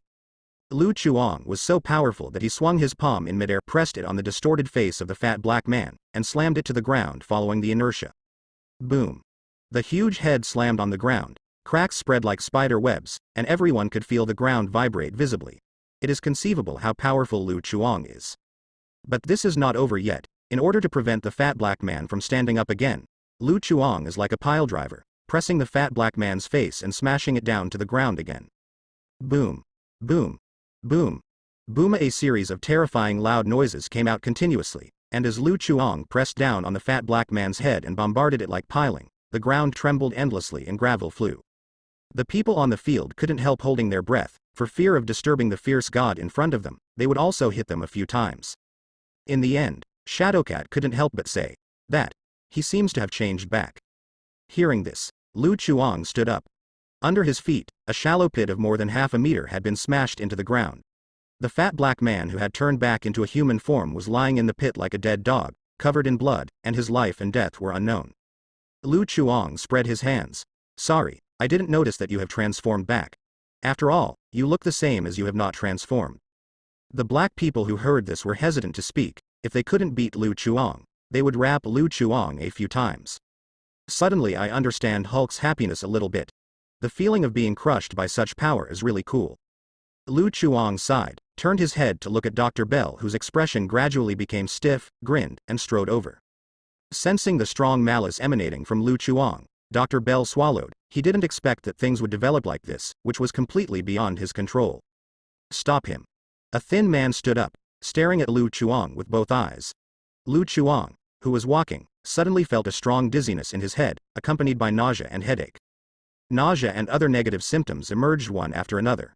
But these negative states didn't last long, and they were instantly cleared away by Lu Chuang's magical power with the holy light attribute in his body. Lu Chuang walked in front of him without hindrance. What are you looking at?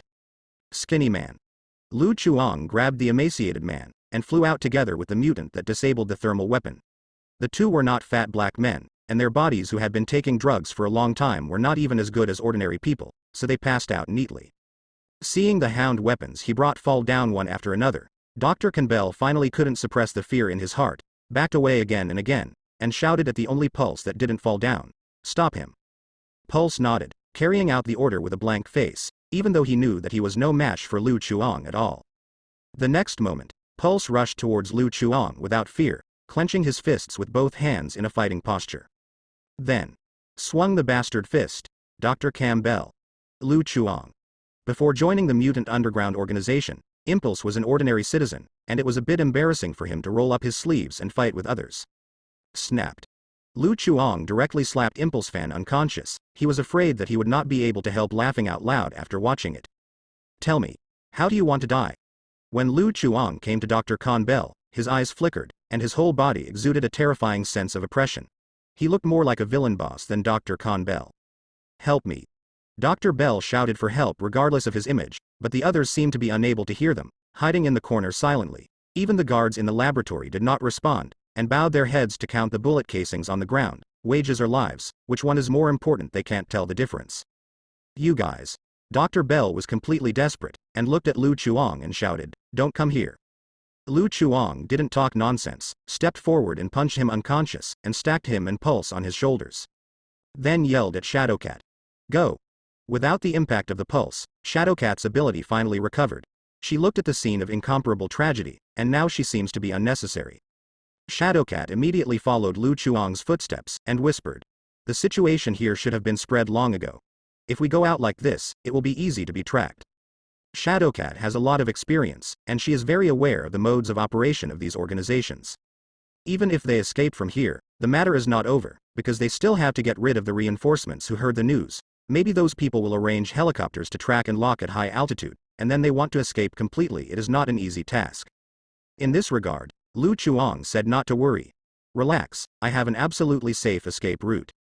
According to the plan, members of the Mutant Underground organization have been hiding in the woods outside the laboratory and are responsible for picking up Lu Chuang, who sneaked into the laboratory alone. Due to the complex internal structure of the laboratory, Clarice cannot directly open the portal, so John and the others can only wait for news from Lu Chuang outside the laboratory. As long as Lu Chuang comes out of the laboratory, Clarice will bring him. Let everyone teleport away from here. But they waited here for a long time but did not see Lu Chuang's figure. Clarice was so bored that she began to study the ant nest at her feet, picking up a branch and poking around there. While waiting, they suddenly noticed movement from the guards patrolling outside the laboratory. It seemed that something major had happened in the laboratory. Most of the guards hurried back to the laboratory, leaving only a small number of guards standing guard outside the lab. John's hearing is excellent. He vaguely heard gunshots and screams in the laboratory, and then stopped abruptly. John's eyelids twitched. My friends, I suddenly have an ominous premonition. Boom. Before John could finish speaking, there was a sudden violent explosion in the distance. Everyone looked, and saw a big hole in the wall of the laboratory, billowing thick smoke coming out of it. With Superman's vision, John clearly saw two figures standing at the hole. One of them was sneaking into the laboratory. Lu Chuang didn't come out of the room for a long time. Lu Chuang also noticed John and the others in the distance, and happily waved his arms towards them, not paying any attention to the patrolling guards who stood underneath and stared at him dumbfounded. John, my stealth plan succeeded. Let Clarice open the portal. John. UF*King called that stealth. The purple light suddenly appeared, and several figures appeared in the headquarters of Mutants' underground base. It was Lu Chuang and others who came back from the Essex laboratory. The sages who stayed at the headquarters rushed over upon hearing the news, but saw John and the others all pale and sweating profusely, as if they had just experienced a life and death crisis, and couldn't help being stunned. What happened? There was a little accident, but it doesn't matter, the task was successfully completed. Lu Chuang threw the two on his shoulders to the ground, took out a USB flash drive from his pocket and handed it to Xian Jie. The others rolled their eyes when they heard this, and even wondered what they had just experienced.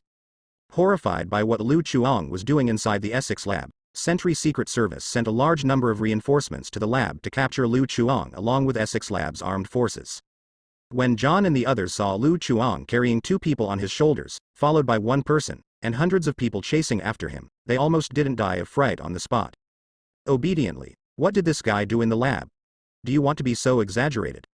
Fortunately, Clarice opened the portal in time and took everyone away to escape. Marcus wiped the sweat from his forehead, and said with lingering fear, I don't want to do this kind of thing a second time. Oh no, it's the first time. The others nodded their heads in agreement. It was really exhausting to act together with Lu Chuang. Last time it was fast and furious, this time only passion is left. Hundreds of fully armed support personnel will surround you and ask you if you are afraid. John couldn't help asking Lu Chuang, what did you do inside? It's nothing, it's just saving a person. John looked at the three extra figures, wondering which two were not human. Shadowcat stood up decisively, eyes full of gratitude and excitement, and said to John, you are the leader of the Mutant Underground organization, thank you very much for your rescue. Without your help, maybe I'm still trapped in that cage now. No thanks. Faced with Shadowcat's sudden thanks, John, an honest man, scratched his head in embarrassment. Afterwards, he looked at Lu Chuang suspiciously, by the way, who is she? Shadowcat. Lu Chuang said cheerfully, let me introduce to you, this is Katie, codenamed Shadowcat, her identity is not simple, she is a real X-Men. X-Men. Hearing the news, everyone had expressions of disbelief on their faces. The woman brought back by Lu Chuang is actually the legendary X-Men. Seeing everyone's expressions, Shadowcat finally came to his senses. What Lu Chuang said was a lie to save her. These people didn't know her existence at all, wasting their feelings in vain. Marcus asked expectantly, are you really an X-Men? Shadowcat glanced at Lu Chuang resentfully, then nodded. Marcos was immediately excited, like a fan meeting an idol. Hi, hello, my name is Marcos, you can also call me Eclipse, I have heard your stories, you are simply amazing, I thought you had disappeared a long time ago, but I didn't expect to see the living ones now. Hey. Shadowcat has a stiff expression, why are the current mutant juniors so dumb? Okay, I'll talk about it after I introduce myself. Lu Chuang interrupted this stupid fan, grabbed Dr. Khan Bell and threw it to Sophia. Try to use your ability to search this guy's memory, you should be able to find a lot of important information. Is this Roderick Campbell? After reading the information, John naturally recognized that this was the general manager of the Essex laboratory. Seeing this, the corners of John's mouth couldn't help twitching. He finally knew why those laboratory guards were chasing Lu Chuang desperately, telling you to go to the laboratory to steal information, but you snatched the chief person in charge of the laboratory. This hatred is really well done. John suddenly thought of something, pointed to another person lying on the ground, his fingers trembling slightly. Don't tell me, this is the head of the Sentry Secret Service. In view of the identities of the first two people, it is hard for John not to doubt the identity of the third person. John, whose identity is at the same level, can only think of the person in charge of the Sentry Secret Service. How is it possible? What's the use of me grabbing that bald head? That's good, that's good. John breathed a sigh of relief, he didn't want to offend so many forces at the same time. But soon, he saw the face of the third person clearly, and the waves in his heart were no less than the other two. Pulse. John showed surprise, and immediately stepped forward to hug his good friend. Pulse, wake up, I'm John. Lu Chuang patted John on the shoulder. I saw him in the laboratory and brought him back by the way. Don't worry, I've already treated him. He won't be life-threatening for the time being, but his condition is more serious. It may take a while to wake up. Thank you. Thank you for saving Pulse. You're welcome, everyone is our own, and saving him is what I should do. Lu Chuang waved his hand, indicating that John was too outsider. As long as the Mutant Underground organization owes him money for a day, John and others will continue to work for him.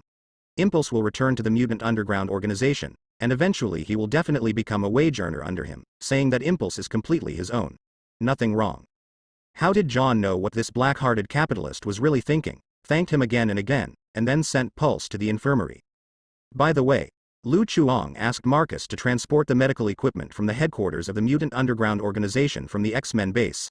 Although these equipment are relatively old, the level of technology is not inferior to modern times of medical equipment.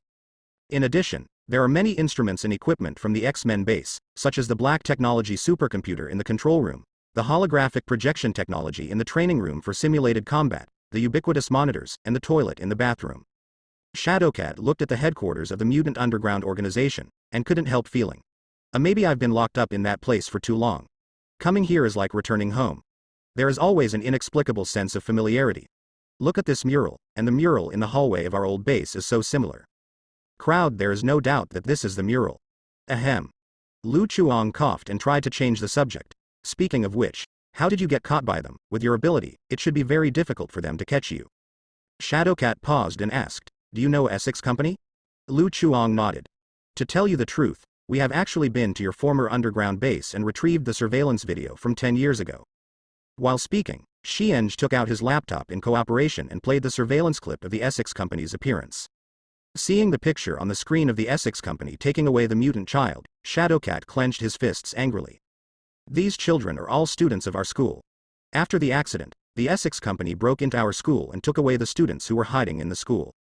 I originally wanted to rescue these children, but the Essex Company invented a special instrument that can suppress mutant genes.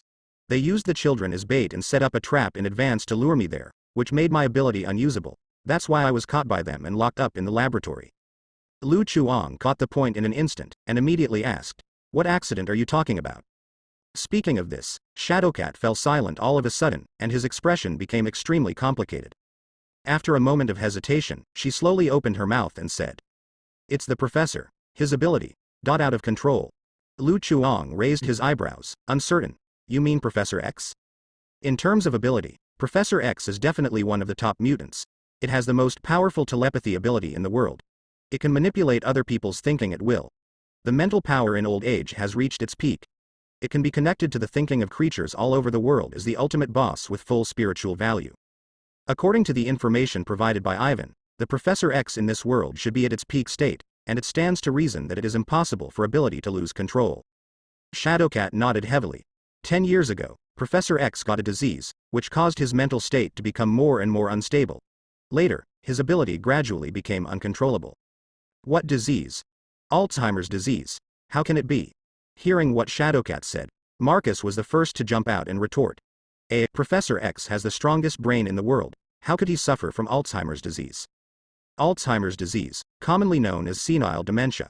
This kind of disease is normal for ordinary old people, but for Professor X, it's like that sand sculpture of Wade suffering from autism. Shadowcat smiled wryly. I didn't want to believe it at the beginning, but it's the truth. Why? Lu Chuang wondered. No.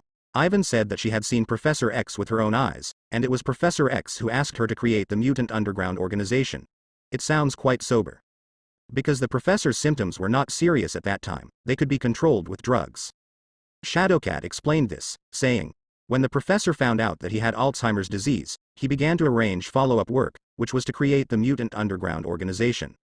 The new generation mutant selected by him is the leader. Why the new generation of mutants? Aren't there other X-Men? Wouldn't it be better for them to lead the Mutant Underground? And where are they now?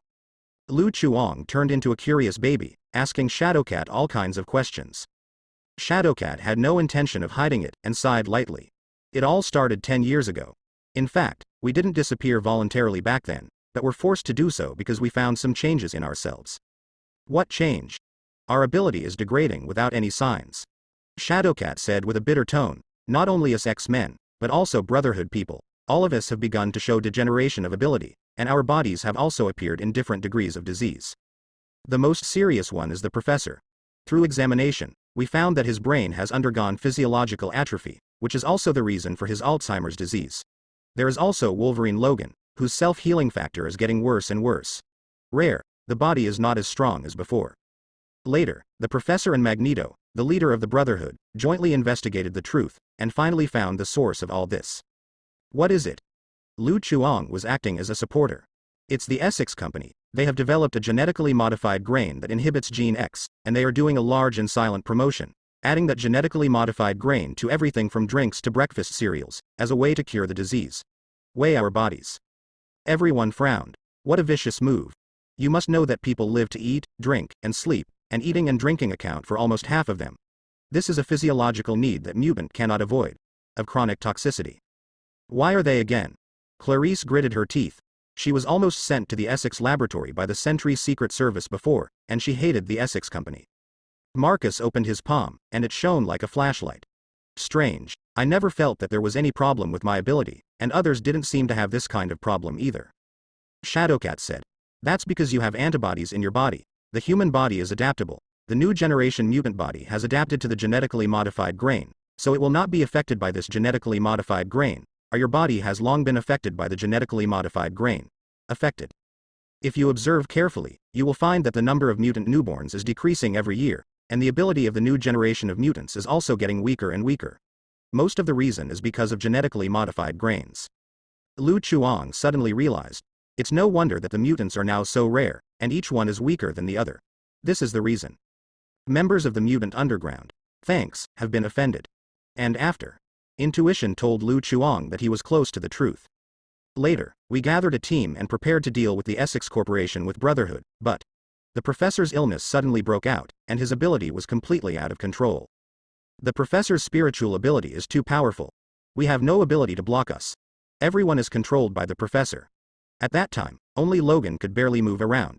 He dragged me out of the professor's control area. Run back and try to save the others. But when Logan went back again, the professor was unconscious, surrounded by brain-dead corpses, including the corpses of Brotherhood members, human corpses, and the corpses of our companions. When saying these words, Shadowcat's face was full of pain. It was as if seeing the scene where the corpses of his companions were strewn all over the field again. Several mutants looked at Shadowcat sympathetically. If they encountered such a situation, they would probably collapse on the spot. Shadowcat took a deep breath, relieved his emotions a little, and continued. After the professor woke up, he couldn't accept what he had done. His condition became more serious, and the phenomenon of ability out of control became more and more frequent. For the safety of the students, we disbanded, entered the Xavier Academy for Gifted Boys, and let the professor stay in the school to cultivate. But later, we discovered that the Essex company was secretly arresting those students who had left, so we called the students back and let them hide in the school's back room, where there were sufficient food and water sources, and then I and Logan intends to move the professor to another safe location. Who knew that the Essex company found the address of our school? At that time, Logan rushed out to distract them, and I sneaked out of the school with the professor. Later, Logan, covered in blood, found us. Because he was worried about the professor's safety and illness, Logan decided to take the professor away from this land alone. He didn't specify the destination, and even I didn't know where they went. When I got back to school, I found the students were missing. I think you all already know what happened next. After listening to Shadowcat's narration, Lu Chuang is basically sure. The current timeline should be before the events of Wolverine 3. This plot roughly tells about a world where mutants are almost extinct. There is no X-Men, no Brotherhood, only an old wolf with his old father and rebellious daughter. A sad story about meeting death. Judging from the time, Wolverine and Professor X should still be staying somewhere where Fang Yin is hiding from the world. Now, all the clues are connected. To put it simply, the Essex company is behind the scenes. X-Men and Brotherhood wanted to solve this scourge together, but before they started to act, their own leaders took the lead in backstabbing them, causing X-Men and Brotherhood to the two mutant organizations were wiped out collectively. Lu Chuang sighed for a while. The X-Men and Brotherhood, two such powerful mutant organizations, disappeared inexplicably like this, which is really absurd. Thinking about it this way, the mutant underground organization seems to be pretty good. At least John was out of control, and the other members could easily hang John up and beat him. One crushes all. Non-existent. At this time, the prompt of the game system popped up. Big News A completed, unlock conditions. Do X-Men really exist, and if so, why did they suddenly disappear? Is it the loss of morality or the distortion of human nature behind all this? Please investigate the truth behind the disappearance of the X-Men. Title obtained. Super high school level reporter. Whether to unlock the title, unlock. Lu Chuang was elated, and finally completed this task. Unlock successfully. Title. Super high school level reporter. Explanation. When a reporter always wants to make big news. Characteristic. News physique. News physique. Your probability of encountering emergencies doubles. Lu Chuang. The probability of encountering emergencies doubles, which sounds like a catastrophe. Knowing the reason for the disappearance of the X-Men, Marcus and the mutants couldn't help but feel a sense of sadness in their hearts. Even the X-Men, who were in charge of the mutants, fell to such a tragic end. Did they have a future for the mutants? After a while, John came back after sending the pulse. When he listened to the retelling of the members, he first expressed sympathy for what happened to Shadowcat, and then planned to invite Shadowcat to join the Mutant Underground organization. After all, Shadowcat is the real X-Men. Whether it is ability or experience, they must be much stronger than those mutants who have become monks halfway. If Shadowcat joins them, it will be even more powerful. For John's invitation, Shadowcat has some hesitation. Now that the Xavier Academy for Genius Boys has been bombed, everyone she knows is dead, missing, and now she has nowhere to go. It seems that staying in the Mutant Underground organization is not a bad choice. Anyway, the Mutant Underground organization was founded by the professor all those years ago, so what she did was not considered job hopping. When Shadowcat hesitation was undecided, Lu Chuang suddenly took out a contract from his bosom, and slapped it in front of Shadowcat. Shadowcat wondered. What is this? Employment contract. Clarice and they all signed it. Ah? You are not one of them? On the contrary, they are my people. Shadowcat looked bewildered, picked up the recruitment contract in front of him and looked at it. But after a few glances, her expression froze. I am a great Shadowcat, a former X-Men, a student of Professor X. You actually asked me to work for you? Shadowcat is very angry, she feels insulted. Lu Chuang waved his hand calmly. Don't worry, read the remuneration on the last page first, and then decide whether to sign or not. Shadowcat snorted disdainfully. You don't need to decide, I can tell you very clearly that it is impossible to work part-time, no matter how much you pay. While speaking, Shadowcat subconsciously glanced at the numbers on the contract. 1, 10, 100, 1000, 10,000. I sign. Shadowcat didn't change his words without hesitation. Lu Chuang said cheerfully, it won't make you feel embarrassed to let you X-Men work for me? No embarrassment. What's wrong with the X-Men? The X-Men also need to eat. Shadowcat spoke uprightly, and completely lost the rebellious appearance just now. John and others were stunned by the speed of changing his face, and felt that the glorious image of X-Men in their minds was a bit shattered. But Shadowcat doesn't care what they think, she is penniless now, except for the billionaire John. She is the poorest present, after all, the righteous education has never given her a salary. In the past, at least she was supported by Professor X, a big local tycoon who owned the entire manor, so she didn't have to worry about food, clothing, housing and transportation. But now, a Shadowcat took a look at John's poor appearance, and once again firmly believed in the decision in his heart.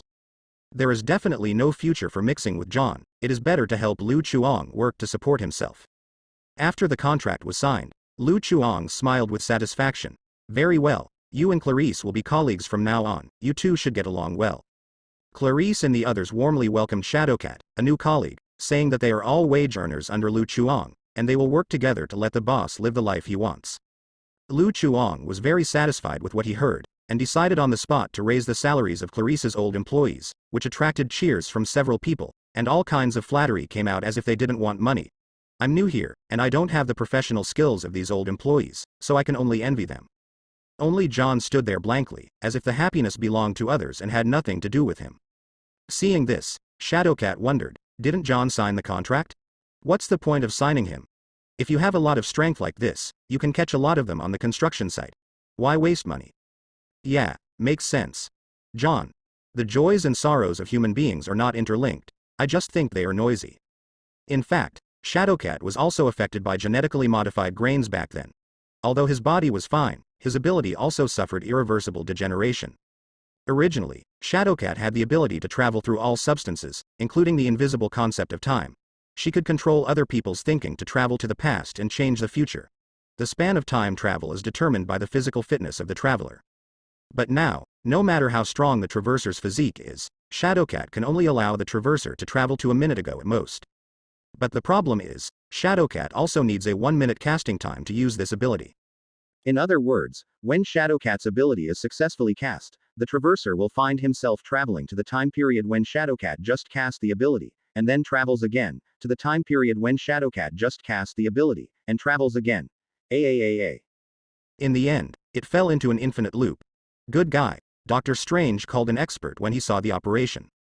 Lu Chuang was disappointed by this. Originally, he thought that he also had regenerative healing factor, so he might be able to cooperate with Shadowcat to try the real-life archiving method. Who knew that the biggest cheat of Shadowcat was blocked just like this? What a pity. Not long after, Sage sorted out the documents brought back by Lu Chuang, listing the non-compliant transactions between the Essex Laboratory and the Sentry Secret Service, as well as all the experimental projects of the Essex Laboratory that violated ethics and laws. In addition, Sophia also extracted the memory of Dr. Con Bell, and found that the Essex Laboratory was just the tip of the iceberg of the Essex Company. Elsewhere, the Essex Corporation is still conducting secret experiments that are not known to the public, and more of the mutant brethren are being tortured. Upon hearing the news, the members of the Mutant Underground organization unanimously decided to temporarily give up the idea of exposing the Essex Company to the outside world so as not to startle the enemy, and instead continued to investigate the Essex Company secretly, looking for opportunities to destroy these experiments that crippled Mutant Project. Shadowcat also participated in the operation. There is an indelible hatred between her and the Essex Company, so naturally she will not let the Essex Company go. So she decided to stay in the Mutant Underground organization and fight against this mysterious Essex Company with John and others. Definitely, these have nothing to do with Lu Chuang. Anyway, the achievement task is completed, and the follow-up matters are still left to Mutant's underground organization to solve by itself, so he doesn't join in the fun, and starts the interstellar shuttle directly on the spot, and instantly teleports to his bedroom. After experimenting, Lu Chuang found that the interstellar shuttle can be teleported in place. Every time the teleportation location is in his own bedroom, he simply uses this skill as a return to the city. He can immediately return to the bedroom and lie on the bed anytime, anywhere. Ability that many people dream of. After returning home, Lu Chuang took a cold shower and walked out of the bathroom with his upper body naked.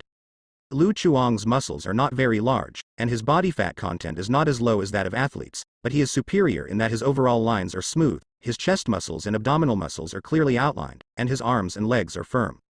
Lu Chuang's physical fitness has reached an unprecedented height with the superposition of many super high school talents. It's just that because he hasn't met a strong opponent, he doesn't have a clear understanding of his current strength for the time being. Anyway, I have nothing to do, let's go to the nearby gym to practice tomorrow. When the time came to the next afternoon, Lu Chuang went out for a stroll. After looking for food, he searched for a nearby gym. America's gyms are not difficult to find. Just like the milk tea shops on the other side of the sea are everywhere, and you can see one every 100 meters. Most of the gyms you see are commercial gyms. This kind of gym is mainly aimed at the public. The equipment area is mostly aerobic equipment such as treadmills and elliptical machines. There are also various yoga classes and aerobics, so it attracts many people who want to keep fit female members and male members who want to watch female members work out. Before crossing, Lu Chuang had been to commercial gyms a few times. At that time, the gym was holding an event. Buy an annual card and get 3 years free. Seeing such a discount, he couldn't help but apply for an annual card. As a result, within a few days, the gym actually ran away, and his half-month meal money was gone. Since then, Lu Chuang has avoided commercial gyms. Besides, with his physique, this kind of gym can't test anything, but the iron gym that focuses on strength equipment and free weights. This kind of hardcore gym is more suitable for him to conduct physical fitness tests. After some searching, Lu Chuang finally found an old gym. There are not many people, but Sheng is more professional in terms of equipment. Walking inside, you can also see sandbags for boxing practice, as well as a special venue for boxing competitions, which are obviously compatible with some items in the boxing gym. Lu Chuang went through the formalities at the front desk and came directly to the equipment area. He came at an untimely time, and the strength equipment was basically occupied. At this time, Lu Chuang happened to see a muscular man resting after finishing the deadlift, and immediately walked up quickly. "Brother, don't take off the film, I'm doing squats to warm up." The muscular man glanced at the 200 kilograms barbell under his feet, and put on an expression of, "Are you serious?" An hour later, Lu Chuang walked out of the equipment area in disappointment. He didn't find his upper limit of strength. Even if it is added to the current world record of human weightlifting, he can lift it without any effort and do a strength group by the way. The limit of human beings, the heavy area is like playing in his hands. In other words, he is no longer human. Lu Chuang threw the stack of business cards in his hand into the trash can. Don't get me wrong, these are not romantic encounters, but handed to Lu Chuang by the big muscle fighters in the equipment area. They all want to get acquainted with Lu Chuang, a fitness guru, and discuss fitness and protein powder together. As the saying goes, moderate fitness attracts for the opposite sex, excessive fitness attracts the same sex. After that, Lu Chuang came to the boxing area. There were relatively few people here, only a few people were boxing. Lu Chuang took up a sandbag and began to practice boxing. His fists kept hitting the sandbag in front of him. The sandbag was so powerful that the iron chain shook violently and made an unbearable creaking sound. Good game. Suddenly, a strange voice came from the side. Lu Chuang followed the sound and saw that the other party was a handsome blonde man with extremely well-developed muscles, especially the pectoral and gluteal muscles. Even loose clothing could not conceal the outline of his muscles, making it difficult to divert attention. The blonde man smiled and said, "Looking at your posture, you should have learned to fight, right?" Lu Chuang glanced at him. "Thank you for not buying lessons." Blonde man. Why is this answer different from what he thought? Gym tips. If someone suddenly comes over to strike up a conversation, it is probably a personal trainer who came to brush up his performance. The blonde man also knew this, and said with embarrassment, "You misunderstood. I am not selling lessons. I am a customer here just like you. My name is Steve Rogers, you can call me Steve." Title trigger. Humanoid meat grinder, completable. Unlock condition. Participate in a large-scale war and kill 2,000 enemy troops on the battlefield, 0-2000s. Title obtained. Super high school level soldier. Lu Chuang was very surprised that the blonde man sent a new achievement task. It's just that this task is somewhat outrageous. Not to mention the large-scale wars in the peaceful era, are you serious about the digital system behind it? Even if it is to kill chickens, at least 5,000 chickens will have to be killed for a long time. Lu Chuang complained in his heart while observing the blonde man in front of him. In America, there are many people named Steve. But with such well-developed pecs and hips, and a man named Steve, there is probably only one hot guy in this world. It's you, Captain American, you know me? There was a look of surprise on Steve's face. Yes, the blonde man in front of September 20th, Lu Chuang is the future leader of the Avengers. 50-50 Captain, Steve Rogers. Just some time ago, the SHIELD search and rescue team found Steve buried under the glacier in the Arctic Circle and rescued him from the ice.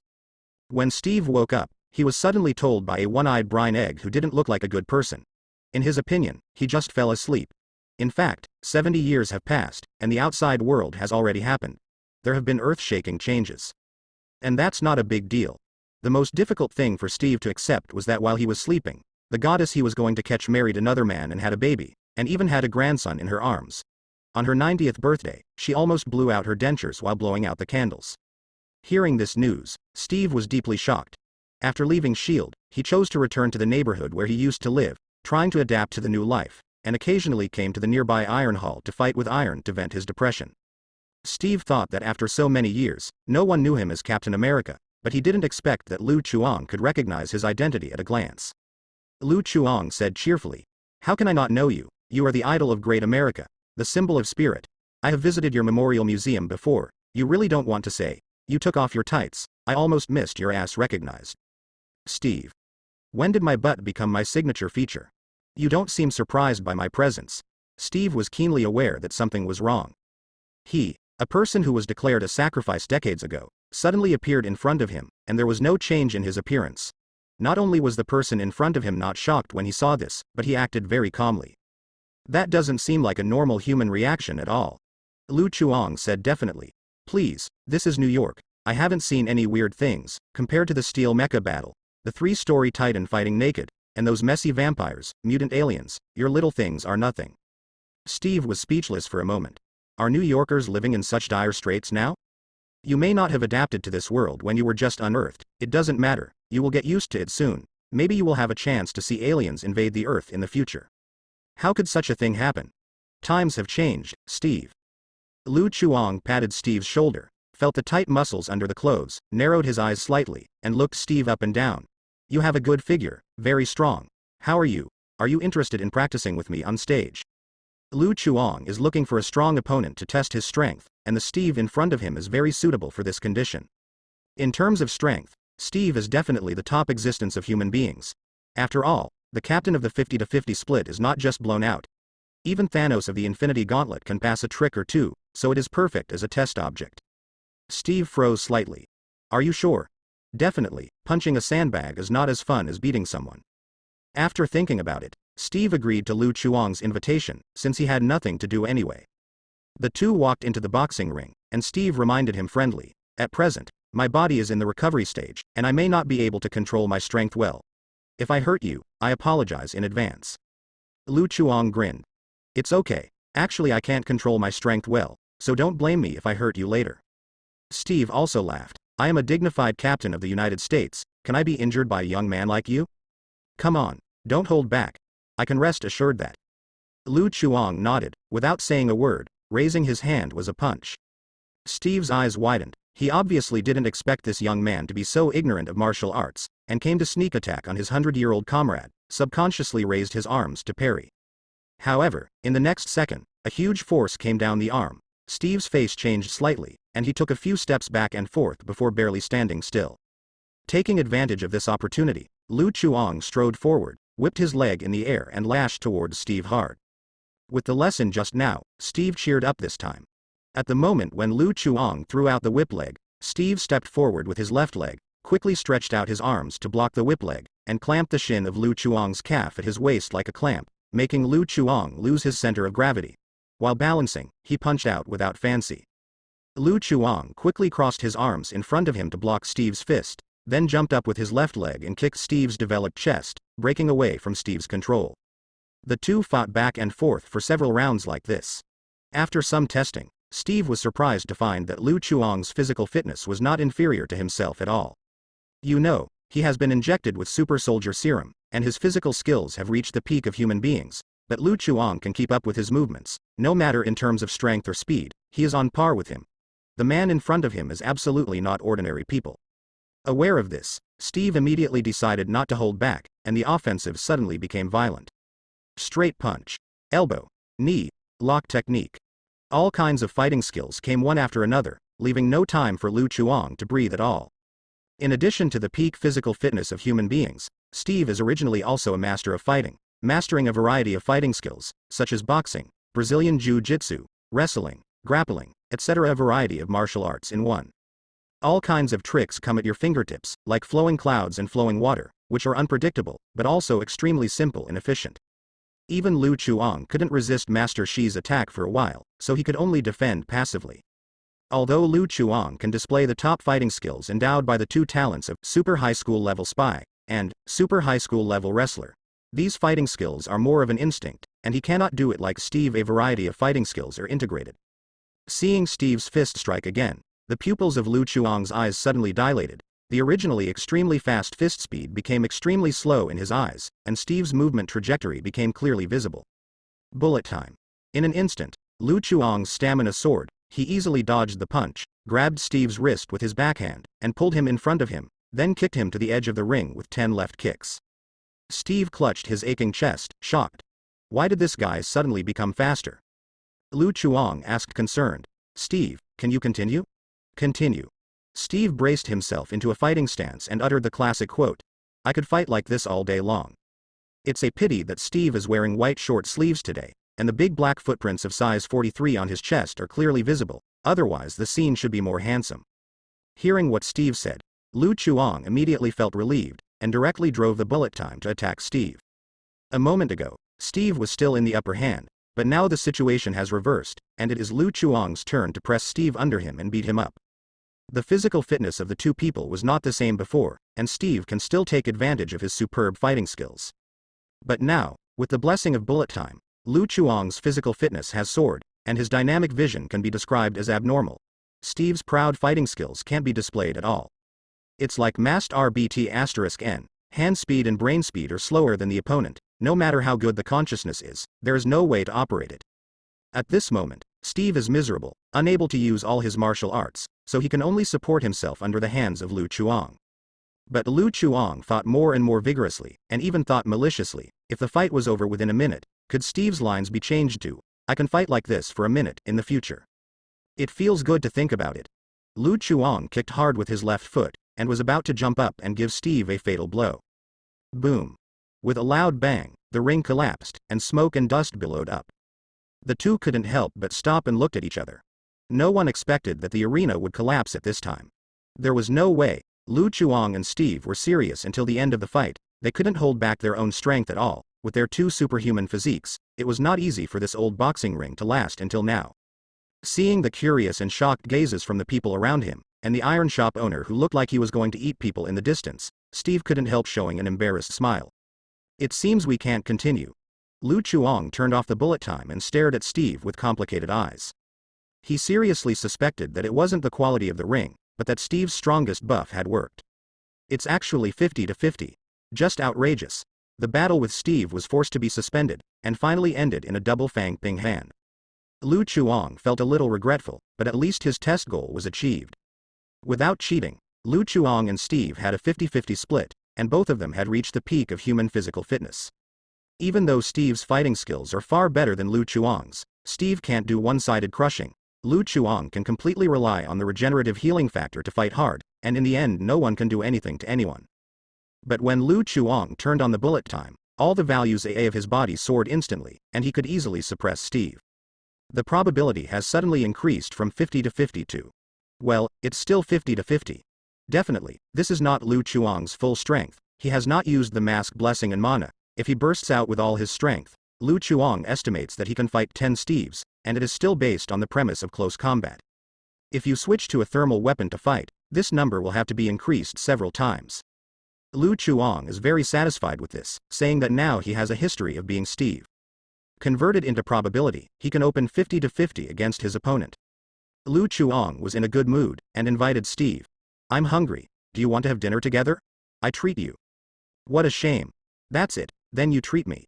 Steve moved his mouth, and finally nodded in agreement with a depressed face.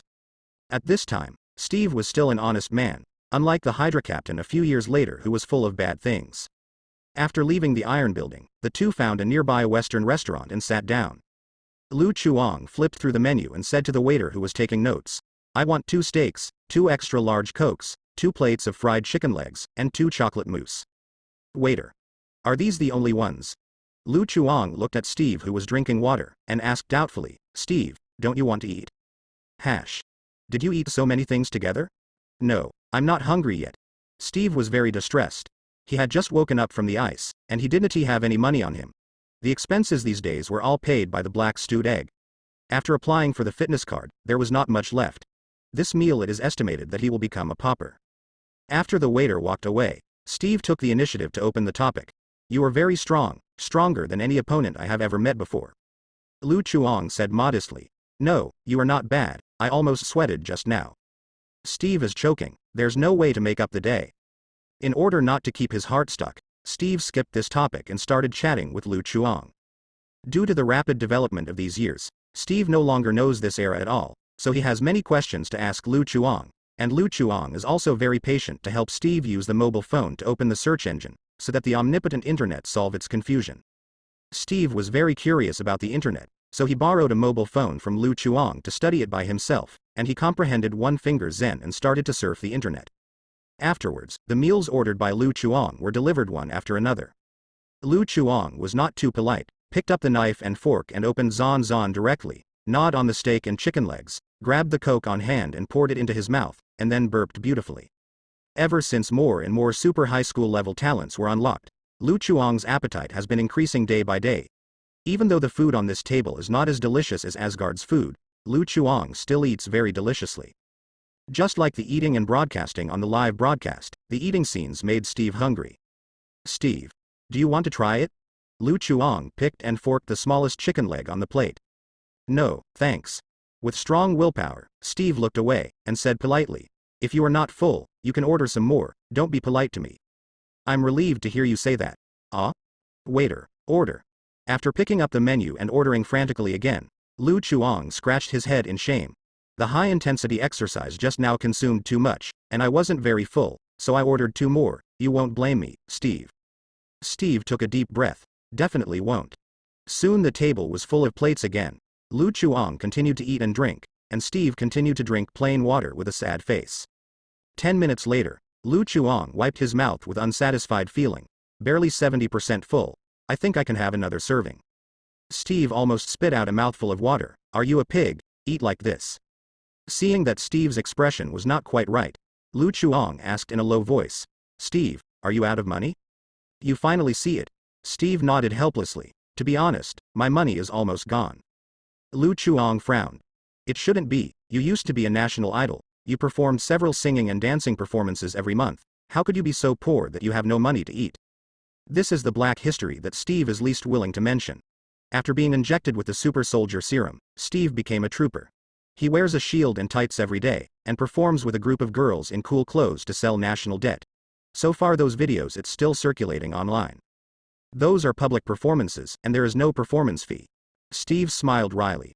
Originally, I did have some savings at home, but that was 70 years ago, and the money is probably gone long ago, and the house I used to live in was destroyed by that or something. The Captain America Memorial Museum bought it for an exhibition, and now I have to buy tickets when I go home. Talking about it makes Steve uncomfortable. To commemorate his heroic deeds, the Captain America Memorial Hall keeps everything in the house intact, even the magazines with sexy girls on the cover that he threw on the bed in a hurry before he left. And mark it with thick text. The magazine that the US team likes to read, it is suspected to have been used. Use a fart. Obviously he was too excited to watch that night, and accidentally spilled milk on it. So that's how it is. Lu Chuang expressed sympathy, and then said, if you are short of money, I can introduce you to a job. What job? Being my sparring partner, $500 a day, daily settlement. No problem. Hearing such a generous reward, Steve agreed decisively. It's not difficult to be a training partner, at least it's much better than when he participated in the song and dance troupe and sold his ass on stage. At that time, many rich ladies and ladies, even rich men, came for Steve's ass. The costume designer specially made Steve's uniform tighter for this purpose, so that the tickets for the singing and dancing troupe were once fired up. The sky-high price set a sales record for the year. Looking back on the past, Steve vowed not to use his ass to make money again. Change to make money with the whole body. Cough. Steve coughed suddenly, and said a little embarrassedly, can I pay one day's salary in advance? I have to pay later. Definitely can. Thanks. It's okay, I'm the one thanking you. Waiter, order.